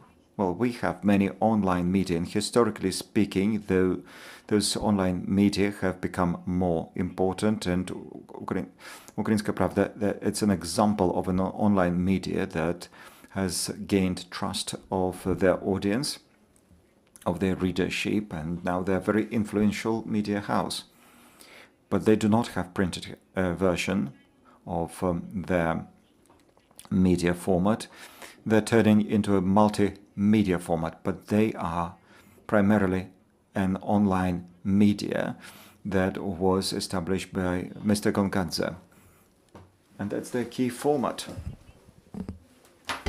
And the activities and operation of those media, and I've already mentioned we got quite a lot of them, because there are alternative. We've discussed that among the experts, professional experts, how should we name them properly? But the problem is there is no term yet. Those Telegram channels, which are quite very often anonymous, but they provide news. Because of the existence of many other media outlets, we have this pluralistic environment, and our population has an opportunity to receive information from different sources. They are different, whole range of those. Somebody might sympathize Poroshenko, Zelensky, but they all united in one thing, that Ukraine has to defend itself and remain independent. It is the key issue for us, which is very important. Sometimes we're quite emotional. That's why we're quite emotional sometimes in our reaction and in our discussions with Western colleagues, because it's about our survival. If there is no Ukraine, we won't be able to operate. We won't be able to work. Absolutely, we won't exist. There won't be no sense. There will be no sense in our work. Then, if talking about, also I wanted to react about this orcs discussion about orcs. We all, the many people from Ukraine, you know me, have been monitoring mass media for quite a long time.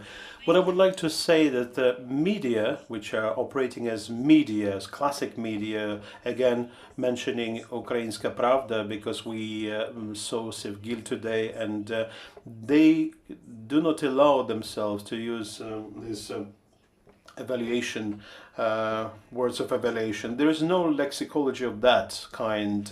It could be present in some statements of some public figures. It could be used by bloggers or commentators, but the journalists reporting news, they don't really use these expressions in their news reports. It exists in Telegram channels, but mainstream media, they try to keep up this standard. Another thing which is very important and which testifies to the fact that to what extent we are different from Russian media, from Russian journalists. We see there's another subject for discussion, whether they really could be called journalists, those Russians working for the Russian federal channels or Russian media outlets, those who remain in Russia, because it's probably a subject for a separate discussion in a global context. Because, you know, if you discuss and do a dialogue with those people who actually call for, by TV channels, they call for to drown Ukrainian children. My question is it really allowed? How would you build up a dialogue with those kind of propagandists, and whether you can call a journalist person calling for these things on air? Now I would like to say here how different we are in these terms. Recently we have quite an honest, frank discussion in media field, and some media outlets, I'm just about to finish by the way, those media outlets, media organizations in Ukraine, they published an appeal. They published an appeal to the authorities in terms of the interviews organized or taken by Ukrainian journalists interviewing Russian prisoners of war. It's a very delicate issue, because we're all aware of laws of the war and international documents. They provide for a certain attitude, a certain behavior towards prisoners of war. And when we saw that there's a potential risk of blaming Ukraine, accusing Ukraine, and by the way, I heard about that from foreign experts whom I had to talk to. Why don't you react? Saying, for example, as we heard it today, are you ready to report about the crimes of your own military, etc.? I would like to say yes, we do discuss those things because they are important for us. This is a future that's about our future.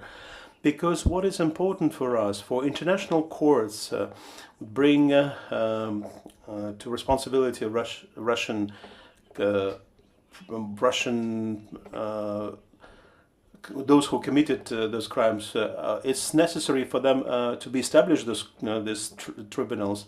Thank you very much. And now we got 9 minutes for everything, all the rest.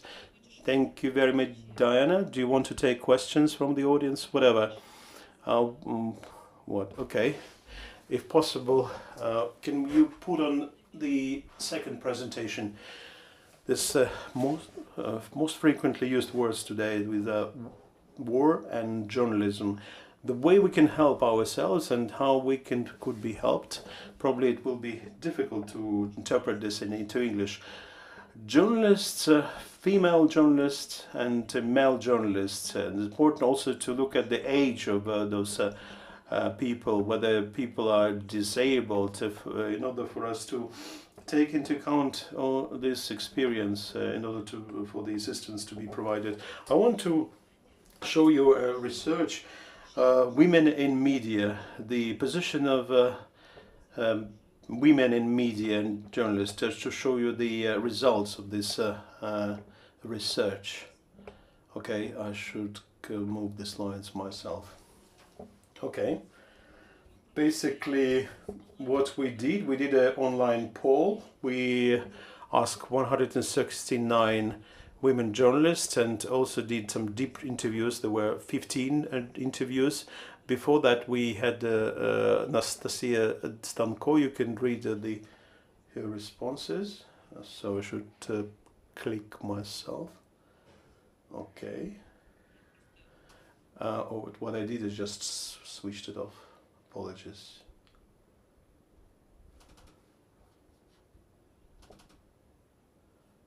Well, I'm trying to press on it. Nope. Thank you.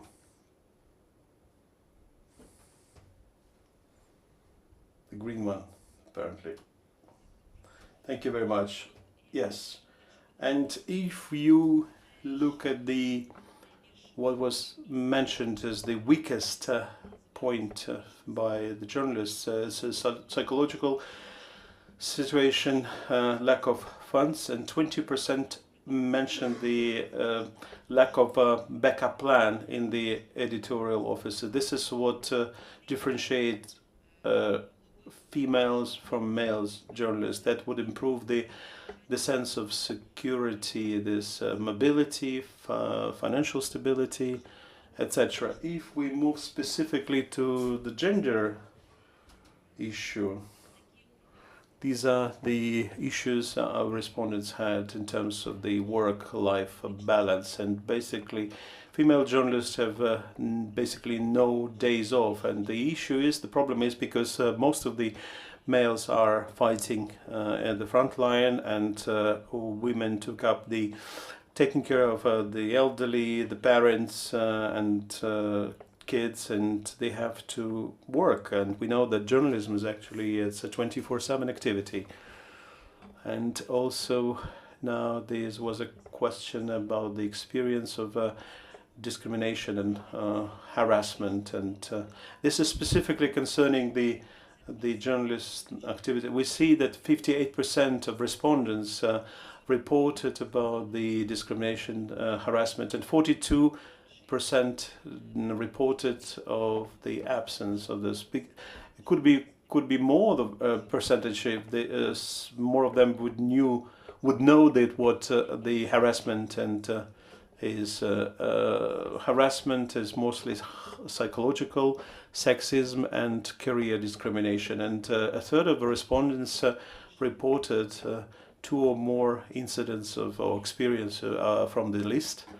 And the last thing from this, what is interesting from this poll, we asked the female journalists whether they asked for assistance. No, 55 responded no, 57% turned to psychological help, hotlines, and only 1% turned to police.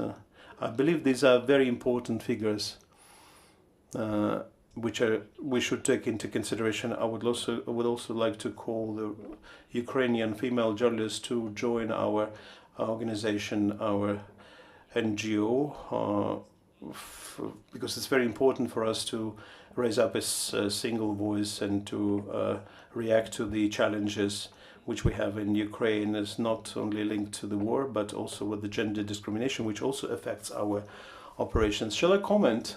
Yes, please. Within this context, okay, we've got 4 more minutes. We're absolutely okay. Yes, we're within the time framework. Okay, what's very important is to have a proper psychological atmosphere, environment, and we all, during the war, we all under huge psychological pressure, and female journalists, I think, as well. And what is different than now, what we didn't have before, the editorial houses, they actually pay more attention to the psychological state of their employees, and I'm grateful to Western organizations in this assistance, because it's very important. Now, if we have 4 more minutes, we can take some questions from the floor, from the audience. We can, I guess, take more 5 minutes plus or something. We have one who would like to say something afterwards. Okay. Доброго дня, Діана. Good afternoon, Diana. A question in terms of your poll, please, research. First, short question.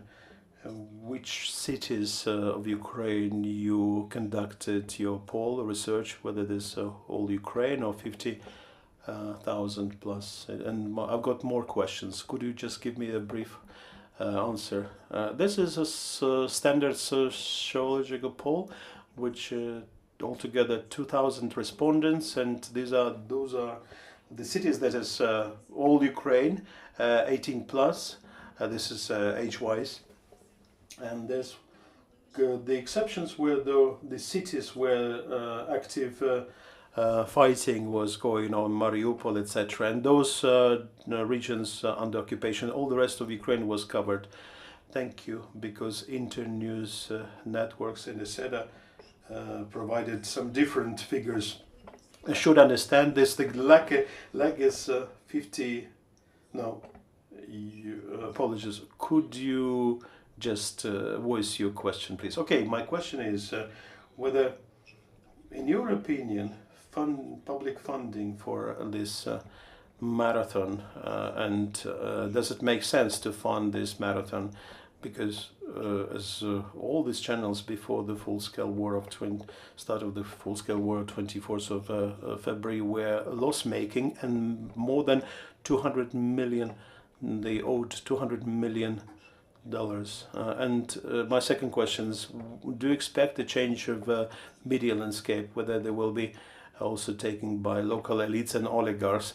Very simple question in terms of the budget funding. The budget for the next year has been adopted, and there's an amount to fund this United Marathon of News. I can't remember the exact figure, not to mislead you, but it's there.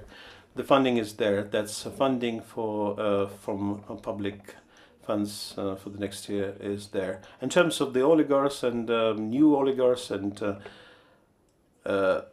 funding media in Ukraine, as I see it, as I already mentioned, the market would change absolutely, and we see that one of the major media holdings has left the market. Rinat Akhmetov was the major figure there. I don't believe that they would return. They will return. They will not. Poroshenko's media have changed a lot. The situation has changed a lot. What is remaining, just a couple of 1+1, but Mr. Kolomoisky is not in a good position now. We don't really know what will happen with the 1+1 ownership. It's another key channel.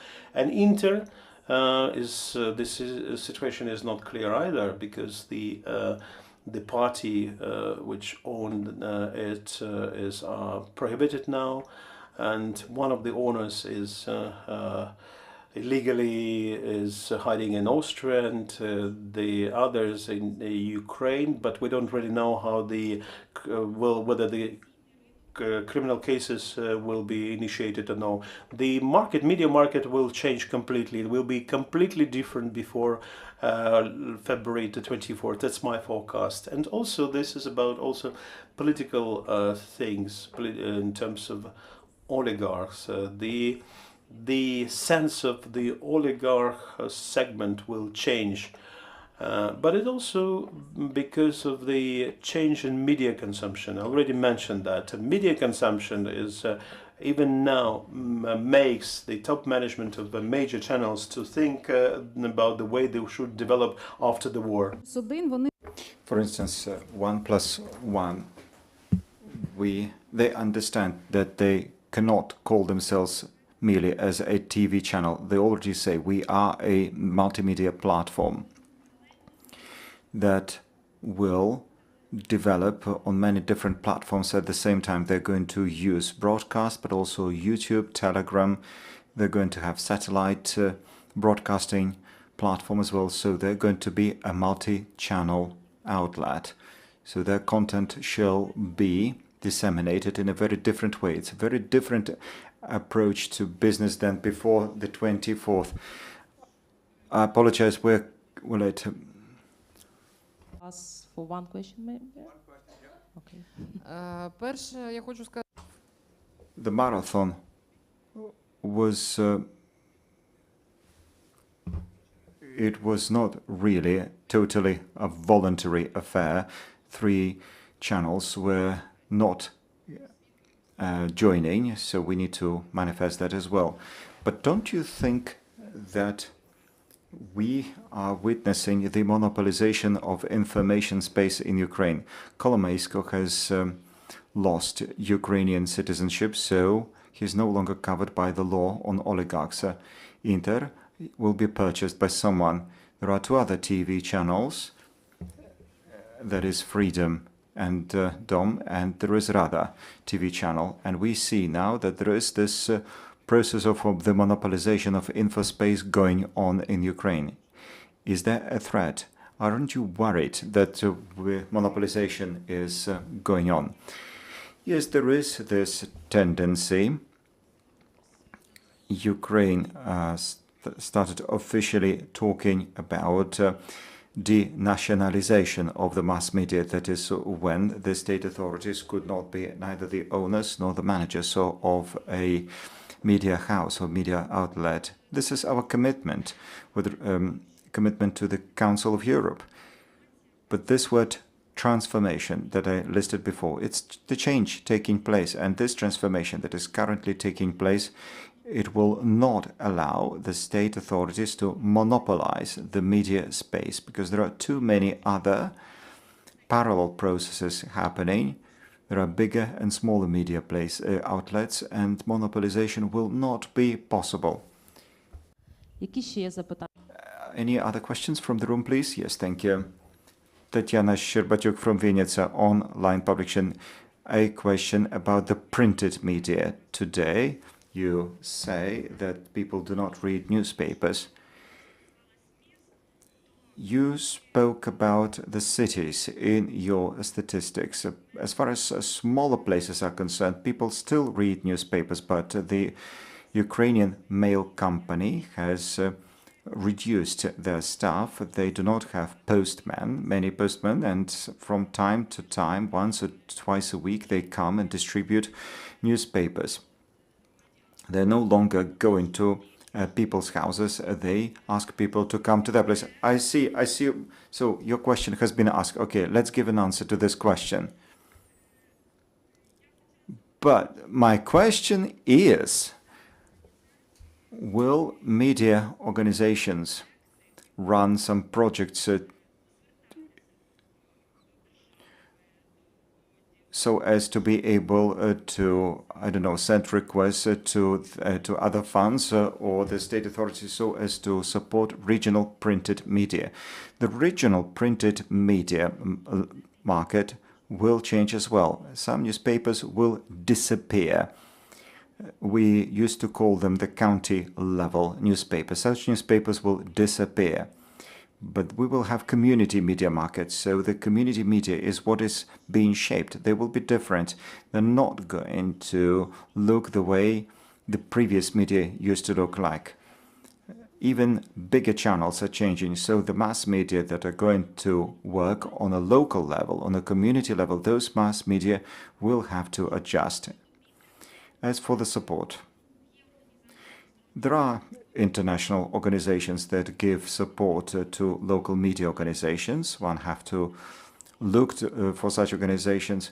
As far as the government is concerned, Mr. Tkachenko, the Minister of Culture, said that they would like to create a fund in support of mass media in Ukraine because there is no market, as you know. And so he said that somehow mass media will have to be supported in Ukraine because we will not have democracy without the mass media, and we won't have access to information. But so far, I know nothing about this fund. I do not know if the fund has been established. Thank you. That's all.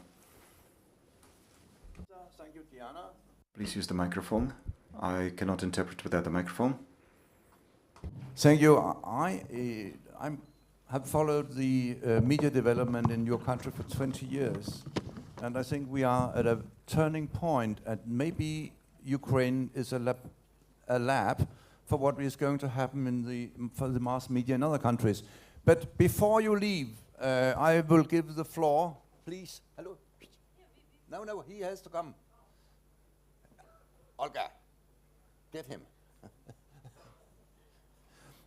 He doesn't speak English, but he has written a book, and I have given him 3 minutes to present it to you, and after that we can move to between track 1 and track 2. Thank you. Thank you. Sit. Друзі, всім привіт. Friends, hi. My name is Pavlo Solodonovich. I'm from Chernihiv, Ukraine, and I will speak in brief, and I would explain why is it that I'm here and why it could be important for many of you. Thank you very much for this possibility of taking part in this meeting, for possibility to present my media product that I will present as quickly as possible. Не квапочитесь, так?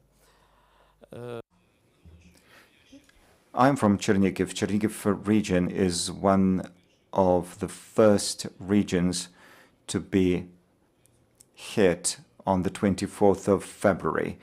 We experienced the terror of the Russian occupation. I come from a village next to the border, state border. I can tell you stories, what was happening then in those hours, early hours.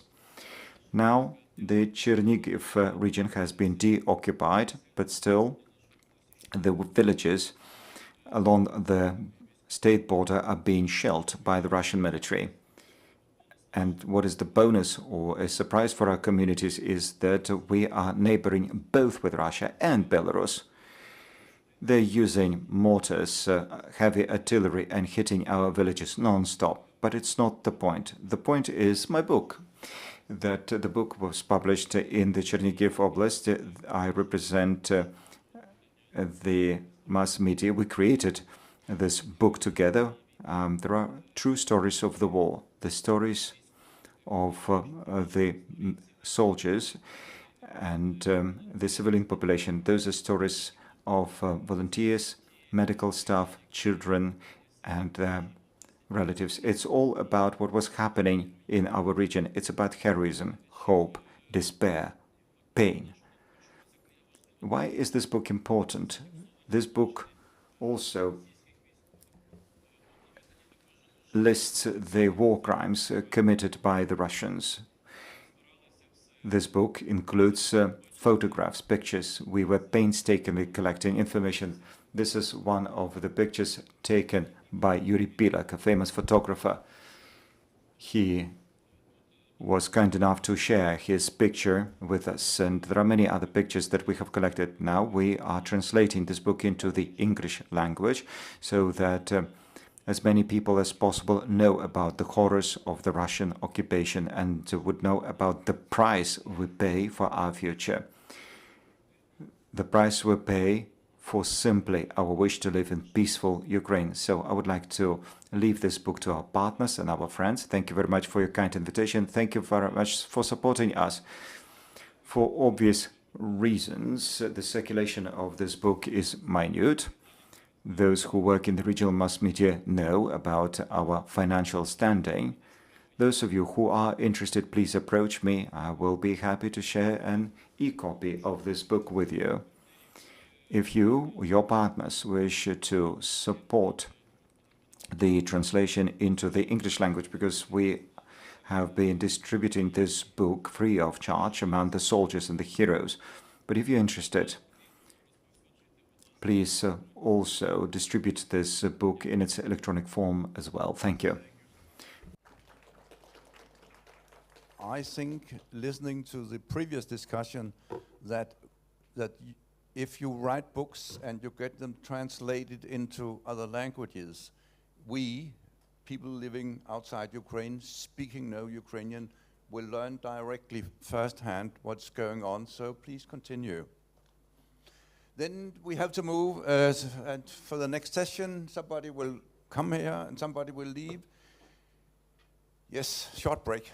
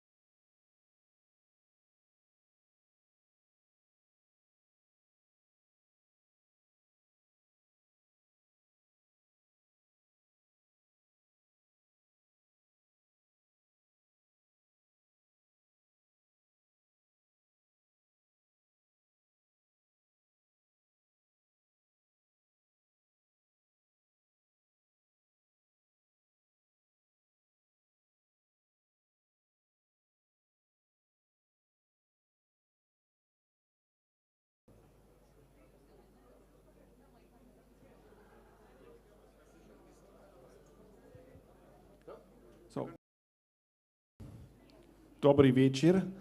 I hope you're all who is interested is already in the room.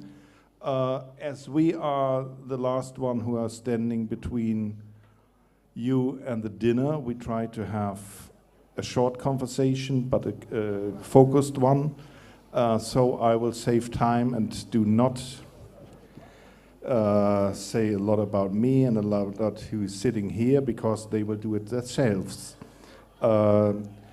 The discussion is about how to support Ukrainian journalists, and I would like first my panelists to say who they are and what they are doing, and then I would like to have a short discussion what we are thinking is missing, and then I would like to ask you what you think Western companies, Western organizations, Ukrainian organizations and companies should do, and to keep your heart pressure high. The last part of the discussion will be what should be a support for exiled or opposite Russian journalists. So I would like to first to ask Tatiana Stepikina from Internews to say what you are doing for supporting Ukrainian journalism. Yes, thank you very much, Matthias. I would ask to show the presentation on the screen, the first slide. Internews in Ukraine. So first, let me introduce myself. I'm communications manager and also manager for program manager for East and South of Ukraine of Internews Network. It's a global organization which has been working in Ukraine since 1993. So what we do, we are an international nonprofit that supports independent media in 100 countries. We train journalists, tackle disinformation, and offer business expertise to help media outlets thrive financially. Since 1993, as I said, Internews has been working to bolster independent media in Ukraine. We work with journalists, civil society activists, public officials, and citizens to improve the quality and impact of a vibrant, independent news media. Over the years, we have supported the creation of high-quality content, as well as investigative reporting and anti-corruption efforts, introduction of media literacy in schools, crucial media reforms, innovations in combating disinformation, and efforts to improve the long-term sustainability of key media institutions in the country. And since October 2018, we have been implementing media program in Ukraine with financial support of the US Agency for International Development. And this project is the largest media development activity in Ukraine's history and represents a significant of $75 million investment in Ukraine's independent media sector. Since the beginning of Russia's full-scale invasion, we have been working hard to protect independent media in Ukraine. Through our partner organizations, now we have over 50 media projects, but this number will increase over the next few months to probably twice that. So through our partner organizations, we have been providing safety equipment, first aid kits, and digital security support. Let me move to the next slide. Yes, I will do that. The green one. Yes, the green one. Yes. So apart from support to media, we also have the possibility to conduct research. And for 8 years, we have been doing media consumption surveys in order to find out citizens' media habits in media consumption, trust in media, the level of their media literacy and critical thinking, and the awareness about reforms in the country. So this year, a survey showed some trends and some changes. Just very brief, the TV use is in steep decline. 74% of the surveyed citizens get news online. 71% read local papers. Trust in media increased this year. Also, there is a higher score in media literacy, and 23% of the surveyed will to pay for the online use for their media. What do we see as priorities? We have partner organizations which survey other media on a regular basis, and what they have noticed that journalists, they have been surveying journalists and media about preparedness to work on the front line and device trainings tailored to their needs. They also purchased quite many safety equipment for reporters covering active conflict. Partners provide training in how to cover war responsibly, identifying authoritative sources on military action, avoiding accidental republishing of disinformation, you can use reporting. Also, this survey shows that mentoring in news safety for newsrooms, improve security of premises and equipment, safety preparation for staff, data and contact protection, and preparation for evacuation. So the media also have shown that their solidarity between each other and cooperation. They monitor violations of journalists' rights and provide legal support. They do social media monitoring of disinformation trends, support the relocation of partners, newsrooms and journalists if needed, and we also provide grant opportunities for media. So this, the pooled media have been saying what instruments they have turned to after 24th of February. So these are crowdfunding, staff optimization. They started to provide new services. They do programmatic advertisement and native advertisement. They also started a Patreon page. Among other tools, they are selling advertising, looking for donor support. They cut salaries up to 60%. They monetize their YouTube channels, produce services to international media, and produce Ukrainian language content for international broadcasters. Also, what tools, as regarding other tools that Ukrainian media used to expand their audiences after the invasion, this is new channels for content distribution. They develop new thematic sections and organize events in order to improve their audience reach. Also other tools, which is search engine optimization, change of social media distribution. They change their content, plan to meet the current information needs of their audiences, conduct charity events, organize live streams. They hire new people, introduce 3 shifts of work in order to be more efficient, and develop partnerships with other media if necessary. If to talk about key factors of Ukrainian media survival, yes, that's correct. So almost 90% of the surveyed media say that they rely or have to rely upon donor support. Much less have been shown that they actually can rely on funding from the owner. Also, some percentage of them try to diversify their revenues through businesses and through support from the audience. So what we think Ukrainian media business solutions could be.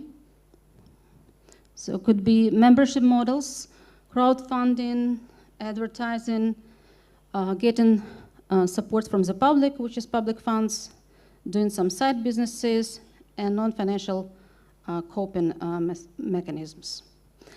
And we also do on a regular basis small grants competitions for regional and local media. This year we have already announced and closed the call on so-called impact reporting. which is mainly the projects on investigative reporting and solution journalism. This week we have announced a small grant competition on media literacy for either media organizations or public organizations or media companies to increase media literacy level. And in January we're going to launch media sustainability contest. And that's basically all what I wanted to highlight in my small presentation. These are our contacts, the website and Facebook page. Thank you. Thank you, Tatiana, for a fruitful presentation. And we come to Olga Huzva from the Institute of War and Peace Reporting. Please introduce yourself and what you are doing concretely in Okay, thank you very much. I'm very glad to be present here, and I'm very glad to that we have opportunity to have such kind of discussion and to share our opinion. My name is Olga Guzheva. I'm from Kharkiv, and since the end of the summer, I'm a project manager of Ukrainian Voices project of Institute of War and Peace Reporting. Before this, I work since January in the front line with the international media, so I have a huge background. I hope do not have, but I have, and I know everything about needs of the also Ukrainian and international journalists in the front line, and what kind of difficulties and absence of knowledge they faced. And first, I just a couple of talk about IWPR and what direction we work in Ukraine, and then I want to just talk about some direction of difficulties and evaluate the situation in which all of us appear in 24th of February. IWPR working in Ukraine since 14th, and since this period the Institute supports journalists and civil society activists and run a lot of projects, but I am responsible especially for Ukrainian Voices project, and this project work in different direction. One, we support journalists who work in frontline cities, who are in relocations and who prepare frontline materials and gives them opportunity to survive and do not leave a profession, and this is really very important. Also, we have a small grant program for local media, and also focuses on frontline territories or small media who are in relocation, and it's very needed to help them to stay in the field and to continue to work. And the other very important direction is training activity. We conduct a net of training about safety and security for the journalist, about tactical medicine, about how to prepare your team to work in the front line, and of course, this information is urgently needed, especially for journalists who didn't choose go to frontline or not, because frontline come to them, to their territory, to their offices, and they ought to react to this situation. And that's why we also bring to Ukraine a lot of a set of personal protective equipment, and this is also our project that cover. And this is really, really important things, and that's why I can continue and talk about this events, this direction in detail, but I just want to focus about the situation, and it's very important for all of us to understand what really now happening and what kind of real need journalists have. First, we need to state that we can say that transformation already happened. They still continue because we still have a war, so the needs of the journalists change dynamically with the situation. And what I can state that we have war for 9 years, but we wasn't prepared for this war. We do not have a set of trainings that journalists or editorials come through. The editorials and different media have not some personal protective equipment and knowledge how to behave in this situation. They do not know how to risk assessment and how to plan your trip to the front line, how to communicate with the military. We do not have for these 8 years cooperative trainings with military what to do in situation of emergency. And this is a very important gap because in a situation when this large-scale escalation 24 February has happened, we faced a lot of difficulties. And the main difficulties that do not face international journalists, that Ukrainians have to live and work in this condition in the same times. And this is the most terrible thing that you never can aware. When you have to work professionally and when you have to live under the heavy shelling or think about your relatives that in occupied territory, or think about your relatives, friends and colleagues who are in the front line as a military, as a soldiers. And this is not choice who you are. You are citizen, you are patriot, or you are a journalist. It's questions about surviving, how to cover with this situation, and how to be able to work professionally in this very hard condition. The war makes us very intolerant, and this is good because zero tolerance is what can help us be objective and find the truth. The war make us maybe radical, but it's also very good because we do not play in diplomacy anymore. We just name the things by their own names. And this is also a very hard decision. Is it okay for journalists, for example, tell or write fucking Russians, or it's not okay? It is okay if you feel some emotion or not okay. It is okay to follow the, I don't know, the demands what the audience wants, what we can hear from them. Sometimes I very appreciate that it's like very rare positions that follow what the audience want to read or want to see. No, it is not okay. We have to be professional and have to be neutral, of course. But we have to understand that the mission of the journalism is to highlight the facts and to work in this condition objectively, not to follow the demands of the audience, because war it's not like a movie. It's a real situation, and we need to deal with this. And the last maybe very important for me issue, I don't agree when people talking that war it's new opportunities. Of course, yeah, we have some new opportunities that we do not have before.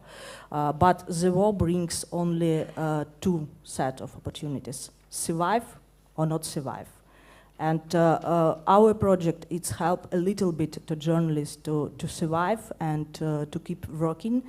And I can talk a lot about different challenges that Ukrainian journalists have, and we try to cover and work directly with any kind of demands, and we are open for cooperation and for any questions if you have. Dziękuję, Olga.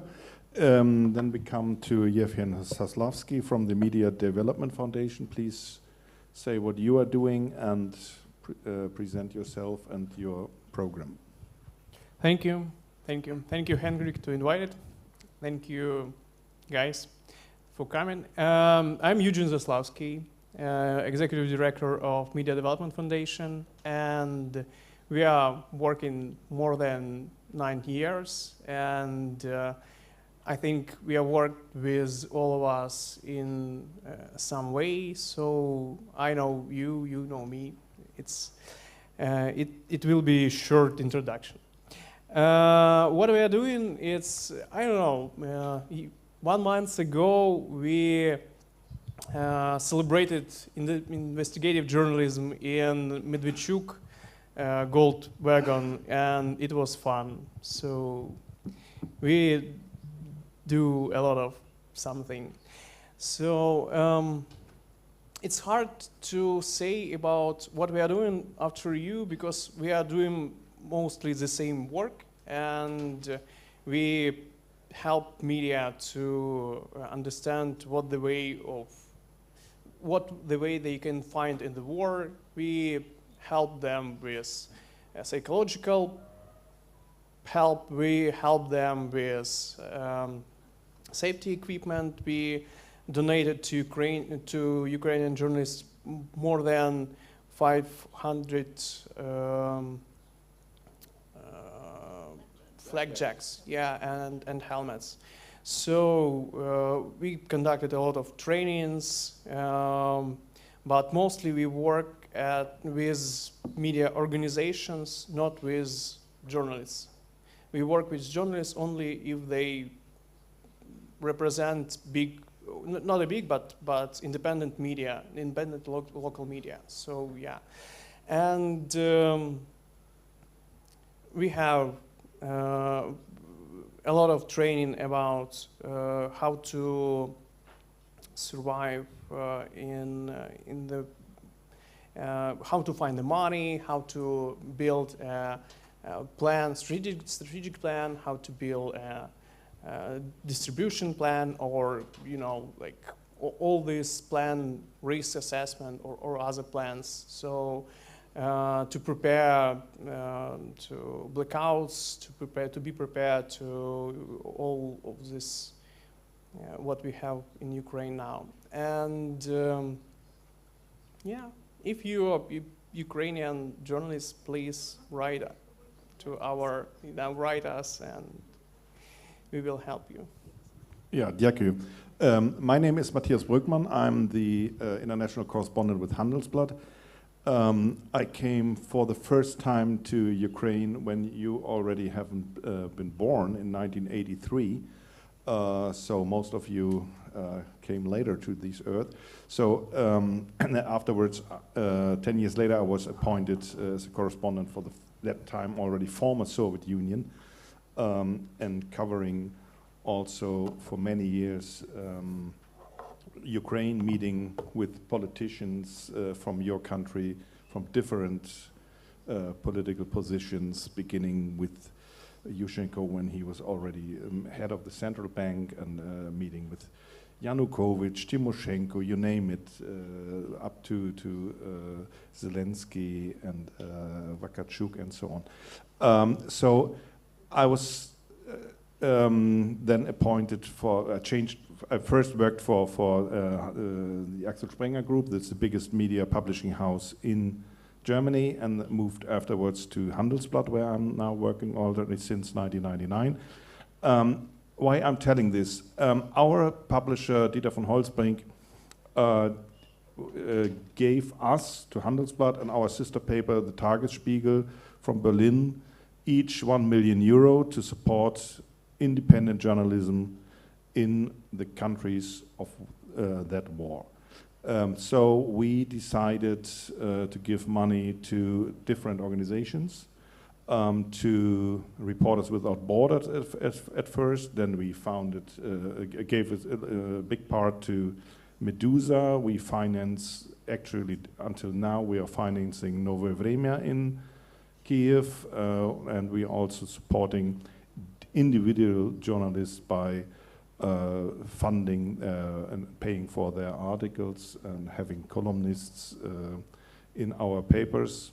So this is what we are doing. But you are organizations based in Ukraine. What do you hear from journalists? What is the need for support? What we in the West, we are giving something, but is it enough? Is the right direction, financing some organizations, or is it what is the wish of Ukrainian journalists to be supported?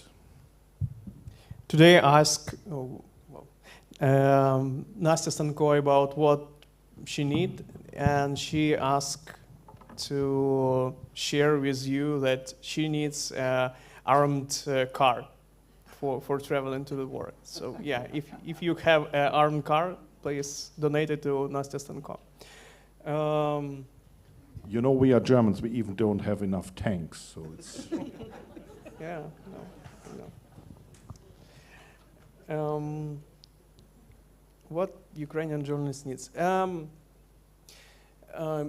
we need to separate, like war reporters have, like their needs, separate needs, and it's included psychological support, trainings, and a lot of this stuff. But we don't have a lot of war reporters in Ukraine. It's small community of people who actually do this field reporting.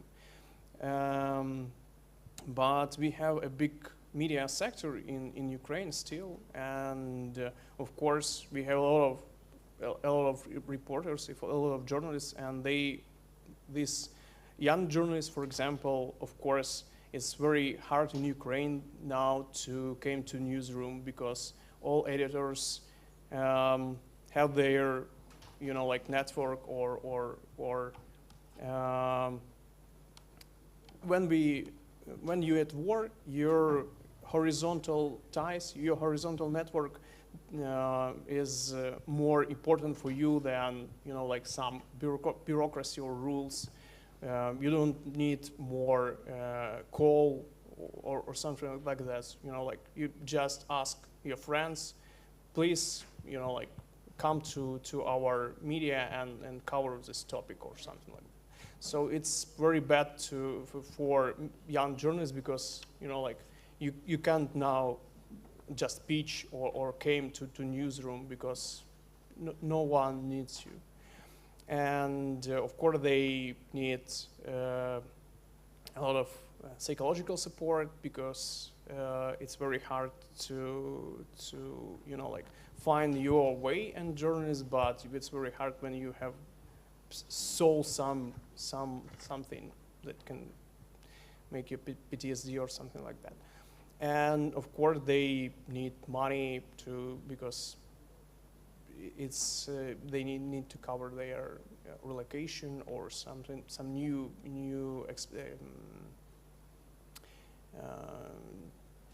some new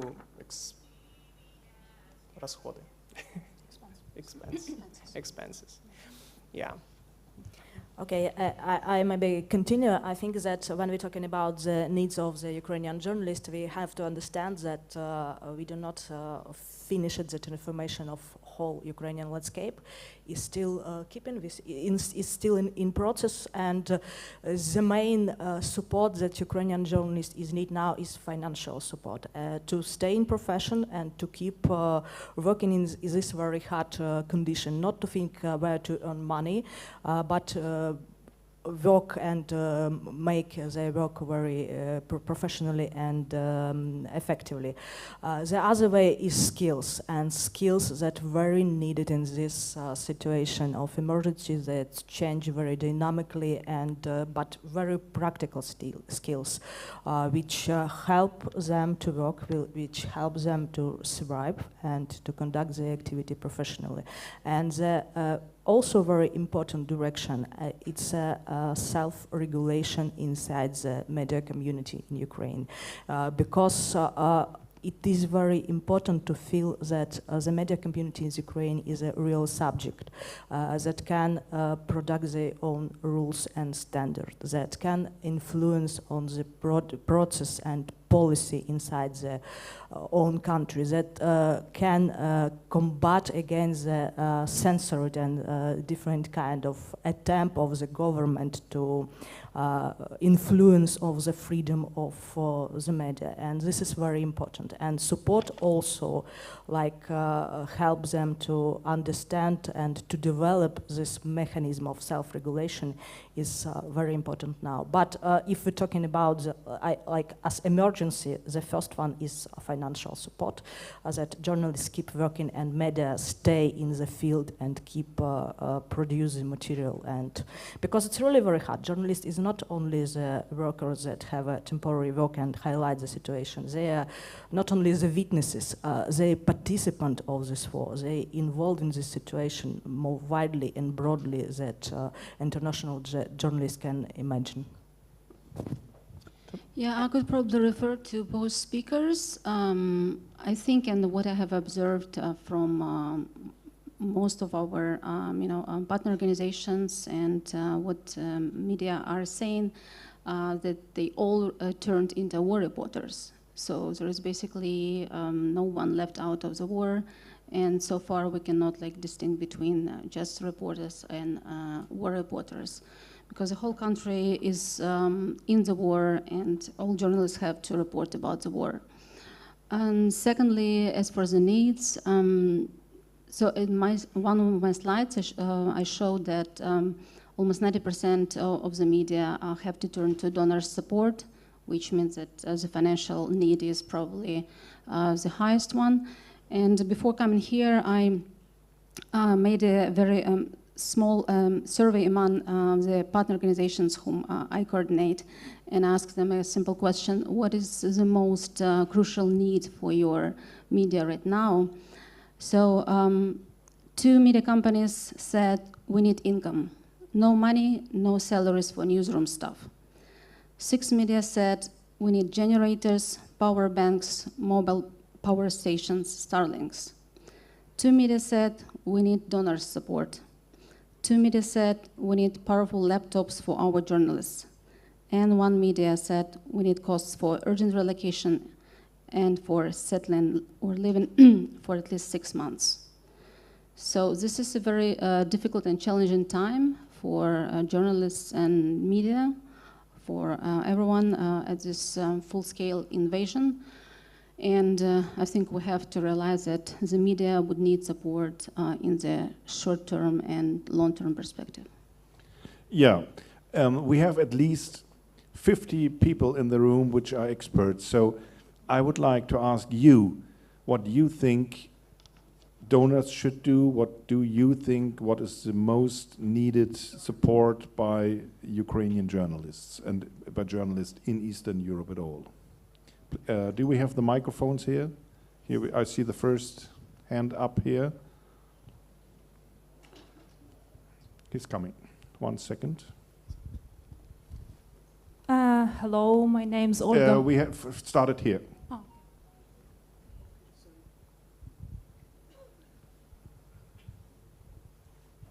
The lady in green. First row.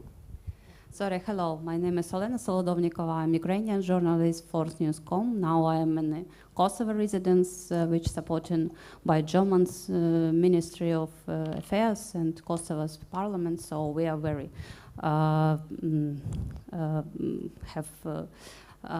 very big pleasure to be here in Kosovo and residence now. But you mentioned that we supported some Russian media like Meduza. Not Russian, but media with pro-Russian, as for me, narratives, Novaya Vremya. And this media, previously we have the talk about that balanced journalism and other else, but this media provide slight Russian propaganda. As for me, that is impossible. And now our Ukrainian media, especially independent, as my website especially, we don't have any support and have any costs, any funds, and for that our voice will be not so weak as now in the world.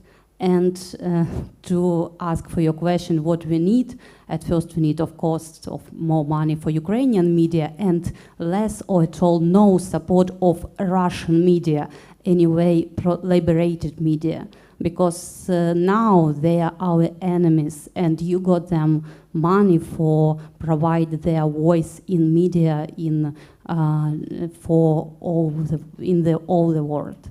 So that is straight opinion, but this is truest for me. Thank you. Are there more discussions? I will come back to this later, but this is the third part of our discussion, how to change the public opinion in Russia. But please.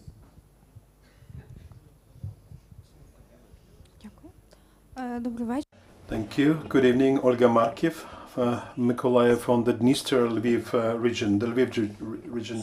Recently there was a discussion that printed media will disappear, media will transform themselves. I am representing wired radio. We have several outlets. We are in a business of informing people, and we'll transforming our media outlet into TV and radio company for people to listen, hear and see what is happening. You know, it's very difficult when we have 2.5 individuals as staff.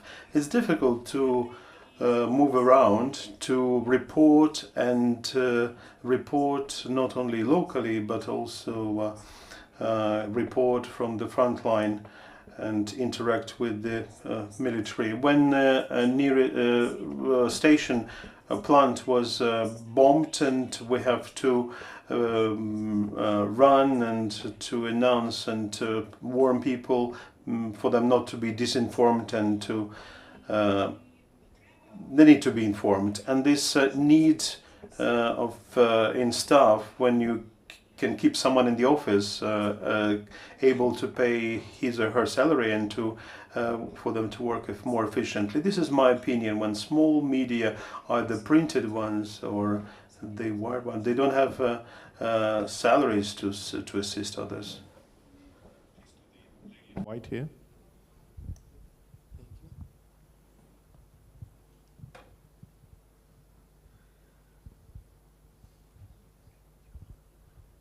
Hello, my name is Jasmine. I'm a Syrian-Ukrainian journalist who lives in Vienna.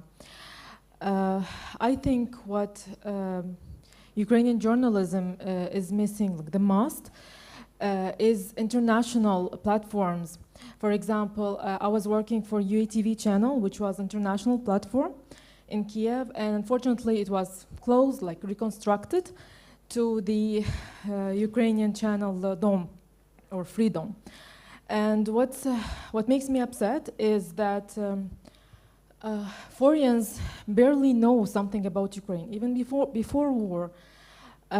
When I was telling anyone from like Syria, for example, I'm living in Ukraine, they used to think that Ukraine is somewhere very far away, and they were even thinking that we have like several hours between like Syria and Ukraine, for example. And that means that very few people know anything about Ukraine, I mean international. In Middle East or in Europe, maybe in the Americas, whatever. And in my opinion, the most needed now for Ukrainian journalism is international media that will not just focus on what's happening now, telling the truth about Ukraine, but also focusing about Ukraine as a country, as a rich country which has a lot of sources, tourist attractions, industries, like a lot of important things, and no one knows about them. And like even me, if I wasn't working in UATV, I would never know that Ukraine is such a rich country and has like so many things to focus on. So this is for me so important, and I'm very upset that this channel became national, not international anymore, and you can't watch it like in, for example, in Asia or in the Middle East, whatever. So I think this is the most important, and every person, maybe not every person, but as much as we can, we have to focus on Ukraine for the international people, and we have to cover as much as we can, like the whole world maybe, because like it's not a famous country at all, and I'm so sad because it should be very famous, and everything in Ukraine should be known worldwide. But isn't that a job for the Ukrainian government instead of Western media organizations or someone? This is the Ukrainian government is now spending millions for PR agencies to get to sell interviews to Western media and so on. But isn't that the job for the government to inform people internationally? Of course, it's a job for the government, and if there are any investors who can participate in this, will be great. But I think it's a job of every single government which cares about showing the right and good image of the country to the whole world. This is so important. Like, for example, in France, for example, in Germany, we have like Deutsche Welle, we have France 24. So like these channels are broadcasting in many languages. For example, I was working for the Arabic channel or section in UATV, and I had the ability to tell Arabs worldwide in Ukraine and outside Ukraine about my country, which I was so proud of. Like I was so happy to tell, for example, my friends, look what we have in Ukraine. And I was thinking if we would have many reductions, I mean like sections, in UATV or in any future channel, international channel in Ukraine, for example, in the 5 UN languages, this is the most important, maybe in German as well, then Austrians, for example, can know about Ukraine. As we are running out of time, I would ask the lady. Can I small reaction for just a few minutes? I think that it's really very important to have a good English-speaking context about the Ukraine, not only English, but be present in every country. And this is a good message for the donors also, I think, because the donors have to think whom to support and stop to support so-called liberal Russian, pro-Russian media, because in that case they support terrorism, because it's not time for the tolerance, and we need to understand that people are dying for this. You can't claim that media organizations like Medusa are terrorist organizations. No, Please I didn't say that. No. not change I didn't say that. I said that they support the terrorist states and their position. I didn't say that. So exiled journalists which left the country because they are not agree with the war and with the Russian dictatorship. So do not change who is the enemy and who is a Russian not agreeing with the Russian government and the dictator in the Kremlin. Okay, it's your position. Please, lady in red. Could we decide it by ourselves? Yes, of course, you can decide what you want, of course. But we also can decide what we want. Доброго вечора всім. Олена Ліпошко. Good evening, everybody. Elena Liposhko from the city of Kremenchuk, but from April the 2nd, we go all the shellings and critical infrastructure is being shelled.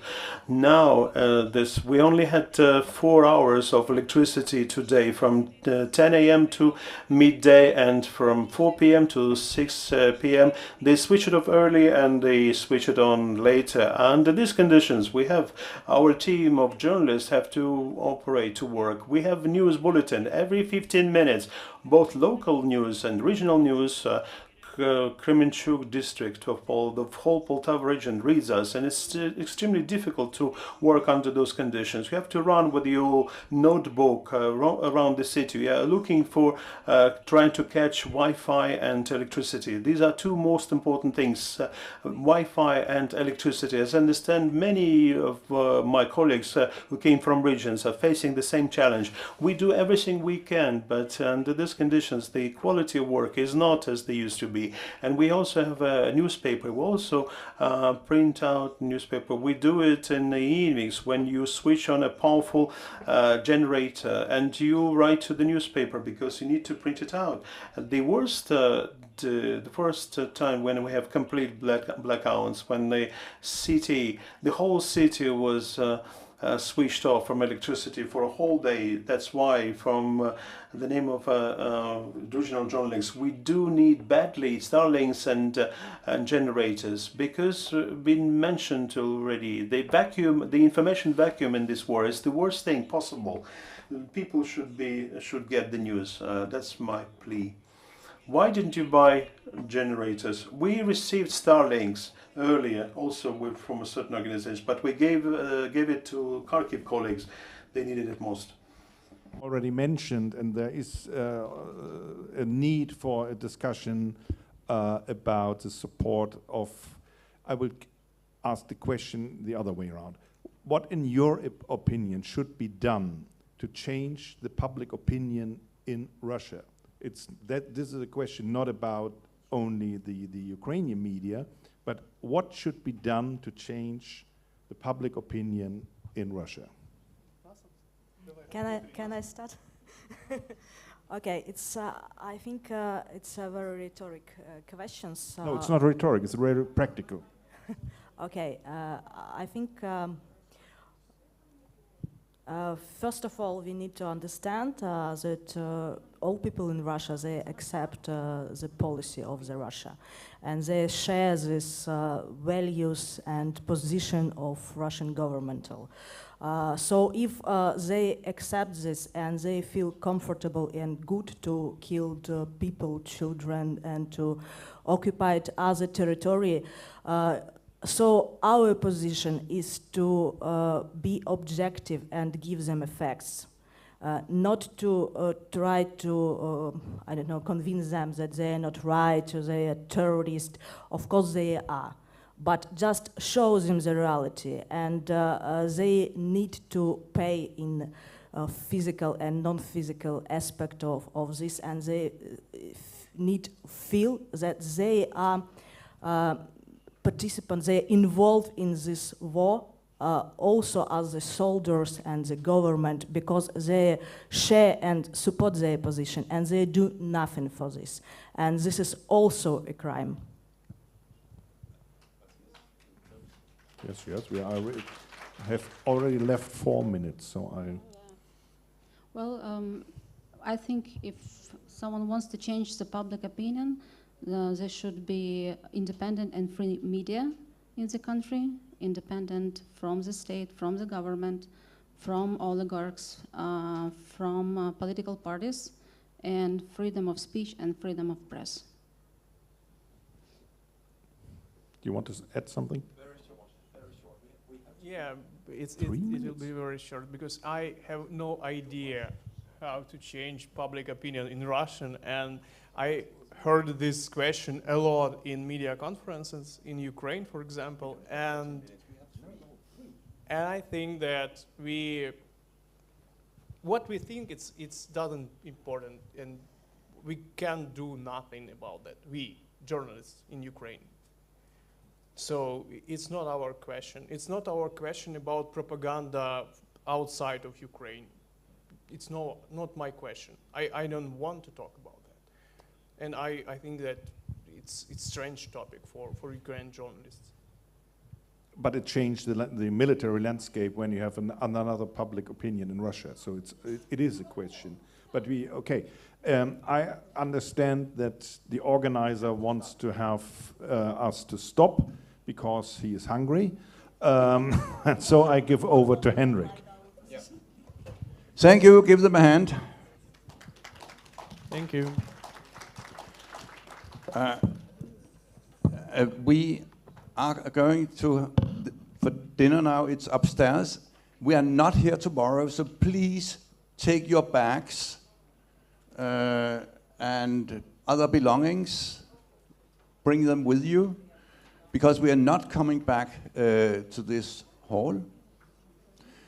And thank you for being here today.